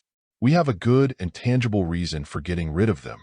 The body of a person given over to melancholy will be literally built of gloomy thoughts materialized into flesh and blood. When a girl realizes more and more clearly that jealousy, peevishness, and pettish pouting moods will spoil her good looks and complexion, she will make efforts to rid herself of such thoughts. They will destroy her body. The infinite power for good wants all things and all people to be beautiful, healthful, and symmetrical, and intends ever to increase this beauty, health, and symmetry. It works through a continual process of regeneration to keep them so. If it cannot effect such perpetual life and beauty with one physical organization, it mercifully lets it go to pieces and gives the spirit another. When a man realizes that his angry mood, or his covetous mood, or his grumbling mood represents so much material put in his body, and that such element will give his body pain and make it sick, he has a good strong reason for having some care as to what his mind runs on, and for making the inside of the platter clean. Let us remember, so far as we can, that every unpleasant thought is a bad thing literally put in the body. Are some people unpleasant to us? Do their airs or affectations, or their stinginess or dishonesty, or their domineering manners, or their coarseness and vulgarity offend us? Well, let us try and forget them. Why talk them over for an hour, holding the while all their disagreeable traits in our minds, and think of them, maybe, 4 hours afterwards, when we know that these unpleasant images which we carry in mind are things which are being literally put in our bodies to affect them injuriously and degenerate them. All such thoughts we must get rid of. Such riddance is the commencement of getting a new body. It is in the way of a literal regeneration. If through long habit we find that we cannot by our own endeavor keep out of these injurious moods, if we find ourselves from time to time drawn into the current of tattle, or greed, or envy, we can cease all endeavor of our own and ask help of the Supreme Power to give us new and better thoughts. That power, through our demand, will give us a new mind. The new mind will bring the new body. End of essay. Essay 12. The Process of Re-Embodiment, by Prentice Mulford.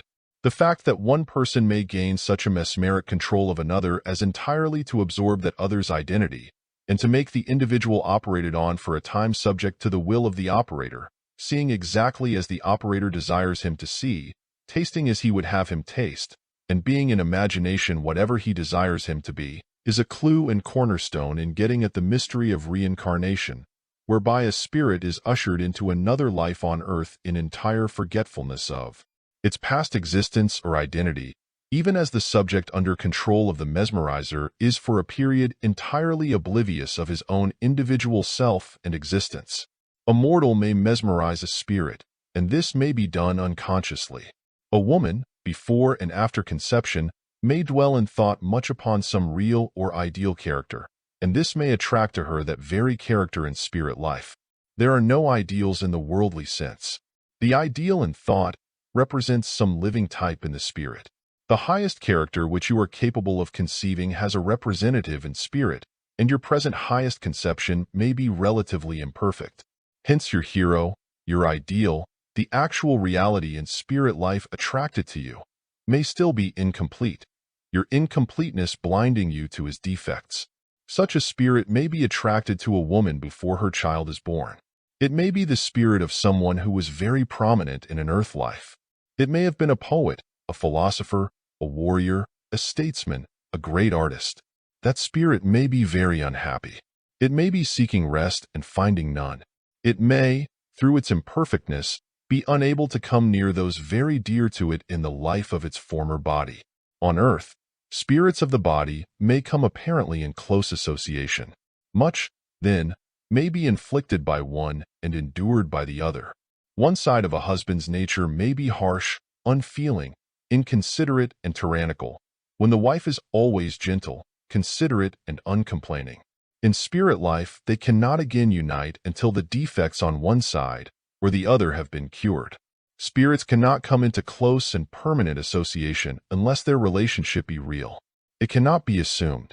The woman so dwelling much in thought on some person in spirit life attracts that spirit and gives to it the only rest it can find. You will here naturally love to be where you are much admired and made to feel at home. It is precisely the same with the spirit.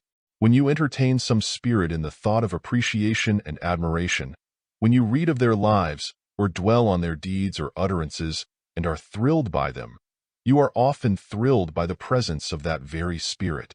Because, as you have sent out your thought or spirit to him, he sends his in return, responsive to yours, and in proportion to the intensity of your admiration will be the concentration of that spirit upon yours and the nearness of his presence.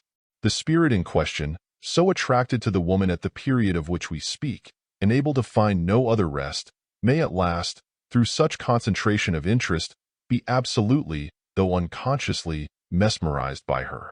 He attaches himself permanently to her and is unable to leave her. He comes at last to see through her eyes and hear through her ears. His opinions are swayed and tinged by her opinions more and more, until at last he ceases to have any of his own. The condition of mind so thrown upon the spirit may be seen all about us in greater or less degree. Thousands lose more or less of their individuality through the influence of others. Unconsciously, they think another's thoughts, hold another's opinion, see with another's eyes. Mesmeric control means only thought control. To be much with another person, to have little other association, to be dependent for one's happiness entirely on one association, involves the danger of the mesmeric on thought control of that person. In other words, of thinking their thoughts and holding their opinions instead of your own. Such control may be held unconsciously by the other, or it may be held consciously. It is to be guarded against by variety of association and periods of solitude, whereby we may find our real selves. So, absorbed in the woman, the spirit's mind drifts towards what most occupies her attention. That naturally would be the child she is to bring into the world, or, in other words, the new organization forming within her. He becomes attached to it by a spiritual link.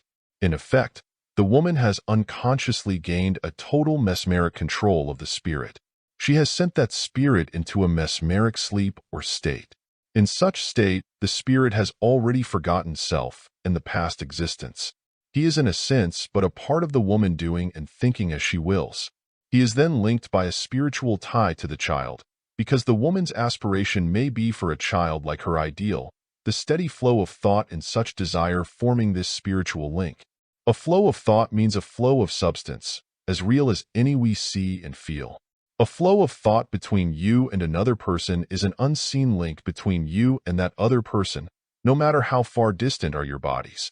The child body is then born with an actually mesmerized spirit linked to it, not that the spirit is within the child's body. No spirit is actually enclosed in any human body. Its nucleus is there, but a spirit is an organization which reaches far out from the body. A spirit is wherever it sends its thought. Send all your thought and reverie to any place, and most of your real self will be in that place. The body is an organization distinct and apart from the spirit. It is simply the instrument used by the spirit in the earthly state of existence. Being in an earth life, the spirit needs an instrument of earth in order to adapt itself to the requirements of the earth life. As when you go down in a coal mine, you need a miner's coarse suit of clothes for use in the mine, rather than satin or broadcloth. In this sense, the body is a protection to the spirit in its earth life, and spirits who lose their bodies before reaching a certain stage of knowledge and consequent power feel and suffer much from such loss, because the spiritual body or spirit, obliged by reason of its immaturity to remain on the earth, as very many are obliged to remain, may feel and suffer intensely from the thought of the mortals about it. It is sensitive to a degree which can hardly be realized here.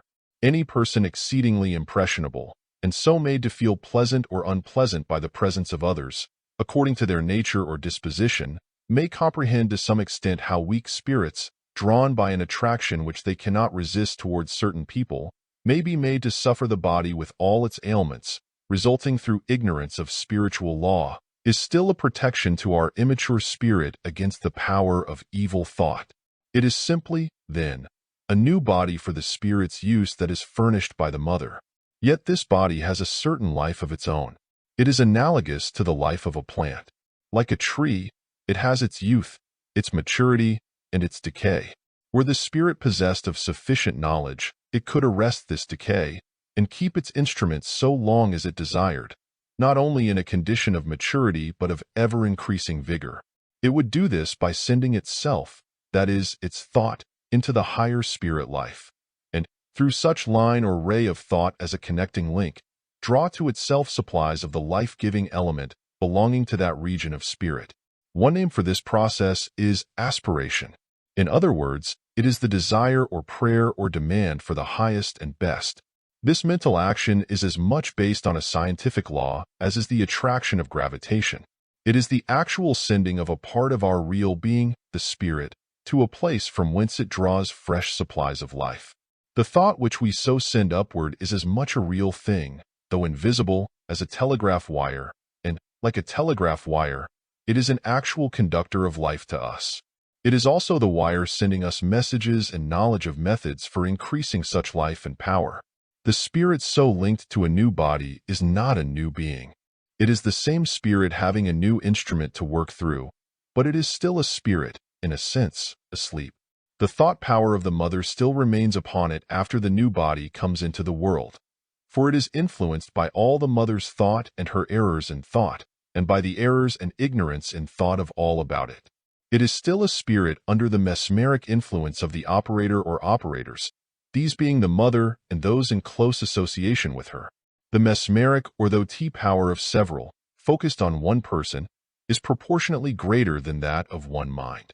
All this is brought to bear on the spirit. It may, in its last body, have been a Catholic, a Jew, a Mohammedan. But if the mother and those about it be Protestants, it may now be Protestant, simply because the thought of all about it influences it to such belief. While the body is very young, the spirit can make but little use of it.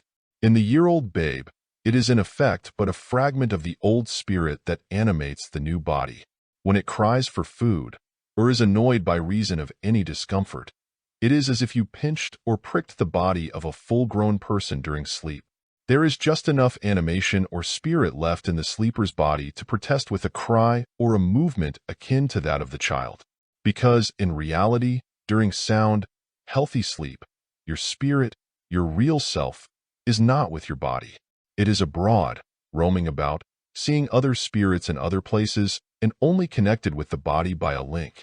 The spirit linked to the new body during the period called childhood is still mesmerized.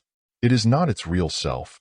It cannot, to any extent, take advantage of its past experience, that is eclipsed by the wills of the operators. If it be a strongly marked spirit, and one having passed through many previous re-embodiments, it will, as it grows up, and comes more and more under the influence of other minds, begin gradually to show something of its real self. It will internally protest and antagonize against much of the opinion about it. It will have 1,000 thoughts, which it soon learns not to express to others, because they will be termed wild and visionary. They are indeed visionary, but they are real visions. They are the promptings of the soul. They are the reachings out of the real self, the spirit, towards what is indeed true, despite the hamperings of the thought influence about it. The new body given it may be an imperfect one. As the seeds of stunted plants produce other plants inferior in quality, so are bodies brought forth imperfect. The thought influence of those about it may aggravate such physical imperfection.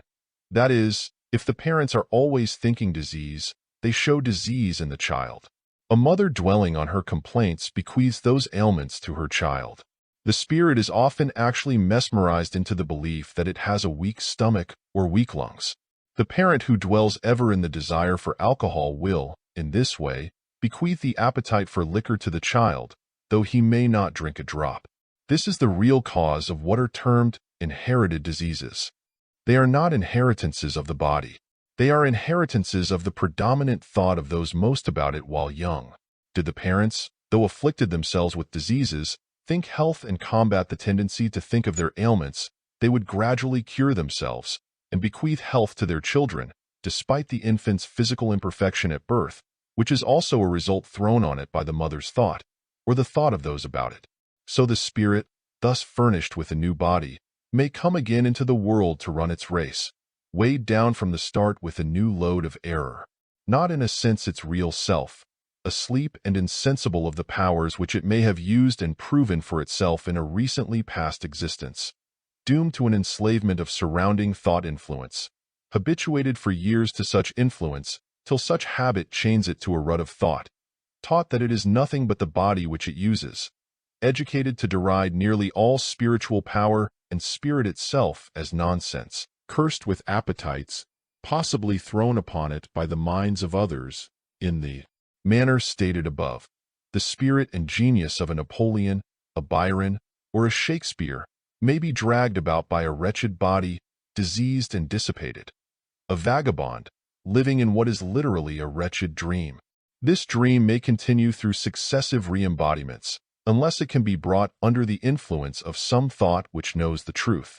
Even then the awakening to know and realize that truth may be difficult, so vast and complicated is the process of de-education to be undergone. So many are the false ideas which it holds. So great is the tendency, in all it thinks, to think away from the truth. So strong is the power of all the thought about it to put it in the wrong current of thought. So little does it know of the real laws and forces in nature. So incredulous must it naturally be of the truths which we here attempt to tell. So absolutely fabulous to it must seem the fact that what it has deemed its real self is not its real self, any more than your amputated arm would be yourself. End of essay. Essay 13.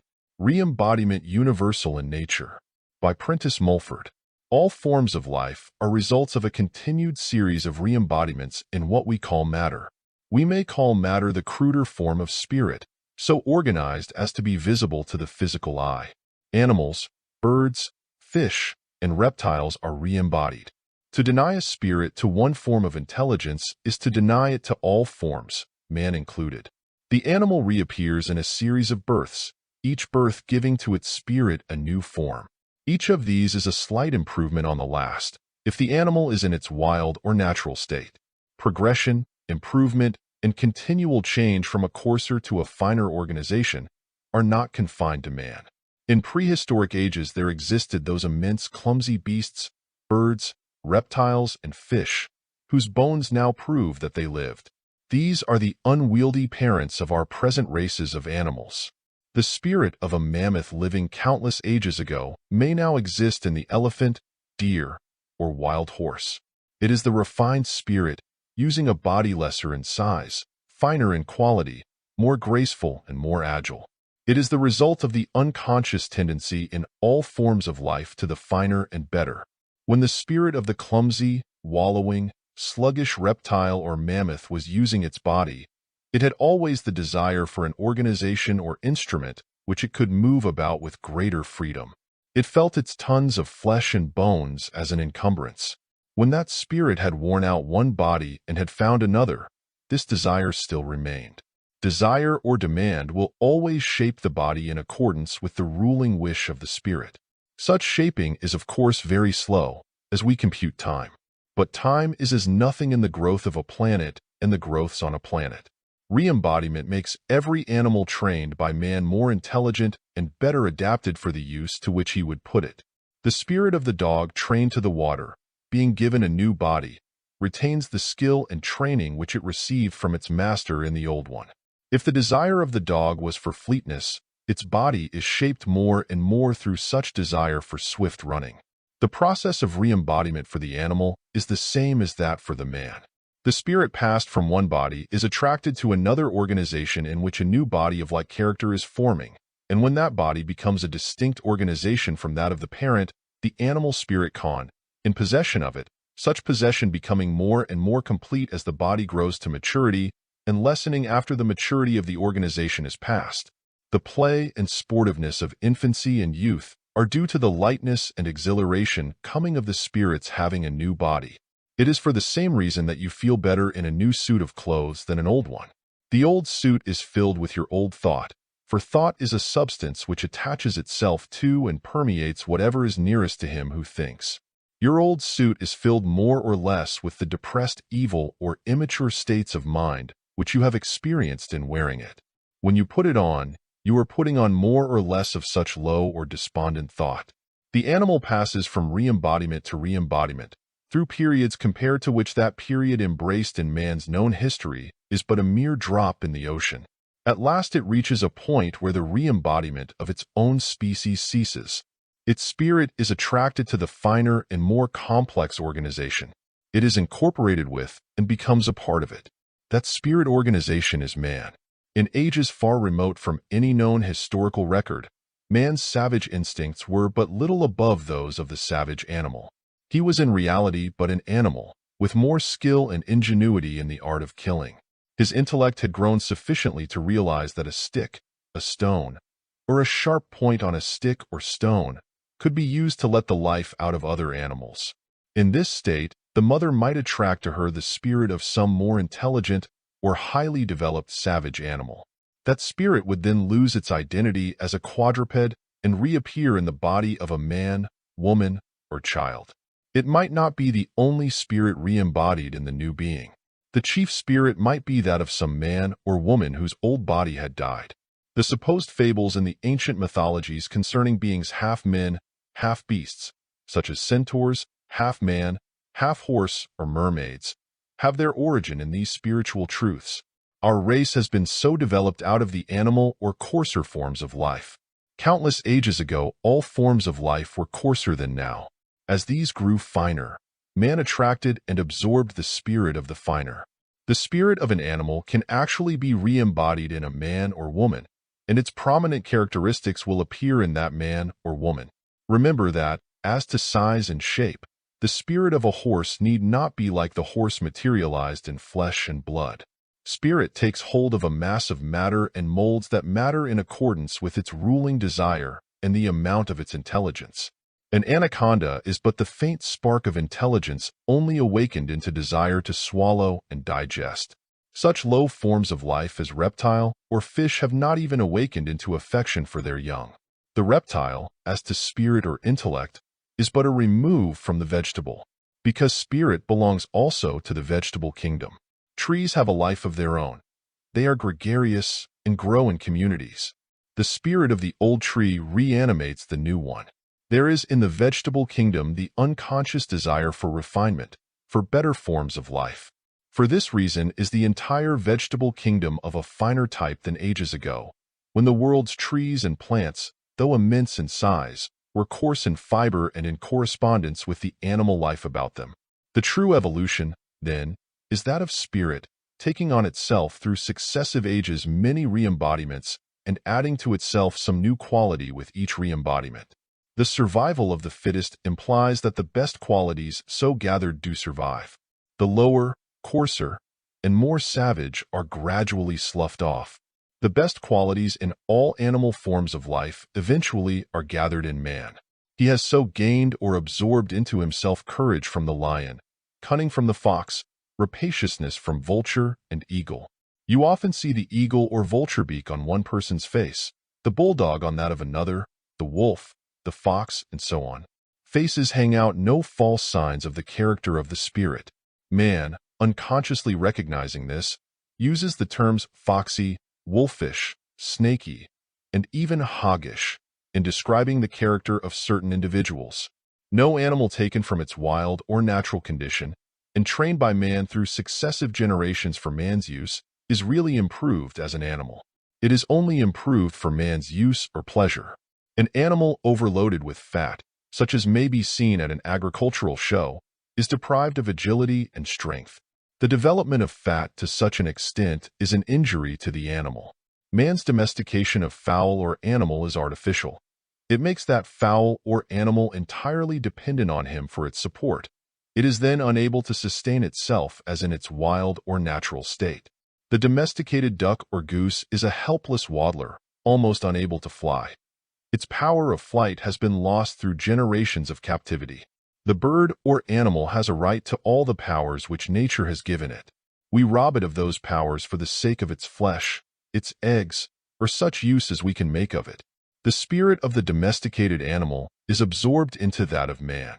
With it he absorbs the spirit of slavery, of dependence, of helplessness. He absorbs an unnatural, forced, and artificial product of spirit. This tinges his own spirit with that of slavery, dependence, and a certain helplessness. So the wrong which he does the animal returns again to him. Nature refuses at last to perpetuate forced or artificial conditions in any sort of life. The higher or finer the breeding, the greater the copyright required to sustain bird, animal, or vegetable, the more liable are they to disease. Our highly bred cattle must have warmer housing and food requiring more care in its preparation than the so-called inferior type. A Californian Mustang, which is a near approach to the wild horse, will sustain itself and do hard work where the highly bred animal would starve. Eventually, a point is reached where artificial breeding can go no farther. The artificialized type grows more and more delicate and requires more and more care.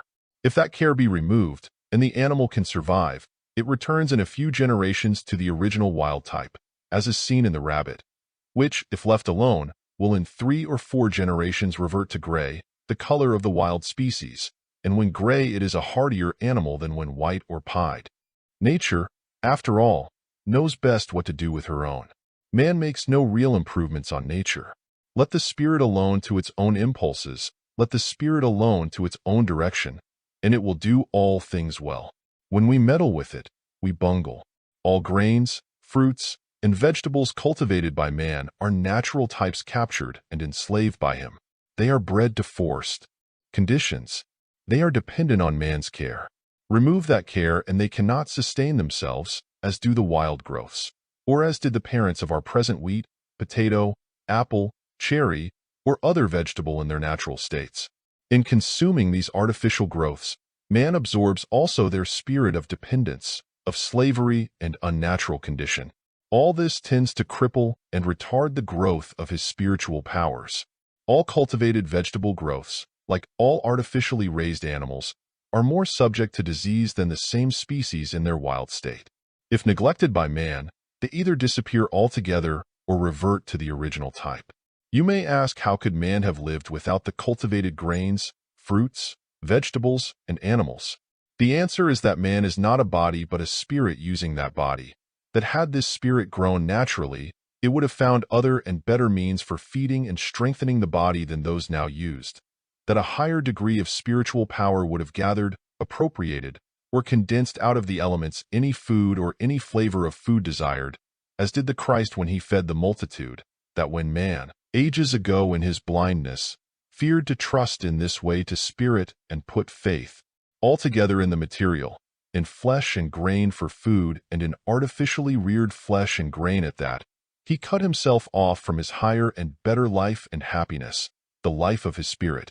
The tree of knowledge in the Garden of Eden, and the ill effect of its fruit on 2 persons, is not fable. The garden was the earth in its natural condition. Adam and Eve were the ancestors of our present white races. They were brought to this earth by a superior power from another planet. They possessed an intelligence superior to the dark races then on the earth. The powers that brought them wished these 2 persons to depend on their own spiritual powers for support. They wished them to feed only on the wild fruits about them, so that they should absorb only the natural and more powerful spirit of such growth. They did not wish them to enslave any form of spirit embodied in a material organization and corrupt that spirit through any forced and artificial process. The tree of knowledge implied that there were ways and means for bringing about these artificial growths which it was not well for them to know. The superior wisdom wished them to learn their spiritual powers, as it also wishes us. These would have done for them far more than the material, as they can do for us. The spirit's faculties, when cultivated, can enable people to leave their bodies, traverse vast spaces, and visit other continents, and even planets. It can make man entirely independent of the present cumbrous devices for locomotion.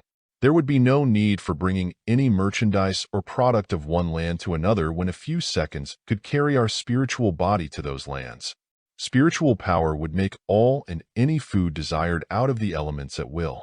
This would render cultivation of the soil unnecessary, as well as all forced and artificial growths of animal or vegetable. Adam and Eve failed to trust in this power. The knowledge forbidden them was the knowledge of sustaining the life of their bodies. Through these forced and artificial states of animals and vegetables, through captivity of natural organizations, through an unnatural development in such captivity, through a making of the animal what nature did not intend that it should be, as well as the plant, through killing and slaying and renewing of the human body's life by the unnatural life or spirit from another body. If you eat of the fruit of the tree of knowledge, said to them the higher power, you shall surely die. They did eat or absorb the thought of this knowledge from some source, possibly from the lower races about them. They captured the wild animal and made it, through artificial rearing, a creature which nature did not intend that it should be. They did the same by the plant. Then came the slaying of these animals and the feeding of their own bodies with their blood. Twice is it repeated in the earlier chapters of Genesis, you shall not partake of the life which is in the blood. In Eden the animals did not fear man. There was no need for their domestication. Even today wild creatures in their natural state can be wooed by persistent kindness to thorough tameness.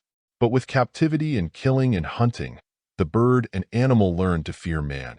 Eden was over. The fear implanted in the animal is, through eating of its blood, again transferred to man.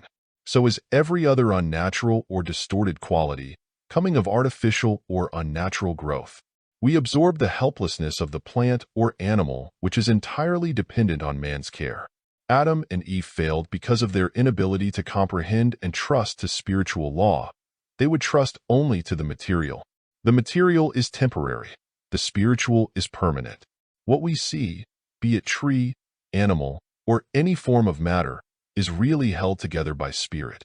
We should call the attraction of cohesion the power of spirit to hold all matter together.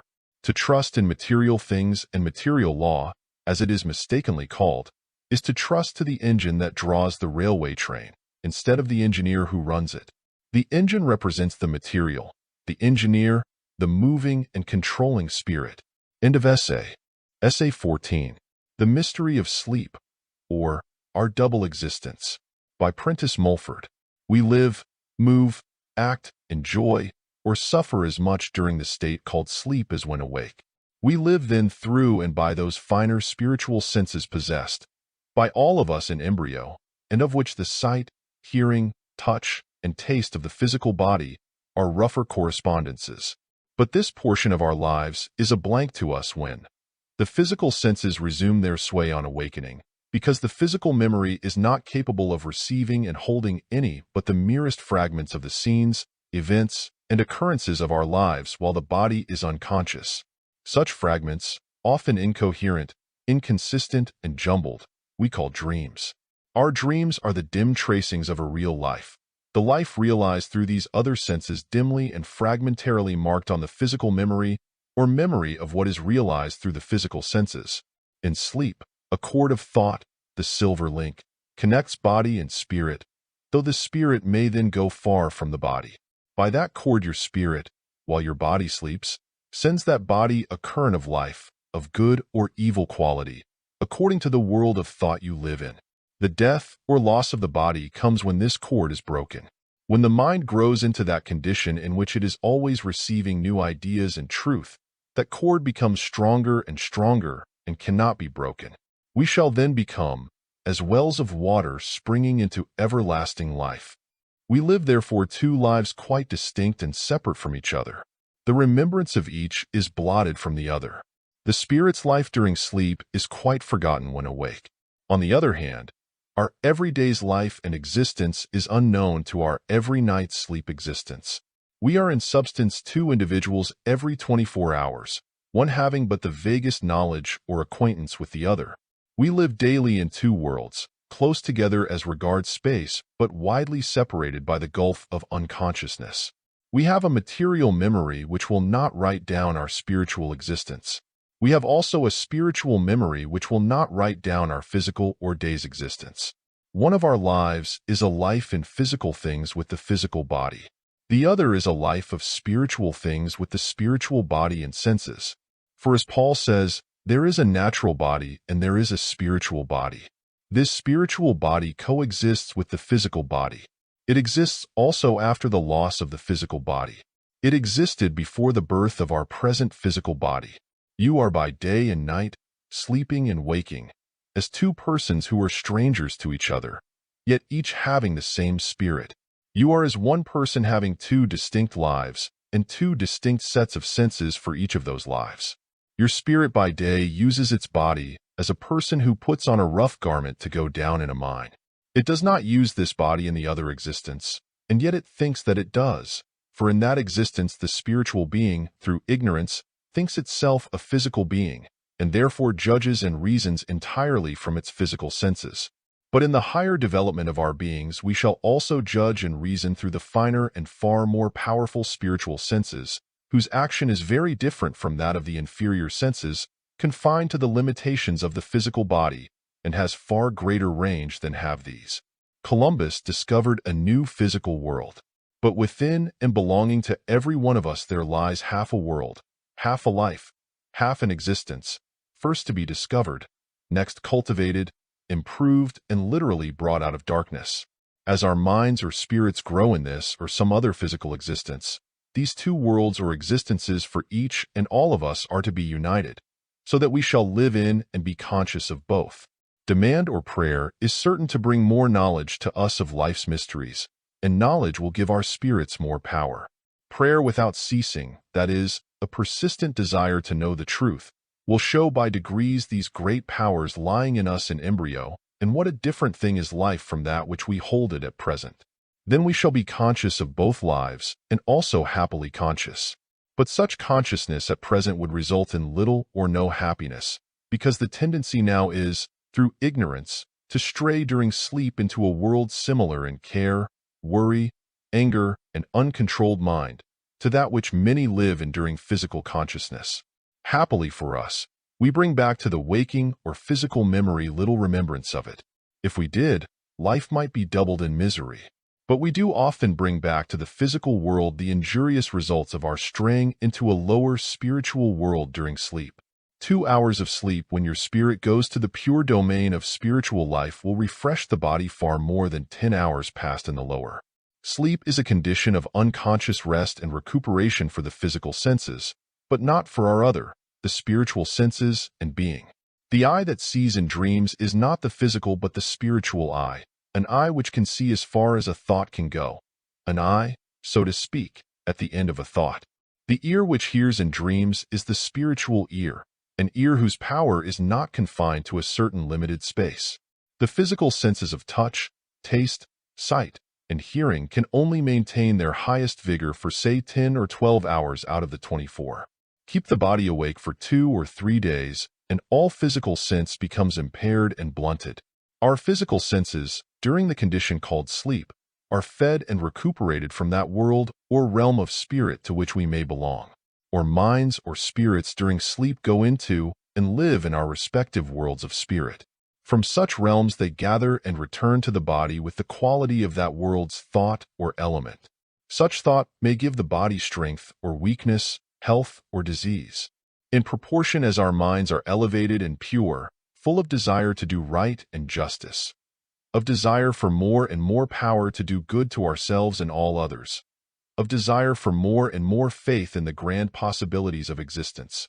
Faith, also, in the possibility of a physical life, not only free from pain and disease, but one increasing ever in strength, vigor, and rejuvenation, will the spirit bring to its body more and more of vigor, health, and rejuvenation.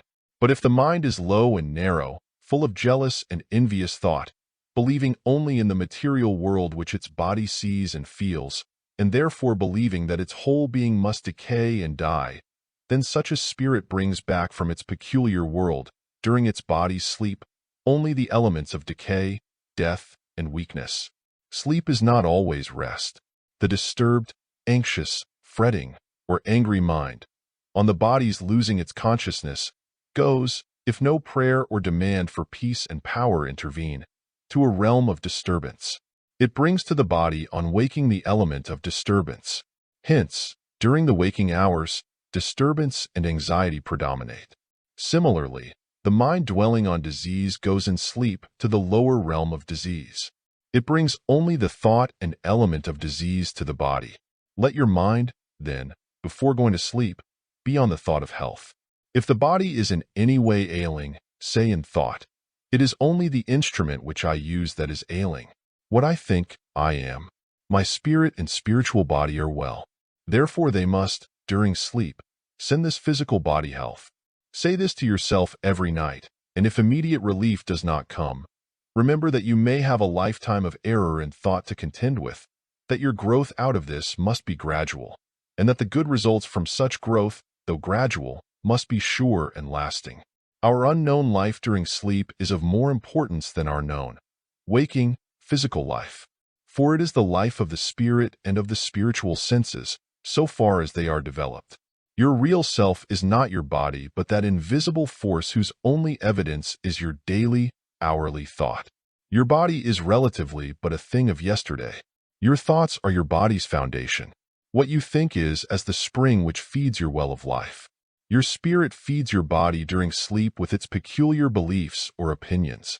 If you believe firmly, and without a doubt or question, that your body must in time weaken, decay, and show all the signs of old age, your spirit will surely bring the body the thought elements of weakness and decay.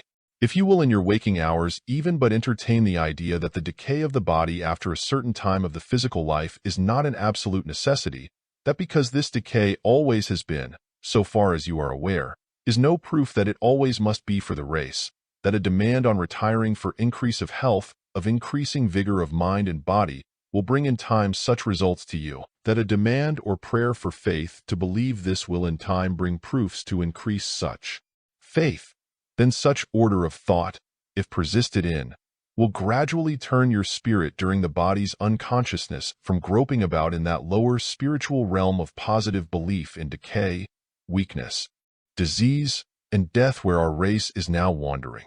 Such thought will gradually turn your mind into the spiritual realm of strength, vigor, and youth eternal, and the spirit's effect on the body will in time be not a transient but a permanent good, one which comes to stay. Your body is always changing its physical elements. It is not the same body which you had 10, 20, 30, or more years ago, because yours is not the same mind which you had 10, 20, 30, or more years ago. As your mind changes, so your body changes. As you grow continually into new truths, new elements from the spiritual will come to renew the body. Your belief, be it what it may, materializes itself in your body. Believe implicitly in the absolute necessity of disease and decay, and your blood and flesh will become a material expression of disease and decay. Do but entertain the idea that disease and decay are not absolute necessities, and in a relatively little time your flesh and blood will have changed to an extent for the better, and as your belief grows, which it must, it will ever be changing for the better. You do literally wear your predominant order of thought in your flesh. As your spirit acts on your body, it sends the elements which it has absorbed from its peculiar sphere all over your body, and these elements materialize or crystallize themselves out of unseen into seen elements of flesh in a manner analogous to that in which metal dissolved and invisible in a clear solution is attracted and becomes visible on a slip of copper, lead, or zinc placed in such solution, or as a tree materializes leaf and fruit from unseen elements in the air about it. But if from year to year you live in any rut of error, you add to the body an element or materialization of error in the physical. That, in other words, is sin. The proofs of sin are always decay, disease, death, and physical or mental pain. Be the spirit as crude or on as low a realm of thought as it may, yet its tendency is always upward. It brings to the body in its sleep existence a little of the more refined and powerful thought element, mixed often with a great deal of the relatively lower element of weakness. The person whose body lives till the age of 80 or 90 has a stronger spirit than the person whose body dies, say at 30. The stronger spirit is ever demanding strength, though perhaps hardly conscious that it does so. That demand is in its mind when the body goes to sleep. That demand works while the body is asleep. It brings a certain amount of life to the body, but life which, thus far in the history of our race, has been largely adulterated with error and false belief. But as the strong spirit does so prolong its physical life, or in other words, holds its body, so with more knowledge the spirit will grow stronger and hold a vigorous physical life much longer. The principal error and eventual destroyer of the body's life in the case of the person aged 80 or 90 has been that such person thought that the body must die at or near that age. The thought and opinion of all about that person seconds such idea and pushes the force of must in the wrong direction. Must is most powerful, either as a destroyer or rebuilder. After entertaining for a time the idea that decay is not an absolute necessity, proofs will come to you of its truth. True, you may have periods of prostration and weakness. Those are efforts of the new spirit, or the thought brought you to throw off the old elements which have so long cumbered you. But the general tendency from year to year will be toward better health and increase of vigor. Such has been my experience. It is now 5 years since I began entering on what I may call a relatively intelligent realization and experience of this order of thought. My health was never so good. I am 55 years of age, and my body seems almost made over anew. The prayer or demand in the morning for the day of physical life should be to the supreme power for help in absorbing the best of the life and spirit of the physical world. That life is a part of the spirit of infinite good, or God. The growing tree, the wind, the clouds, the ocean, the river, the brook, the tiny blade of grass, the sun, the stars are all filled with this life. What we see or feel of these is not all of these. It is only a part, or their physical expression. Behind them and unfelt of physical sense is another life, an element, a mystery, a spirit which impels, moves, and grows them. Our minds have the marvelous capacity of drawing to themselves this life and power. Once so drawn, they remain for eternity. When you see a living tree, think or ask for the life of that tree, and you will get it. When you see a flower, ask for its beauty. When you see the ocean, ask for its force. When you see anything alive that is healthful, symmetrical, and well-proportioned, ask for that health, symmetry, and proportion. God or the supreme power enters into all these. They are parts of that power. That power or spirit is nowhere outside of the visible or invisible universe. That power moves and acts in countless ways. It is in every shade of light and color cast on sea and sky. When you set your mind for a second on any one of these myriads of God's physical expressions, you are communing with God, drawing nearer and nearer to that power, making it more and more a part of yourself, and bringing to you of the peculiar quality, or power, or beauty, or health, or vigor, expressed in that physical thing. While the physical senses are active by day, they can, if so directed, draw on these things. No business need be so absorbing, but that a second can be so employed. That second draws some force to you. During sleep, the physical senses do not so draw. Yet the strength so drawn during the waking hours remains. It is then a help to your spirit to push its way further into the world unseen of the physical eye, and so gather of the best of that world. Each day the mind, being so directed, adds to that strength. The higher the spirit is so pushed upward, the finer and more powerful is the element absorbed by the spirit to feed the body and recuperate with more and more power the physical senses. So body and spirit mutually act, react, and feed each other. The body is as the root of the tree. The spirit is as its leaves and branches. The root draws from the earth an element and force to sustain trunk, branch, leaf, blossom, and fruit. Leaf and branch draw from the air an element or spirit without which trunk and root will die.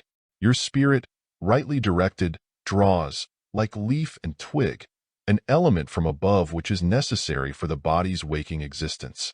The body, as the root, by the help of this finer element, draws from below a sustaining force for the spirit and for your other or spiritual existence. In this manner, in ages long past, did some walk with God, as recorded in the Old Testament, and, as a result, not only were their physical lives prolonged to periods now by many deemed fabulous, as in the cases of Adam, Seth, Canaan, Mahalaleel, Jared, and Methuselah, all of whom lived over 900 years, but some escaped physical death altogether, because that age for some was one of greater spirituality than the ages succeeding. Greater spirituality implies a greater power for the spirit to hold and renew the physical body. In the 6th chapter of Genesis, 3rd verse, we read, "And the Lord said, My spirit shall not always strive with man, for that he also is flesh, yet his days shall be 120 years. Many centuries after this, it was written that man's limit was 70, because man had fallen away still further from communion with the supreme power. In other words, man relied more and more on material helps and less on spiritual. This cut his physical life short. It gave the spirit of infinite good less and less opportunity to strive with man, or, in other words, act on him, spiritualize him, and place him above all harm and pain from physical causes. Of Enoch we read in Genesis, 4th chapter, 23rd and 24th verses, "All the days of Enoch were 365 years. And Enoch walked with God, and he was not, for God took him." Enoch's was a relatively perfect life. His spirit had so far dominated the physical as to cause a dematerialization of his physical body, so that it vanished from the physical eyes about him, in the same manner as did a few others mentioned in the biblical records. As the spiritualization of our race increases, and it will increase, such dematerializations will take the place of the death of the physical body. If you suffer from sleeplessness, it will be a help to you to say to yourself early in the day, "I am going to sleep tonight. I must sleep. I demand of the supreme power help to sleep." Then you are making the spiritual conditions during the physical life of that day to draw to you elements of rest at night. When so you set your mind early in the day, you have the day's rising tide of spiritual force to assist you. For all things in nature and the natural and healthy order of life are stronger when the earth is turning toward the sun than when it is turning away from it. Try this from day to day. Do not be discouraged if at first it does not succeed.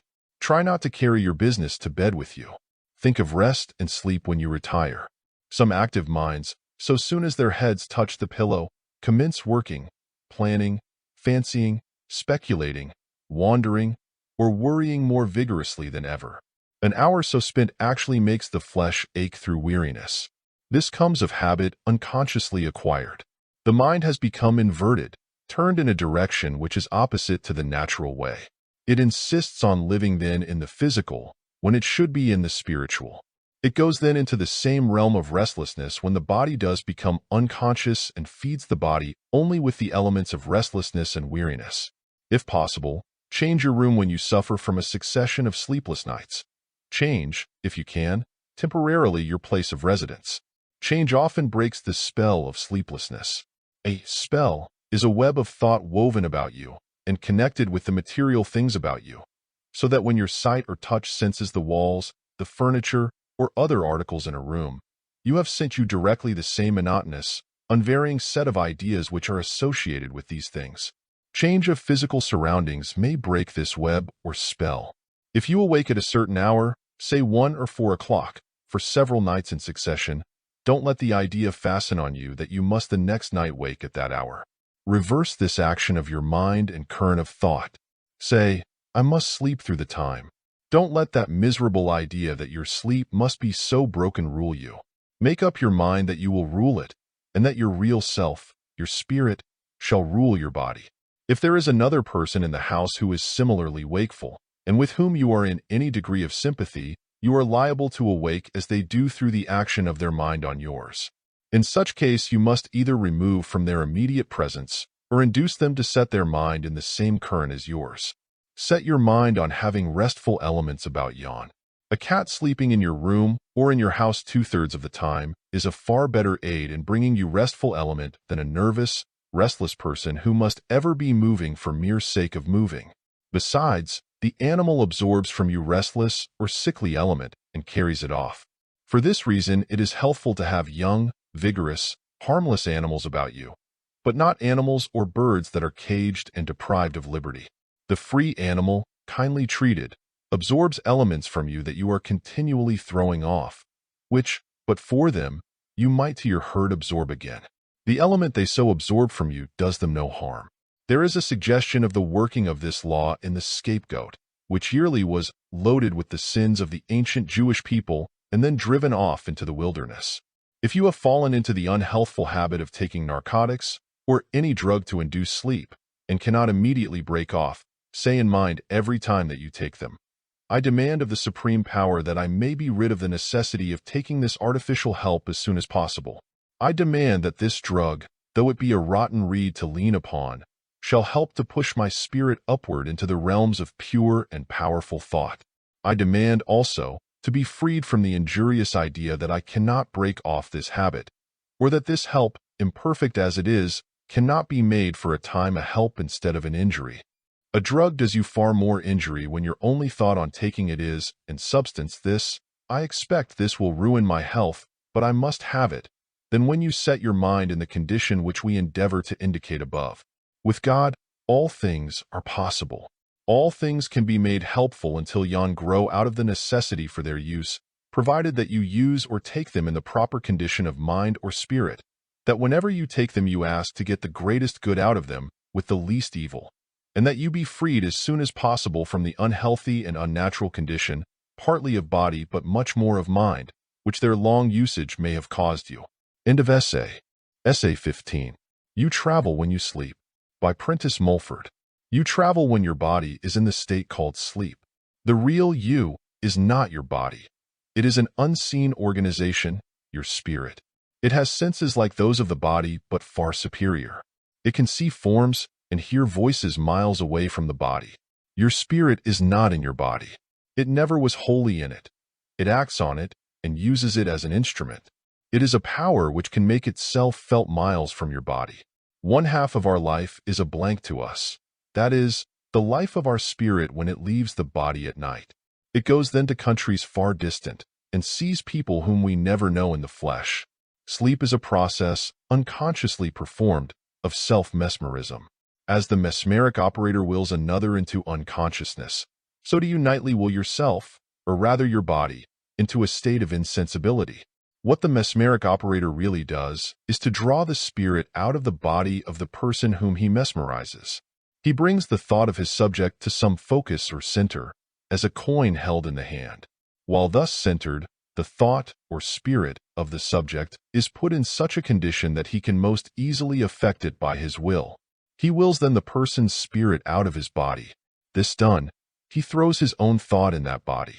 It is then as a house left open by its owner. The mesmerizer takes possession of that body by the power of his own thought.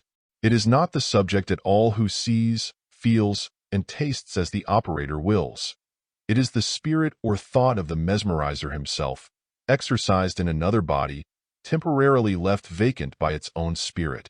Thought is a substance as much as air or any other unseen element of which chemistry makes us aware.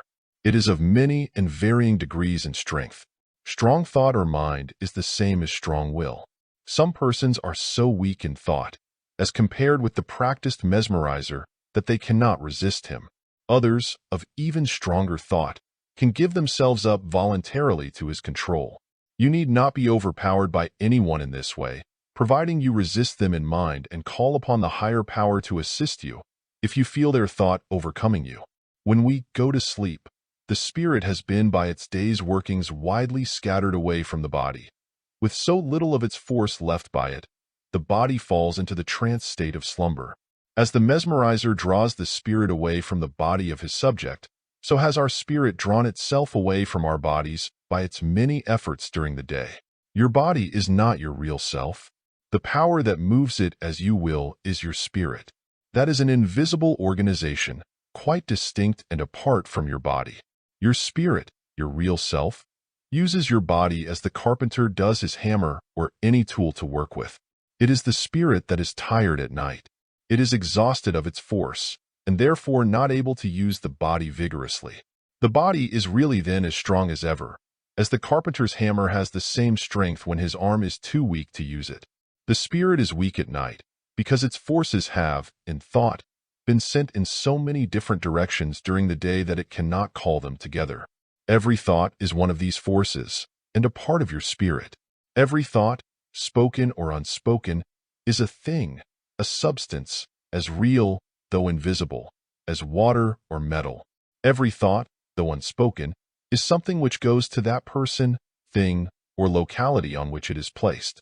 Your spirit, then, has during the day been so sent in 1,000, perhaps 10,000 different directions. When you think, you work. Every thought represents an outlay of force.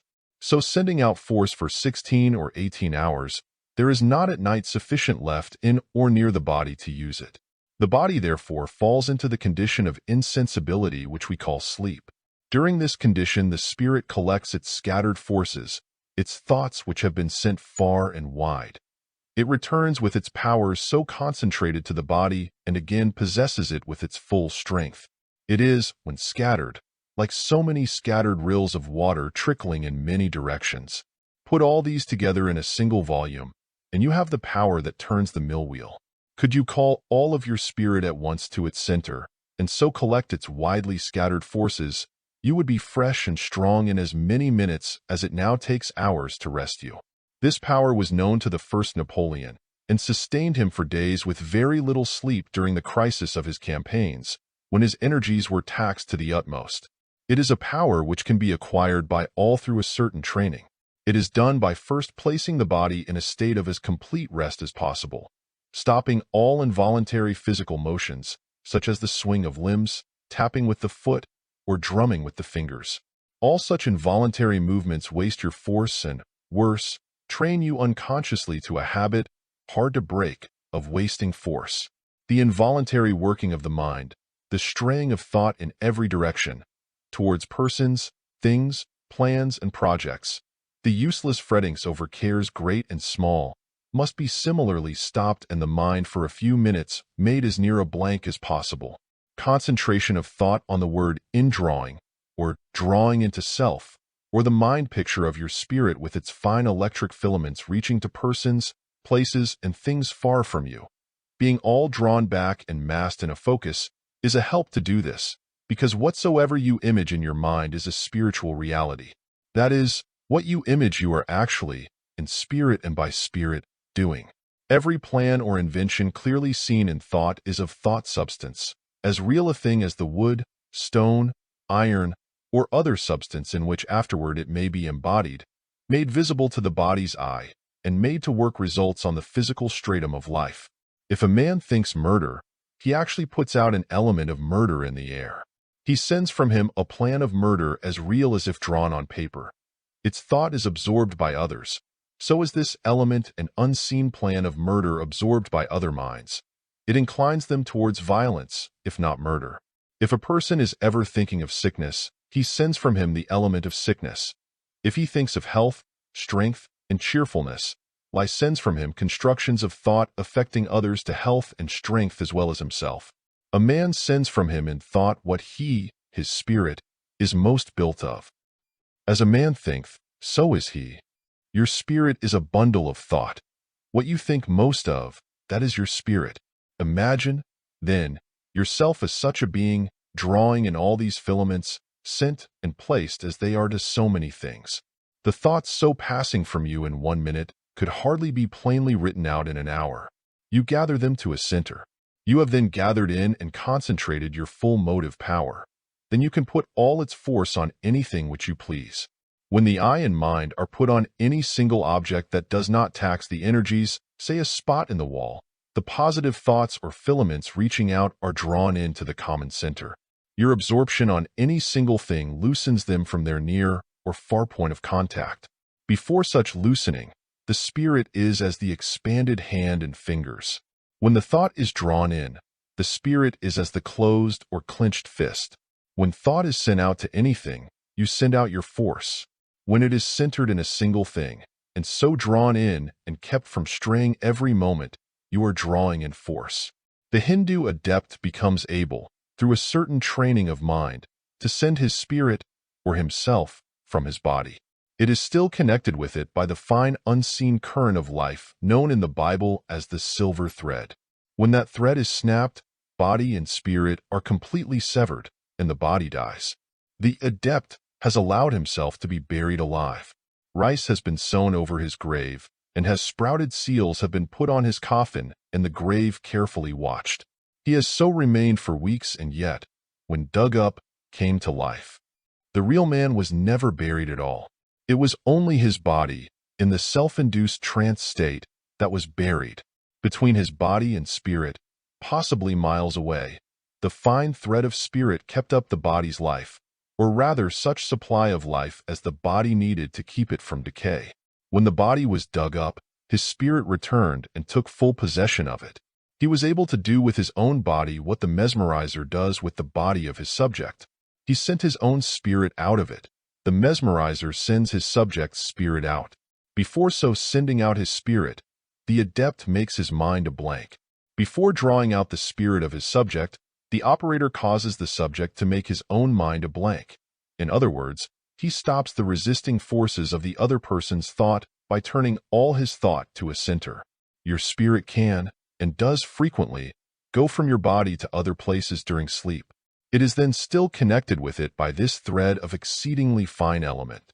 This can be drawn out to a great distance. It is as an expanding or contracting electric wire connecting your spirit with the instrument which it operates, your body. This power of the spirit, so to leave the body, accounts for the phenomenon of persons being seen in two places far distant at the same time.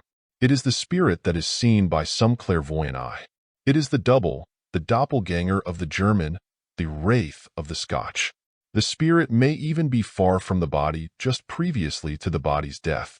It is only the feeble supply of life, sent it through the connecting thread, which causes the involuntary throes, so-called, of dissolution. These are not as painful as they seem. The real self, the spirit, even then may be unaware of the deathbed scene. It may go to some person, possibly at a distance, to whom it is much attracted, and thereby is solved the mystery of the apparitions seen by distant friends of persons whose deaths at or about the time of such appearances were not heard of until months after. Sometimes people, during periods of sickness, fall unconsciously into a state where the spirit leaves the body, without snapping the threads of life. The body's trance has then been mistaken for its real death, and it, the body, has been buried alive. The spirit has been compelled to return to its body in the coffin. The thread could only be severed after such return. Your real being is ever sending out, with each thought, a fine electric ray or filament, representing so much of your life, your force, your vitality, and reaching to the object, place, or person to which such thought is sent, be it 6 feet or thousands of miles from your body. Your thought is your real strength. When you lift a weight, you put your thought on the muscle that lifts. The heavier the weight, the more of your thought do you put on it. If, in so lifting, a part of your thought is turned in some other direction, if someone talks to you, if something frightens or annoys you, a part of your strength or thought leaves you. It goes to whatever has taken away a part of your attention from lifting. It is mind, thought, spirit that use the muscle to lift, as we use a rope to pull up a weight. There is no lifting or working without intelligence. Intelligence, thought, mind, and spirit mean about the same thing. It does not matter, in order to give strength, whether the spirit, when once called together, be near the body or at a distance from it, so that it brings its forces, its thoughts, together, be it far from its body or near it, it is strong. And when it again takes possession of your body and wakes it up, it is able to use the body with its full strength. But the spirit may remain scattered all night. It may never be able to bring its forces together at any time. It may be living, as many now are, with its thought always in advance of the act which it is now doing or trying to do. It is walking the body and sending out its force, its thought, to the place it hurries to. It is riding with the body and thinking of something else. When it frets, it sends out force to the thing fretted about. These states of mind, acts of thought, and useless waste of force become at last so confirmed in habit that the spirit may lose all power of bringing all its strength together. In this state, it gathers no strength by night or day.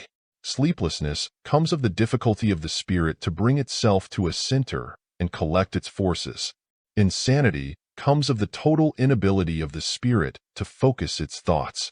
The permanent cure for sleeplessness must commence in the daytime. You must drill your mind to put its whole thought on the act which you are now doing. If you tie your shoe, think shoe and nothing else. Then you bring yourself to a center and collect your forces. If you tie your shoe and think of what you are going to buy the next hour, you are sending needlessly half of your force from yourself. You are in reality trying to do two things at once. You do neither well. You are scattering your spirit on as many things as you think of while tying the shoe. You are cultivating the bad habit of scattering your force until such habit becomes involuntary. You are making it more and more difficult for your spirit to collect itself together. By so doing, you make it more difficult for the spirit to return with strength to its body in the morning, or to leave it at night. You can get no healthy sleep at night unless your spirit does withdraw from its body. Sleeplessness means simply that your spirit cannot leave its body. If you fall into the dangerous habit of fretting, your spirit may fret as much on going from its body at night as when using it in the daytime. Or, if you are of a quarrelsome disposition, it may be quarreling, fighting, and hating all night, and so return to its body without any strength to use it, because all quarreling, if only in thought, is constantly using up force. It is for this very reason dangerous and unhealthy to let the sun go down on your wrath. That is, to have in mind, just before the body's eyes close in sleep, the recollection of the persons whom you dislike, and be then engaged in sending hating thought to them. The spirit will keep up the process after it leaves the body. To hate is simply to expend force in tearing yourself, your spirit, to pieces. Hate is a destructive force. Goodwill to all is constructive. It builds you up stronger and stronger. Hate tears you down. Goodwill to all draws to you healthy and constructive elements from all with whom you come in contact. Could you see the actual elements as they flow from them to you, in their liking for you, you would see them as fine rills of life feeding yours. Could you see the contrary elements of hatred which you may excite in others, you would see them flowing toward you as dark rays or rills of dangerous, poisonous substance. If you send out to it its like, the thought of hatred, you only add to the unhealthy force and power of that element, because these two opposed and dangerous elements meet and mingle, act and react on those who sent them, ever calling on each to send fresh supply of force to keep up the war, until both are exhausted. Self-interest should prompt people to hate no one. It weakens the body and causes disease.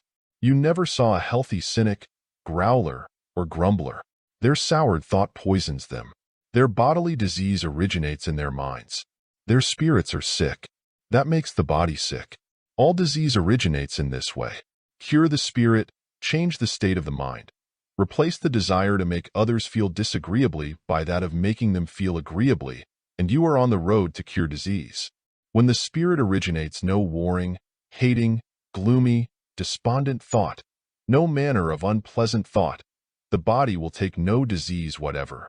You can only oppose successfully the hatred or evil thought of others by throwing out toward it the thought of goodwill. Goodwill as a thought element is more powerful than the thought of hate. It can turn it aside. The shafts of malice, even in thought, are real things. They can and do hurt people on whom they are directed and make them sick. The Christ precept, "Do good to them that hate you," is based on a scientific law. It means that thoughts are things, and that the thought of good can always overpower that of evil. The term power is here used in as literal a sense as in speaking of the force that lifts a table or chair. The fact that all thought, all emotion, all of what is called sentiment or qualities such as mercy, patience, love, etc., are elements as real as any we see, is the cornerstone in the scientific basis of religion. What you call dreams are realities. Your spirit away from your body at night goes to and sees persons and places. To some of these you may have never gone with your body.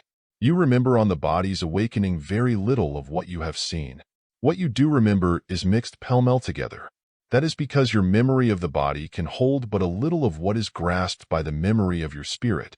You have two memories, one trained and adapted to the life of your body, the other of your spirit.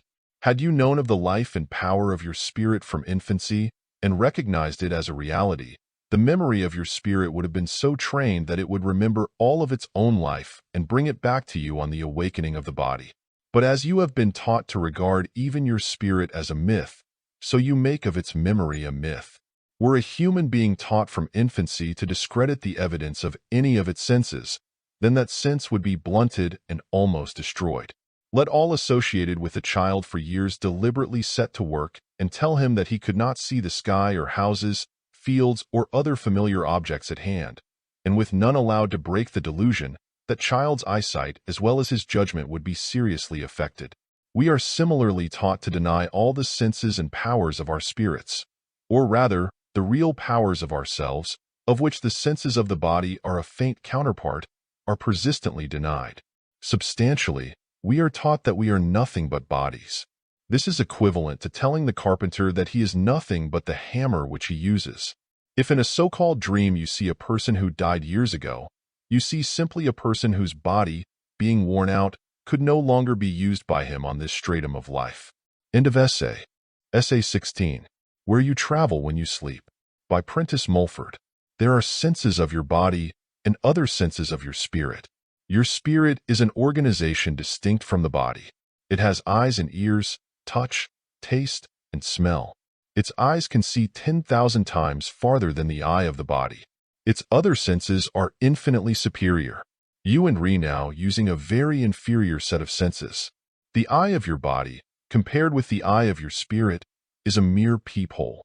The senses of the body are relatively coarse as compared with those of the spirit. They are for use in a relatively coarser stratum of life. You are better off in a coal mine with a coarse miner's suit than with one of silk or velvet. Your body, with its coarser sense, is for use in this, the coarser, level of life. Yet it may be for you a possibility to slip off this suit, the body, and go with your spirit, leaving for a time the coarse suit behind, to a higher and finer order of life. You have now a clairvoyant eye and a clairaudient ear. But these are not opened. The clairvoyant eye is closed, like those of some animals, in very early infancy. In a few persons, it is opened prematurely and in advance of the other spiritual senses. This is a premature ripening. The clairvoyant eye is the spiritual eye. It is an eye put out at the end of a thought. Send your thought to London and, if clairvoyant, you send that eye with it. A clairaudient ear is an ear sent with a thought. Clairvoyance and clairaudience are not special gifts for particular people. They belong to all, and are in the germ in all. Your spiritual senses have been so crippled from birth, through lack of exercise, that they are not in working condition. When you leave your body at night, you are as a person in a dazed or bewildered state. You see without seeing. You hear without hearing. You are as one stunned by a sudden shock or blow. True, the spiritual eye may see, but it leaves no distinct memory of what it sees. You may in such state have a remembrance of a crowd of faces about you, but that is all. In a condition somewhat resembling this does your spirit roam about on slipping away from its body. You are as an infant just let out of doors. You go where a vague whim or fancy carries you. You have left the physical senses of sight, hearing, and touch in the body. You have now only a set of totally uneducated senses to guide you. You have been taught all your life to deny the very existence of these senses. To teach a child unbelief, say, in its hearing or eyesight, from its earliest consciousness, will result in injury to its sight. The child educates itself gradually to use the senses of its body correctly. An infant has no idea of distance. It reaches out for things far from it, imagining that they are near enough to be touched. It will walk over a precipice, if left to itself. It learns by painful experience not to touch hot coals or hot iron. It requires years to educate it to a proper use of the physical senses. Your spirit has its own senses, which are not even recognized. They are left year after year without any exercise or training. You do not see in what you call dreams with the physical eye at all, or hear with the physical ear. You see with the spiritual eye. You hear with the spiritual ear. You are literally lost on going to sleep when you go into your spirit life. You then grope about like an infant with its untrained physical senses. What idea of the senses you do have, you estimate entirely by those of your body which you have left behind. You then carry your real self about under the impression that you are still living in the mask which you wear in the daytime, your body, estimating and judging all you see or sense by a set of inferior senses, the physical, which you are not using at all. You are nightly, on passing out of the body, really in a spirit life. Yet you are dead to this fact, because you are using the spiritual senses as you use the physical in the daytime. You are as one using a crutch, when you have two sound legs which need only practice to make you a good walker. Many people who are completely severed from their bodies are in precisely the same condition. You may go mostly when away from the body among these people. You may be attracted to them, because your spirit has, in its uneducated state, been so long in the habit of blindly groping among them. Your spirit has fallen into this habit just as it, when using the body, falls into ruts of habit which are often extremely difficult to break off. You see men daily drifting about without aim or purpose, waiting, hoping for something to turn up to amuse them. A man without aim or purpose in life soon becomes inferior in intellect. Your spiritual self is in the same condition, from a similar cause. It is often surrounded by others out of the body without aim or purpose, who know not what to do with themselves. Fiction has never devised the picture literally realized every night among you. These thousands on thousands of blind beings freed temporarily from their bodies are straying, wandering, groping everywhere. In your houses, your streets, your fields, some near, some far away. They are neither asleep nor awake. They wander, as if in a dream which is not a dream. Sometimes the spiritual eye opens, and they see acquaintance or stranger, seems familiar or unfamiliar. But the recognition is not always a satisfactory one. You have been unconsciously taught not to believe in the reality of what you see in this state.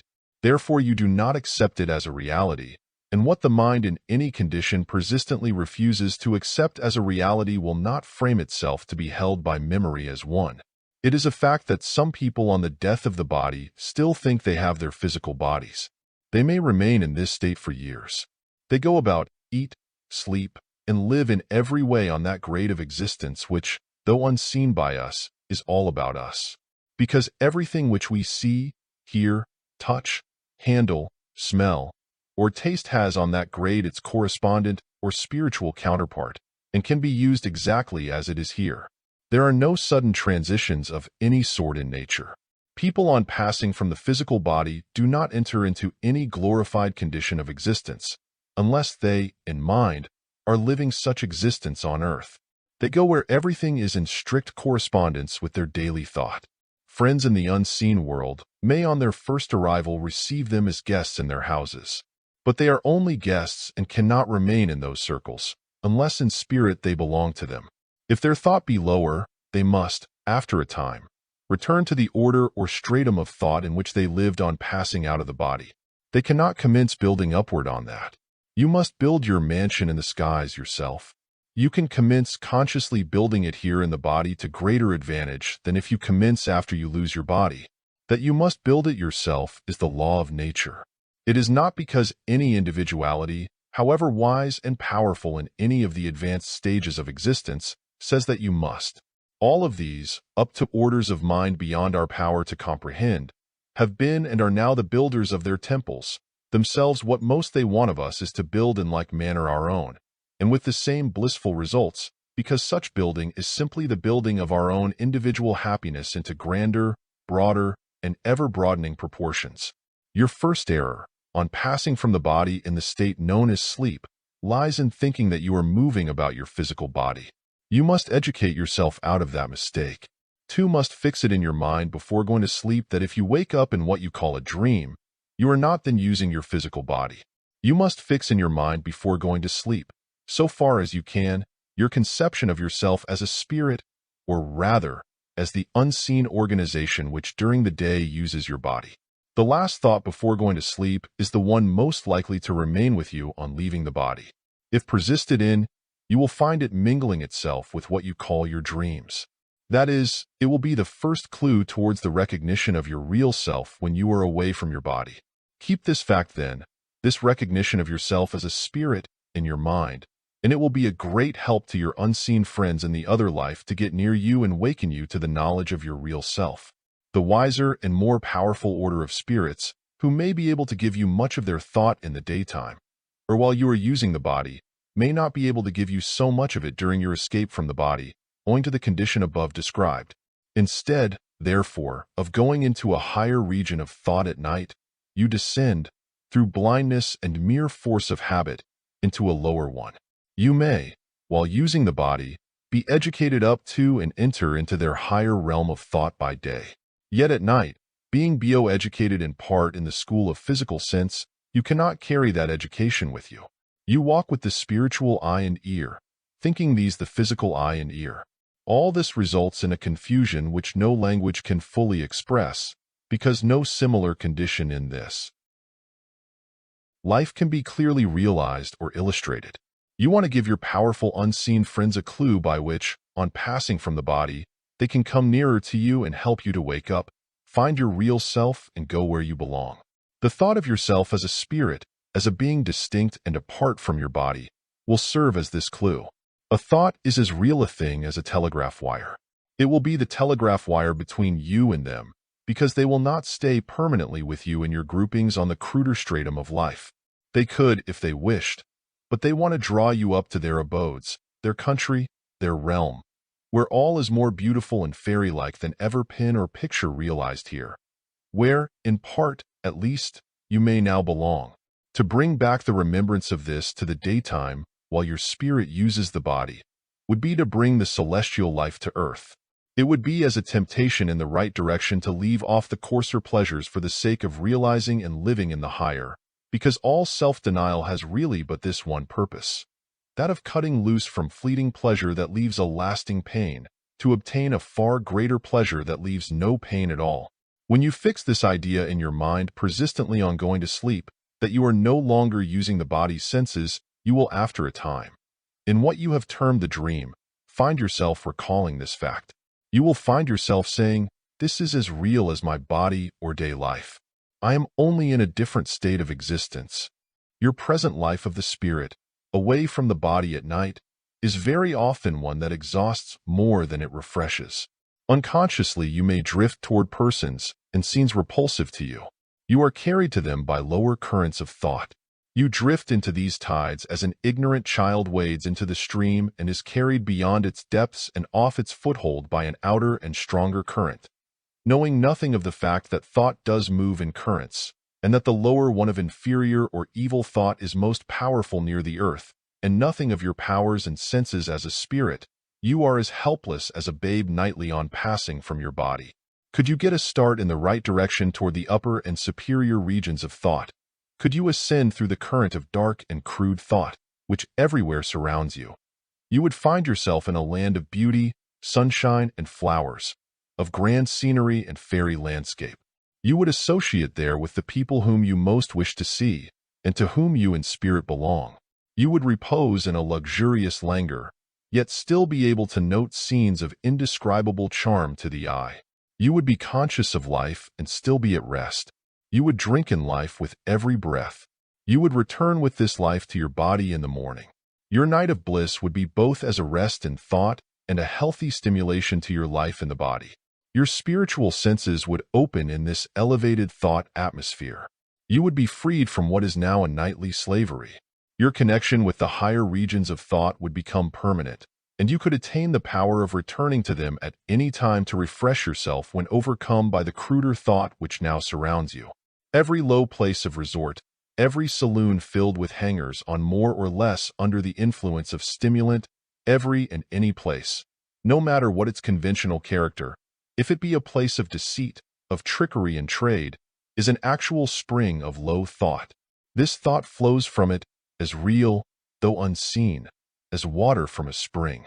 In any great city, all these are as so many thousands of springs of filthy thought element, near together. It is not a live, rapid current. It is more like a slowly moving bed of filthy ooze, in which you are mired and slowly borne along. Every tattling, gossiping, scandal-mongering group of people is an additional spring of such thought. So is every family where disorder, sour looks, cross words, and peevishness or petulance reign. Good society, as well as that called inferior in the social scale, can contribute to this inferior thought current. The purest spirit cannot live in this thought current without being unfavorably affected by it. It requires continual outlay of force to resist it. You become mixed and entangled in it, blinded by its obscurity, weighed down by the burden which it brings. You may have noticed how much of inordinate desire you are freed from on getting in the open country, far beyond the city limits.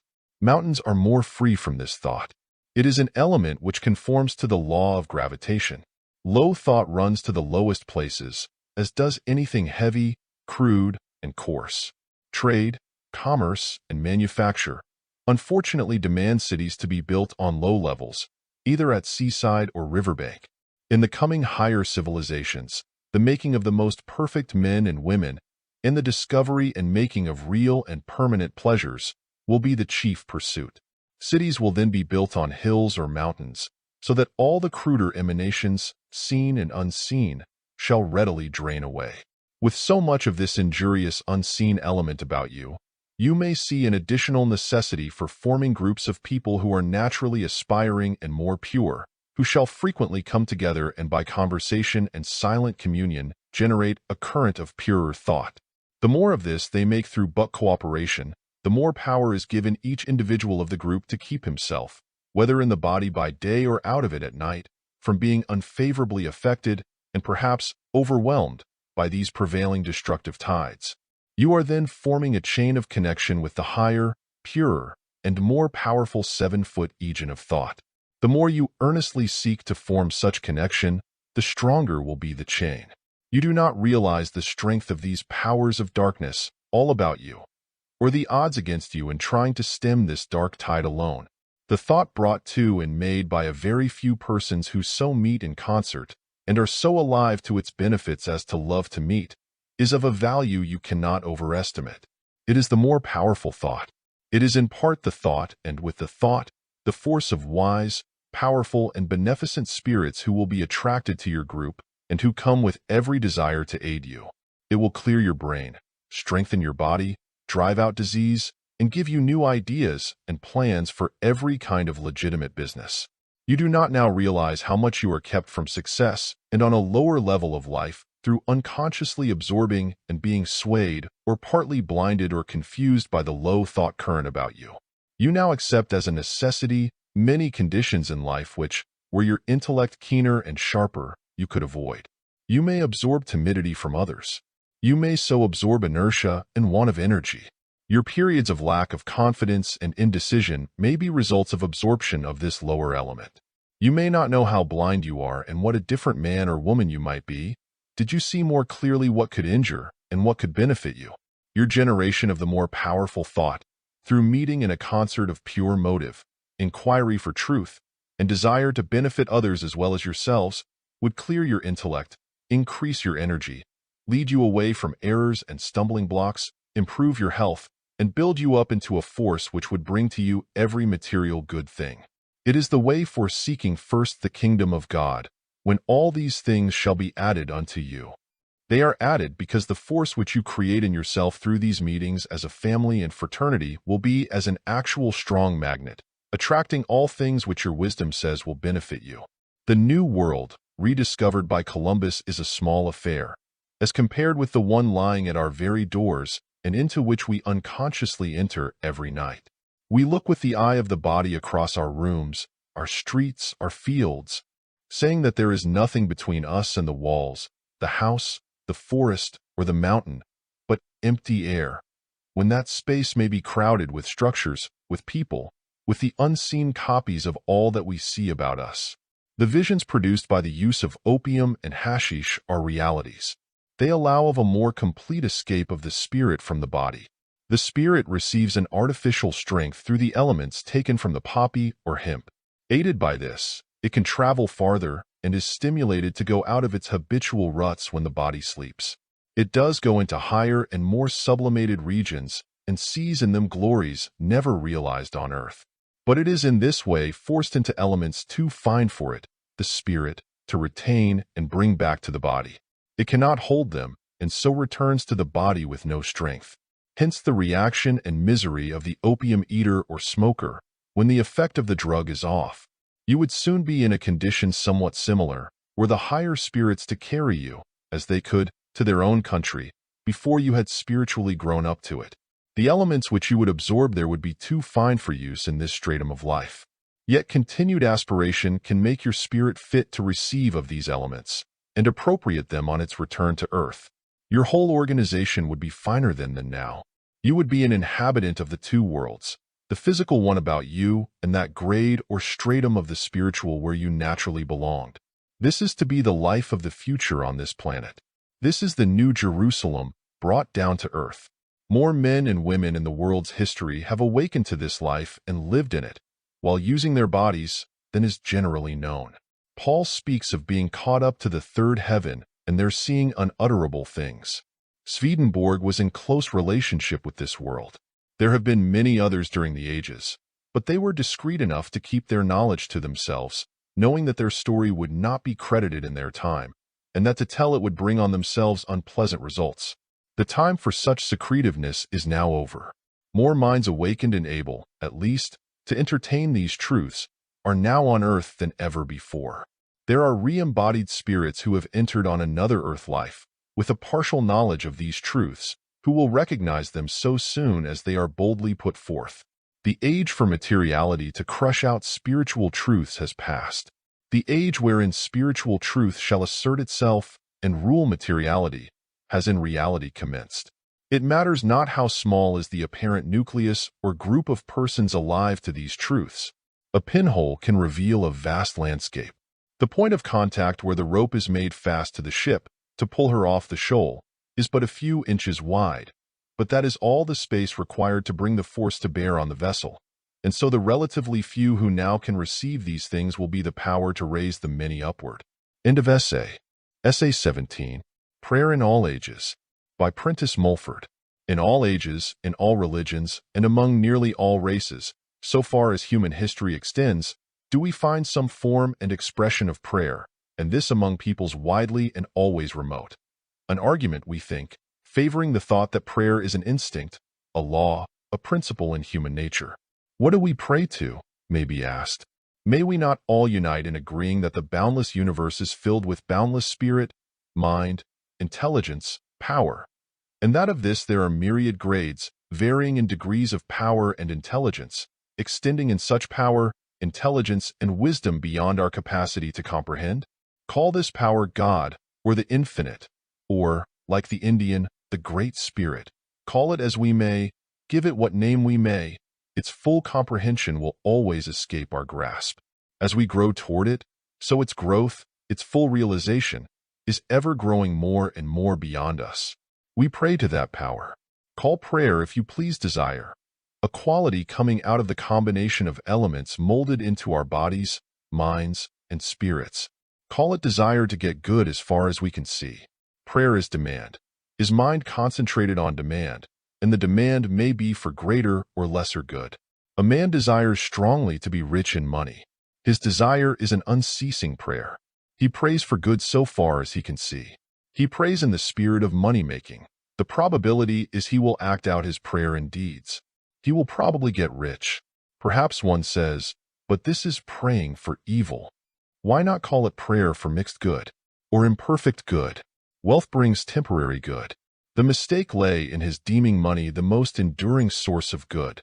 The clearer mind would desire, would pray for qualities instead of gold, would pray for more courage, patience, purity, gentleness, more power to do, more mental vision to see, more capacity to enjoy.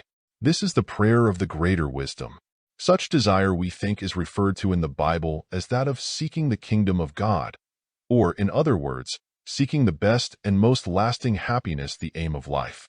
We hold that prayer, desire, is a great law in nature, that it extends from what we call nature's crudest forms up to the highest, and that all desire, if persevered in, brings one at least nearer the thing desired, brings somewhere nearer the ideal, whether that ideal be a low one or a high one. Call then the most useful prayer, the wisest desire or demand. We may be obliged to pray first to know for what we shall pray. That implies the open, the receptive mind, the frame of mind willing to hear, willing to be taught, the mind which unlocks all its doors and windows and throws them wide open to whatever may enter. Prayer we believe to be based on the instinct of desire, of demand, seen in so many forms in all nature. It extends through every phase of life, in plant growth, in animal growth, in what the scientist calls the law of selection, the desire for the best, up to the highest cultivation yet seen of human mind. The desire implanted in the dog's mind, I grant a degree of mind also to the dog, the animal having the qualities of affection, memory, love, hate, fear, courage, all leading features of mind.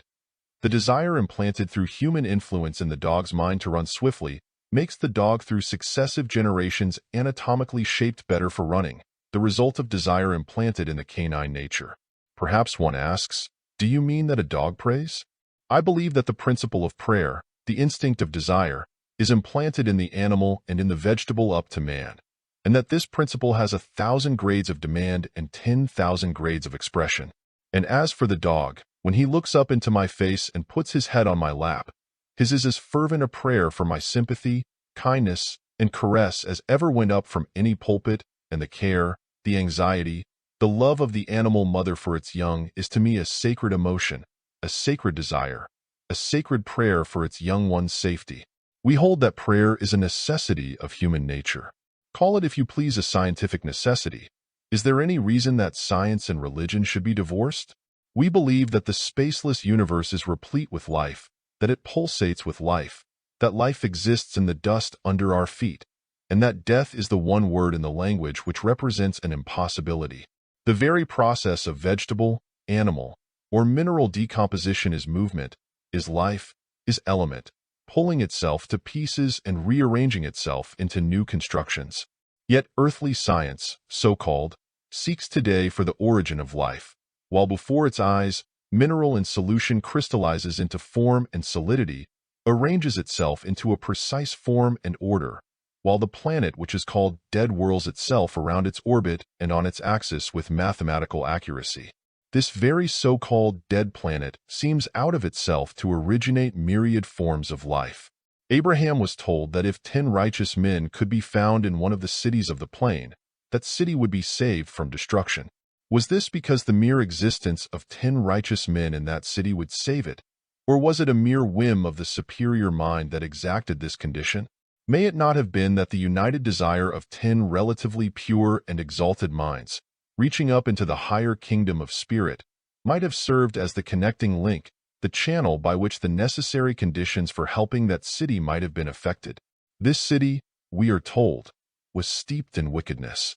Wickedness, low, degraded lives, always involve both mental and physical impurity. The materialist will admit that certain concentrations of physical impurity beget spontaneous combustion.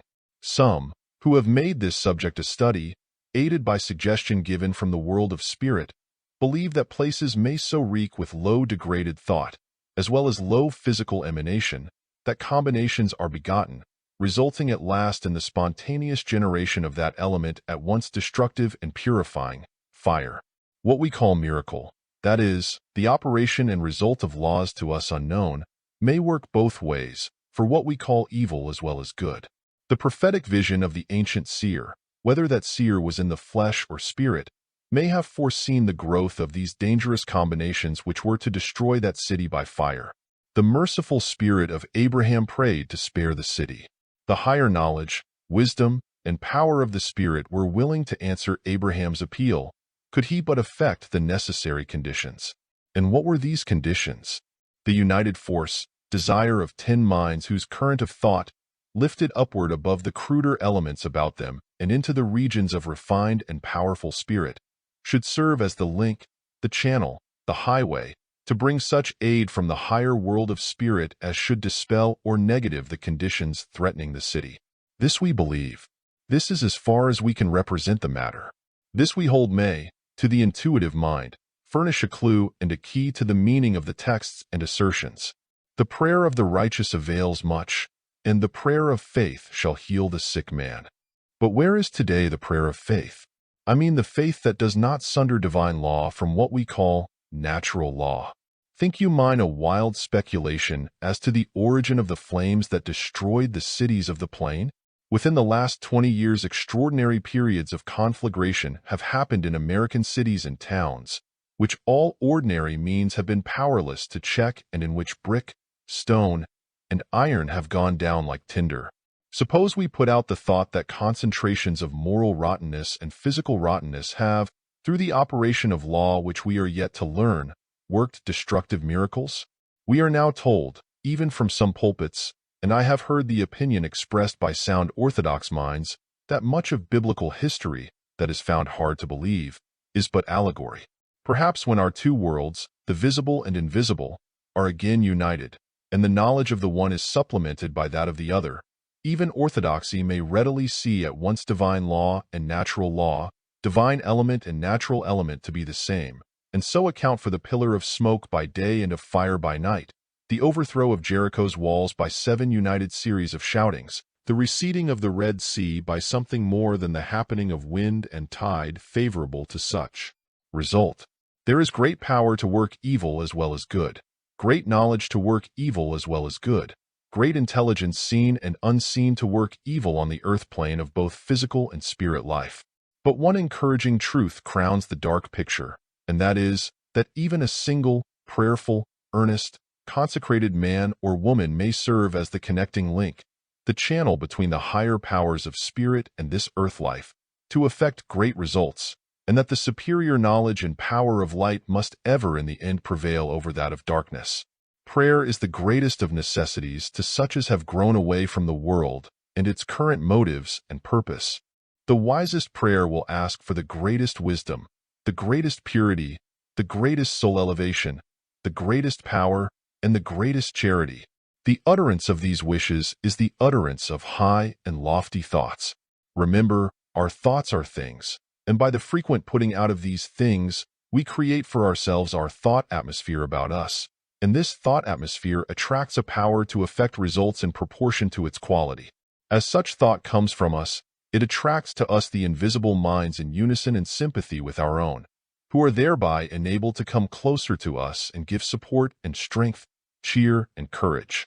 We think that the prayer, demand, desire of the greatest wisdom will always be based on the sentiment, "Thy will be done." A higher wisdom and intelligence than ours sees what is really best for us. It may see that what we pray for would, if attained, prove an injury and a misery rather than a blessing. It may see and deny our wish, hard as this may be temporarily for us. It may give what we cry for if we are importunate, refuse to wait, and rush on with reckless desire for our individual happiness. Or it may withhold for a time but promise, when a fruition is attained, that which may give us the greatest good. It matters little what we term this higher intelligence. Orders of mind exist in the universe far higher in power and wisdom than we can conceive. The mind that lifts itself toward them brings to itself their aid, their guidance, and their help, so far as they feel justified in extending aid and guidance to the individual, whose lesson must also be to depend as much as possible on him or herself. Of this the illustration in its cruder form is here among us. In many things the parent knows best what is good for the child. In proportion to its weakness or helplessness does it restrain the child with authority. But as infancy merges into youth, and youth into maturity, does the wiser parent gradually relax care, knowing that the child must in time do for itself, and that it is doing it an injustice not to give it opportunity to learn to take care of itself. The wisest parent is but a child, and perhaps in the awful and unending immensity of the universe, there is no order of mind but must feel from time to time an inferiority, dependence, and need of guidance from some order of mind above it. The more finely organized we are, and the more sensitive, the more impressionable to all about us of the seen or the unseen, so much the more shall we need this constant uplifting of the thoughts toward the purer, the unselfish, the beautiful, and the sublime. By so doing we create such a thought world about us. All people live in their worlds of thought. The man whose life is devoted only to buying and selling lives, either when alone or in company, in a world of buying and selling thought. The gambler lives, alone or in company, in the excitements of his pursuit, and if not playing with the material cards, often does so with the imaginary ones. This thought atmosphere will serve us as an armor and as the greatest protection against unseen evil. There is not, I think, sufficient estimate or knowledge among us concerning the evil which may be done us by minds out of the physical form. Paul alludes to this in saying, "We war with powers of darkness, minds unseen by us, people, men, women, spirits, strongly moved as ever by appetite and passion, full as ever of hate, envy, jealousy, revenge, or full of pure love of mischief, possibly for some cause our worst enemies, are here all about us, seeking in many ways to do us harm. These are most subtle ways, and the more dangerous from their subtlety. They can vibrate the finest chords of emotion, can play upon our weakness, our vanity, our tendency to envy, to jealousy, to suspicion, to fear, can operate also on our besetting sin as regards any appetite. Give this element opportunity to work on the mind, and it can soon weaken and injure the body. Play yourself daily upon a man or woman's suspicion, envy, jealousy, pride, and mark the result on the physical. Just as a company of children love to tease, annoy, torture one of their own age who has some marked defect, physical or mental, just as in the lower grade of human nature do we see the love of causing fear or fright to one easily frightened, just as in the spirit in which silly and cruel practical jokes are played, just so will the evil unseen about us delight in annoying us, misleading us. If we are very impressionable, if we are easy of approach to spirit thought and influence, we are easy of approach, remember, to evil as well as good, and evil seen and unseen predominates on the earth region of spirit as well as what we term physical life. We hold that our only safety from these dangers, and we hold these as great dangers, lies in prayer, not regular set form of prayer, though that is not to be despised when one feels it to be a help, but the cultivation of the silent prayer, which desires only charitable, tender, merciful sentiment, which asks for ability to shut out all noise and degraded thought, all morbid fancies, all persistent dwelling on that which excites antagonism, dislike, hatred. We hold that such prayer, such desire, or call it the cultivation of such frame of mind, will, if persevered in, at last free us from those agencies for evil who may here beset us, torture us, and covertly instill into our mind all manner of fear, doubt, suspicion, and apprehension, who delight in making us miserable and may, if overmuch listened to, bring about the very disasters which we fear, through the weakening of our intellect and the clouding of our minds. When such evil agencies at last see that they can no longer affect the mind which they have tortured, when through prayer that mind has permanently lifted itself into a world that they care nothing for, and also into a strength and confidence that resists all their effort, they will cease longer to fasten on and harass that mind. Their entertainment is over. When prayer to the highest, and to an ever-ascending highest, prayer for the most enduring good, and good ever becoming greater. When such prayer becomes habitual, involuntary, second nature, it is then that a life may become a never-ending prayer, a joyous prayer, a poem without end of gratitude for joys and goods received. Aspiration, demand, desire, prayer, all are concentrated in the wisest and purest effort, and this effort, not a forced and laborious one, will lift the body above physical ills and the soul above worldly troubles, and still be the very means of making both mind and body fully competent to take hold of all life's business with marked ability. And what then do we pray to? Our Father which art in heaven. Not our Father, a stern, cruel, avenging, personal deity, but our Father, the Great Spirit, the Infinite Spirit, pervading all the eternity of space, whether represented by intelligence organized into individual mind, ministering spirits, or intelligence unorganized in the elements, of which we are a part. God working in us and through us, God in whom we live and move and have our being, still our Father, full of joys and blessings, to be given us when we are prepared to receive them, when we are wise enough to use them rightly. A power so vast, so infinite in resources, so varied in expression, teeming with elements and laws governing elements, sweeping planet around its sun, and farther on sweeping systems of planets around their unknown centers. So minute in exactness, form, and beauty in fashioning the atomic feather of the butterfly's wing. So prodigal of beauty, that every snowflake is fashioned a symmetrical crystal, so awful, so incomprehensible, without beginning, without ending, so that feeble mind staggers at the attempt to carry such weight of comprehension. Can we then vaguely, realizing all this, take such name on our lips without reverence? Should it not be hallowed? It is to that power that all life, all element in unending space, consciously or unconsciously prays. Prayer has been misused, miscomprehended, and perverted. Word brings with it a cluster of associations born of ignorance. It is redolent to some of cant, to others of bigotry or superstition. We hold that prayer is a quality born in us, a belonging of our natures and beings, just as much as to a mineral belongs the power of rearranging itself in certain crystallized forms, just as much as to the plant belongs the desire to grow toward the light and away from darkness. We should remember that prayer, which has for its sole aim the attainment or possession of any object, with no other regard for self or others save that object, may not bring the highest result or the happiest result.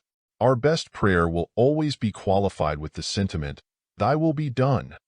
The more the spirit of prayer, the spirit of desire, of demand for the higher and purer, are cultivated, the nearer they bring us to the higher and happier unseen world.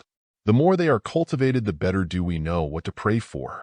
The more the mind is led into the habit of so dwelling in the highest and purest thought, the less mechanical, in a sense, does the effort for prayer become.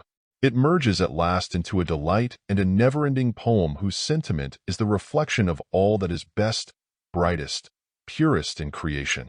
Thy kingdom come, the kingdom of new and newer and ever-increasing joys and glories, the kingdom of justice, the kingdom of higher joyous life, ever being kindled and stimulated into more joyous life, the kingdom of ever-coming new revelations, new Bibles, new laws. End of essay. Essay 18. The Church of Silent Demand, by Prentice Mulford. There will be built in time an edifice partaking of the nature of a church, where all persons, of whatever condition, age, nationality, or creed, may come to lay their needs before the great supreme power, and demand of that power help to supply those needs. It should be a church without sect or creed. It should be open every day during the week and every evening until a reasonable hour. It should be attended to materially and kept free from disturbance or disrespectful intrusion by some person or persons who are in sympathy with this order of thought, who would accept the office as a sacred and loving trust, and for which they should receive proper compensation. It should be a place of silence for the purpose of silent demand or prayer. All who enter it for any purpose should be asked to refrain from loud talking or irreverent whispering. All who enter it should be counseled not to bring with them any frivolous mind or thought. It should be a place of earnest demand for permanent good, yet not a place of gloom or sadness. A church should be held as a sanctuary for the concentration of the strongest thought power.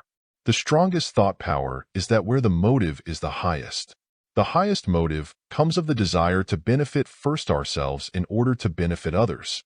You must have power yourself before you can help others. You can get such power by unceasing silent demand of the supreme power of which you are a part. You may get it the quicker through an occasional resort to a place like this chapel, which will be devoted wholly to silent demand or prayer to the supreme power.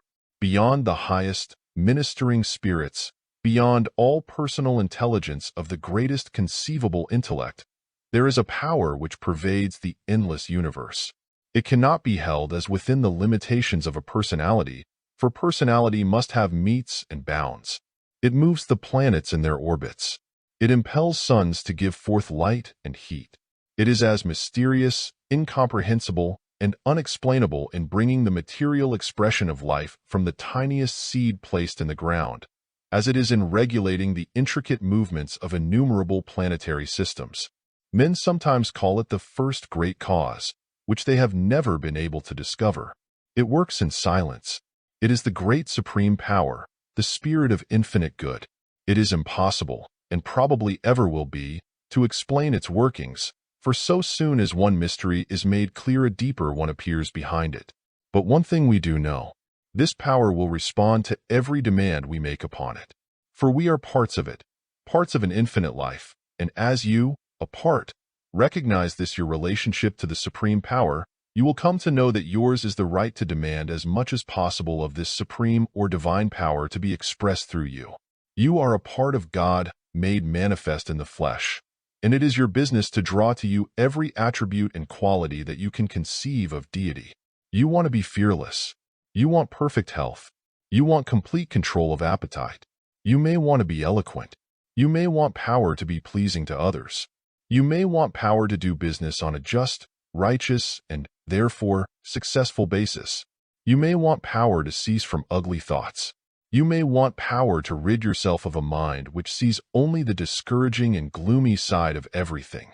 You need many other qualities of character, and to gain, improve, and increase these you have but to ask persistently of the supreme power, and it shall be given you, to knock imperiously at its door, and it shall be opened unto you in time.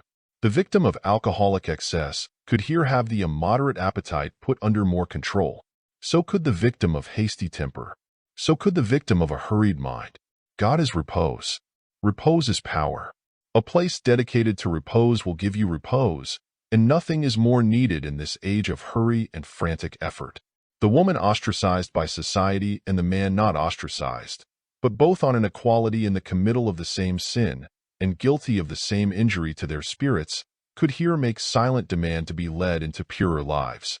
Everyone who enters the chapel dedicated to this power should carry this thought with them and leave it there. I demand of the supreme power good for myself. I demand of it greater health of body. I demand more clearness of mind. I demand power to rid myself of hatred, envy, jealousy, and ill will toward others, for I know that such thoughts or forces hurt me. I demand wisdom so that ways and means may come to me to get health of body, clearness of mind, and freedom from the bondage of evil thought toward others. Lastly, I wish to leave here a thought which may benefit others who come here. If they are in physical pain, let it cease. If they are weak and lame or sick, or in any way afflicted, I demand that I draw from the highest and leave here my quota of power to help them and cure them. If any come here in trouble of mind, let me leave my little to relieve that, for I know that if I leave here some force so to help others, that force will come back to me tenfold in time. It is as bread which I cast upon the waters to return after many days. If all who enter or use a room unite in putting out the same kind of thought while there, they charge or fill that room with that order of thought. If it is the thought of power and help, it will leave in that room the spirit and force of power and help. If hundreds or thousands come in such spirit to that place or church, each will leave his or her quota of power and help there. The result will be the storing and constant accumulation of an immense force for good in that chapel, presuming it to be never used for other purposes, and that lower, worldly, sordid, and selfish thought be kept out of it. The force so left will assist greatly in healing those sick in body who come and demand in faith. It will strengthen the weak spirit. It will give comfort and cheer to those in affliction. 5 minutes spent in this chapel of silent demand may do you great good. Some of our churches are today unconsciously desecrated. People enter, bringing all their worldly thought with them. They may not have, on entering, a silent wish that such thought be left behind. They whisper to each other fragments of social and worldly matters. They look over the congregation with the mind of curiosity or the mind centered on the apparel and ornamentation of others. Long conversations sometimes occur before service near the doors. After service, there is sometimes lingering in the body of the church and light conversation on subjects entirely foreign to the nature and real use of that place. There is too often no reverence whatever for the church when service is not being held. If called there on any business or service, people are allowed to talk and act as they would in the street or corner grocery. Fairs, concerts, exhibitions, and other public performances are sometimes held in the body of the church. All this leaves its order of thought in the church. There is not always an effort to bring a mood into the church appropriate to a place where the ruling thought should be that of a serious, earnest demand to draw nigh and be connected in thought with the supreme power of infinite good, eternal and incomprehensible, which, knowing neither time nor space, rules the eternity of the universe. We can draw to us more and more of this power, become more and more a part of it, and be one with the spirit of infinite good. We need in the church, more than in any other place, to feel the majesty, dignity, and sublimity of the supreme power as a spirit brooding over that place. Then we should go forth literally bathed, refreshed, and strengthened in spirit, and when out of the sacred portals, laugh and sing, be filled with mirth and cheerfulness, and enjoy all that life gives for enjoyment.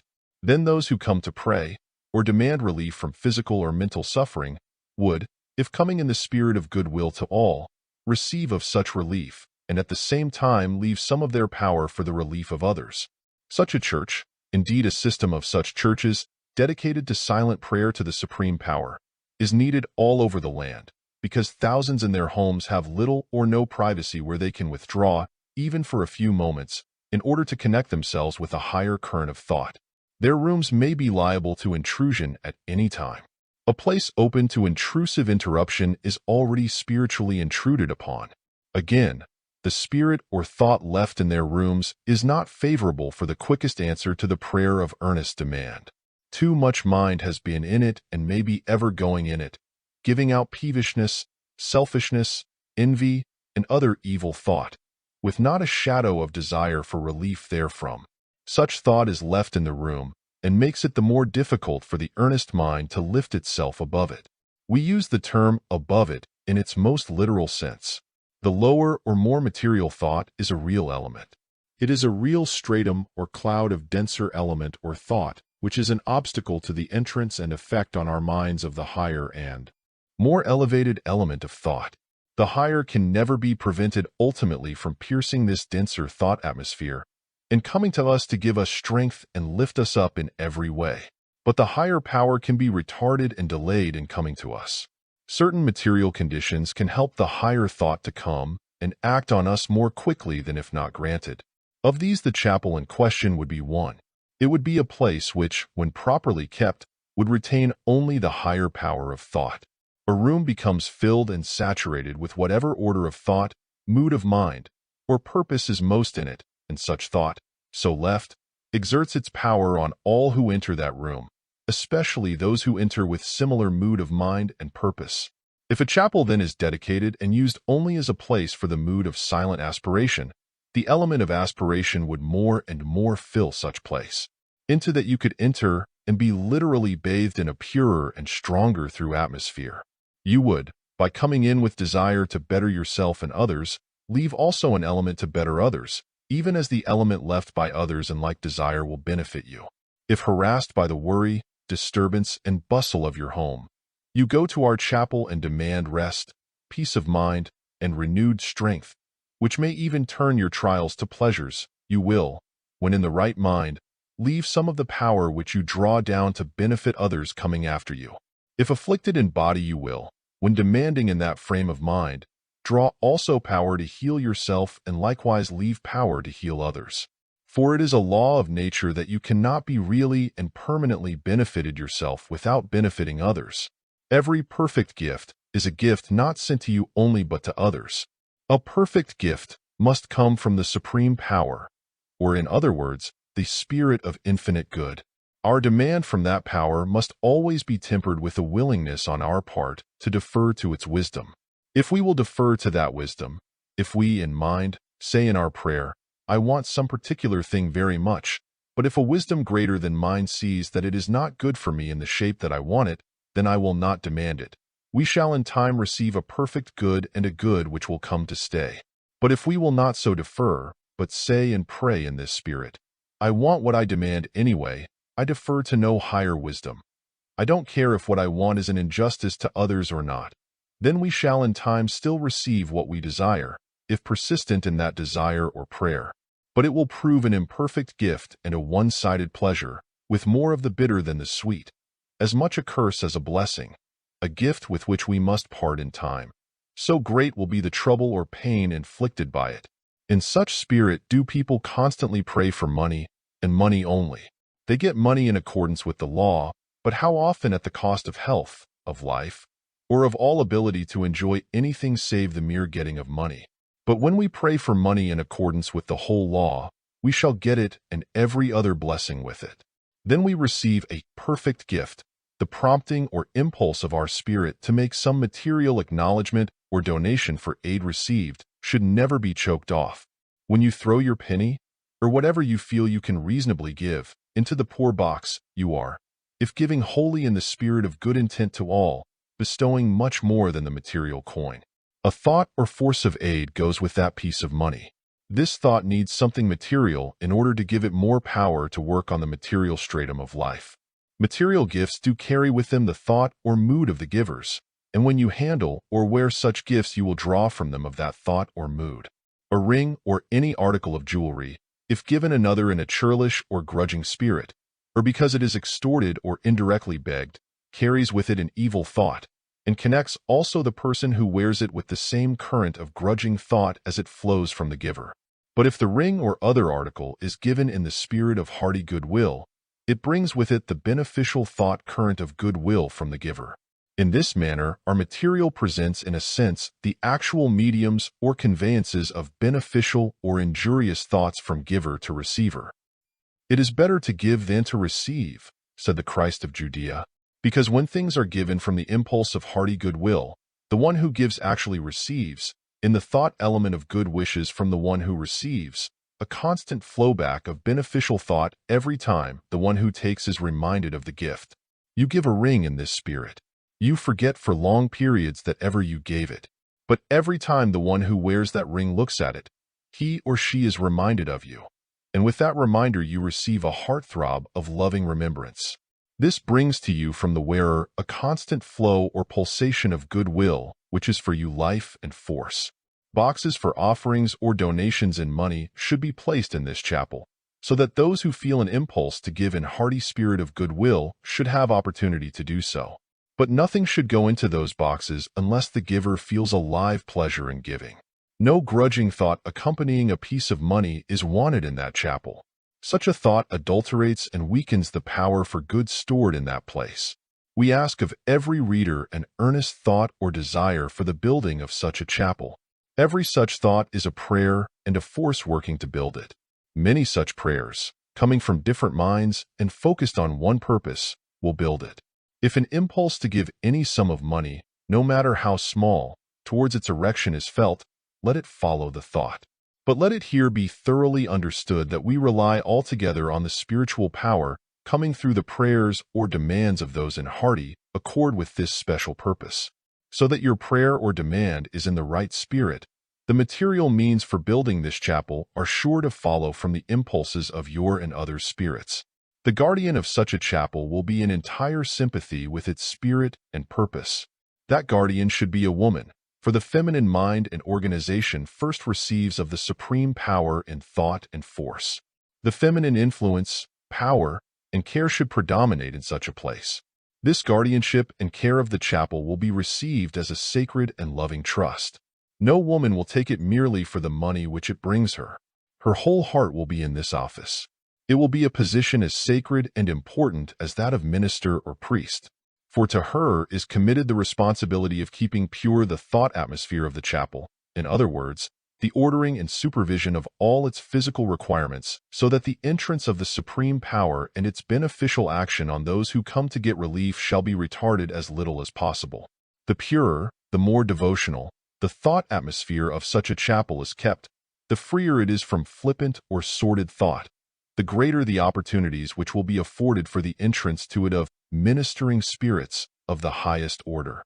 You can create a thought atmosphere which will serve as a literal channel to a room or chapel for powerful and benevolent mind, unseen of the physical eye, to enter. On the contrary, if your thought and the thought of others in any room or place is entirely of a vulgar, ugly, dishonest, or low character, there is created thereby a literal means of communication to you and that place for the same class of evil mind. It may be 2, 5, 7, or more years before such chapel be built. It may be sooner. Like everything else, it must be built spiritually before it is physically. Railroads, ships, houses, all of man's physical accomplishments are built first in mind ere they appear in wood, stone, or iron. The chapel of silent demand is here built, spiritually, in this book. Its material correspondence in wood and stone will follow more or less quickly, according to the degree of faith and live belief of this age and generation in the actual reality of the supreme power, and the greater good which would come of a working, living faith in this grand reality. If the city of New York is the best place for the first chapel of silent demand to be built, it will be in New York. If some other city holds more of the live and working faith in these truths, it will be built in that city. The building need not be very large nor costly.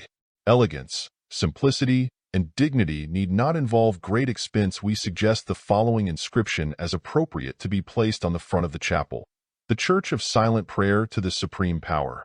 And the following, placed so as to be clearly read within the chapel: demand first wisdom so as to know what to ask for. Ask, and you shall receive.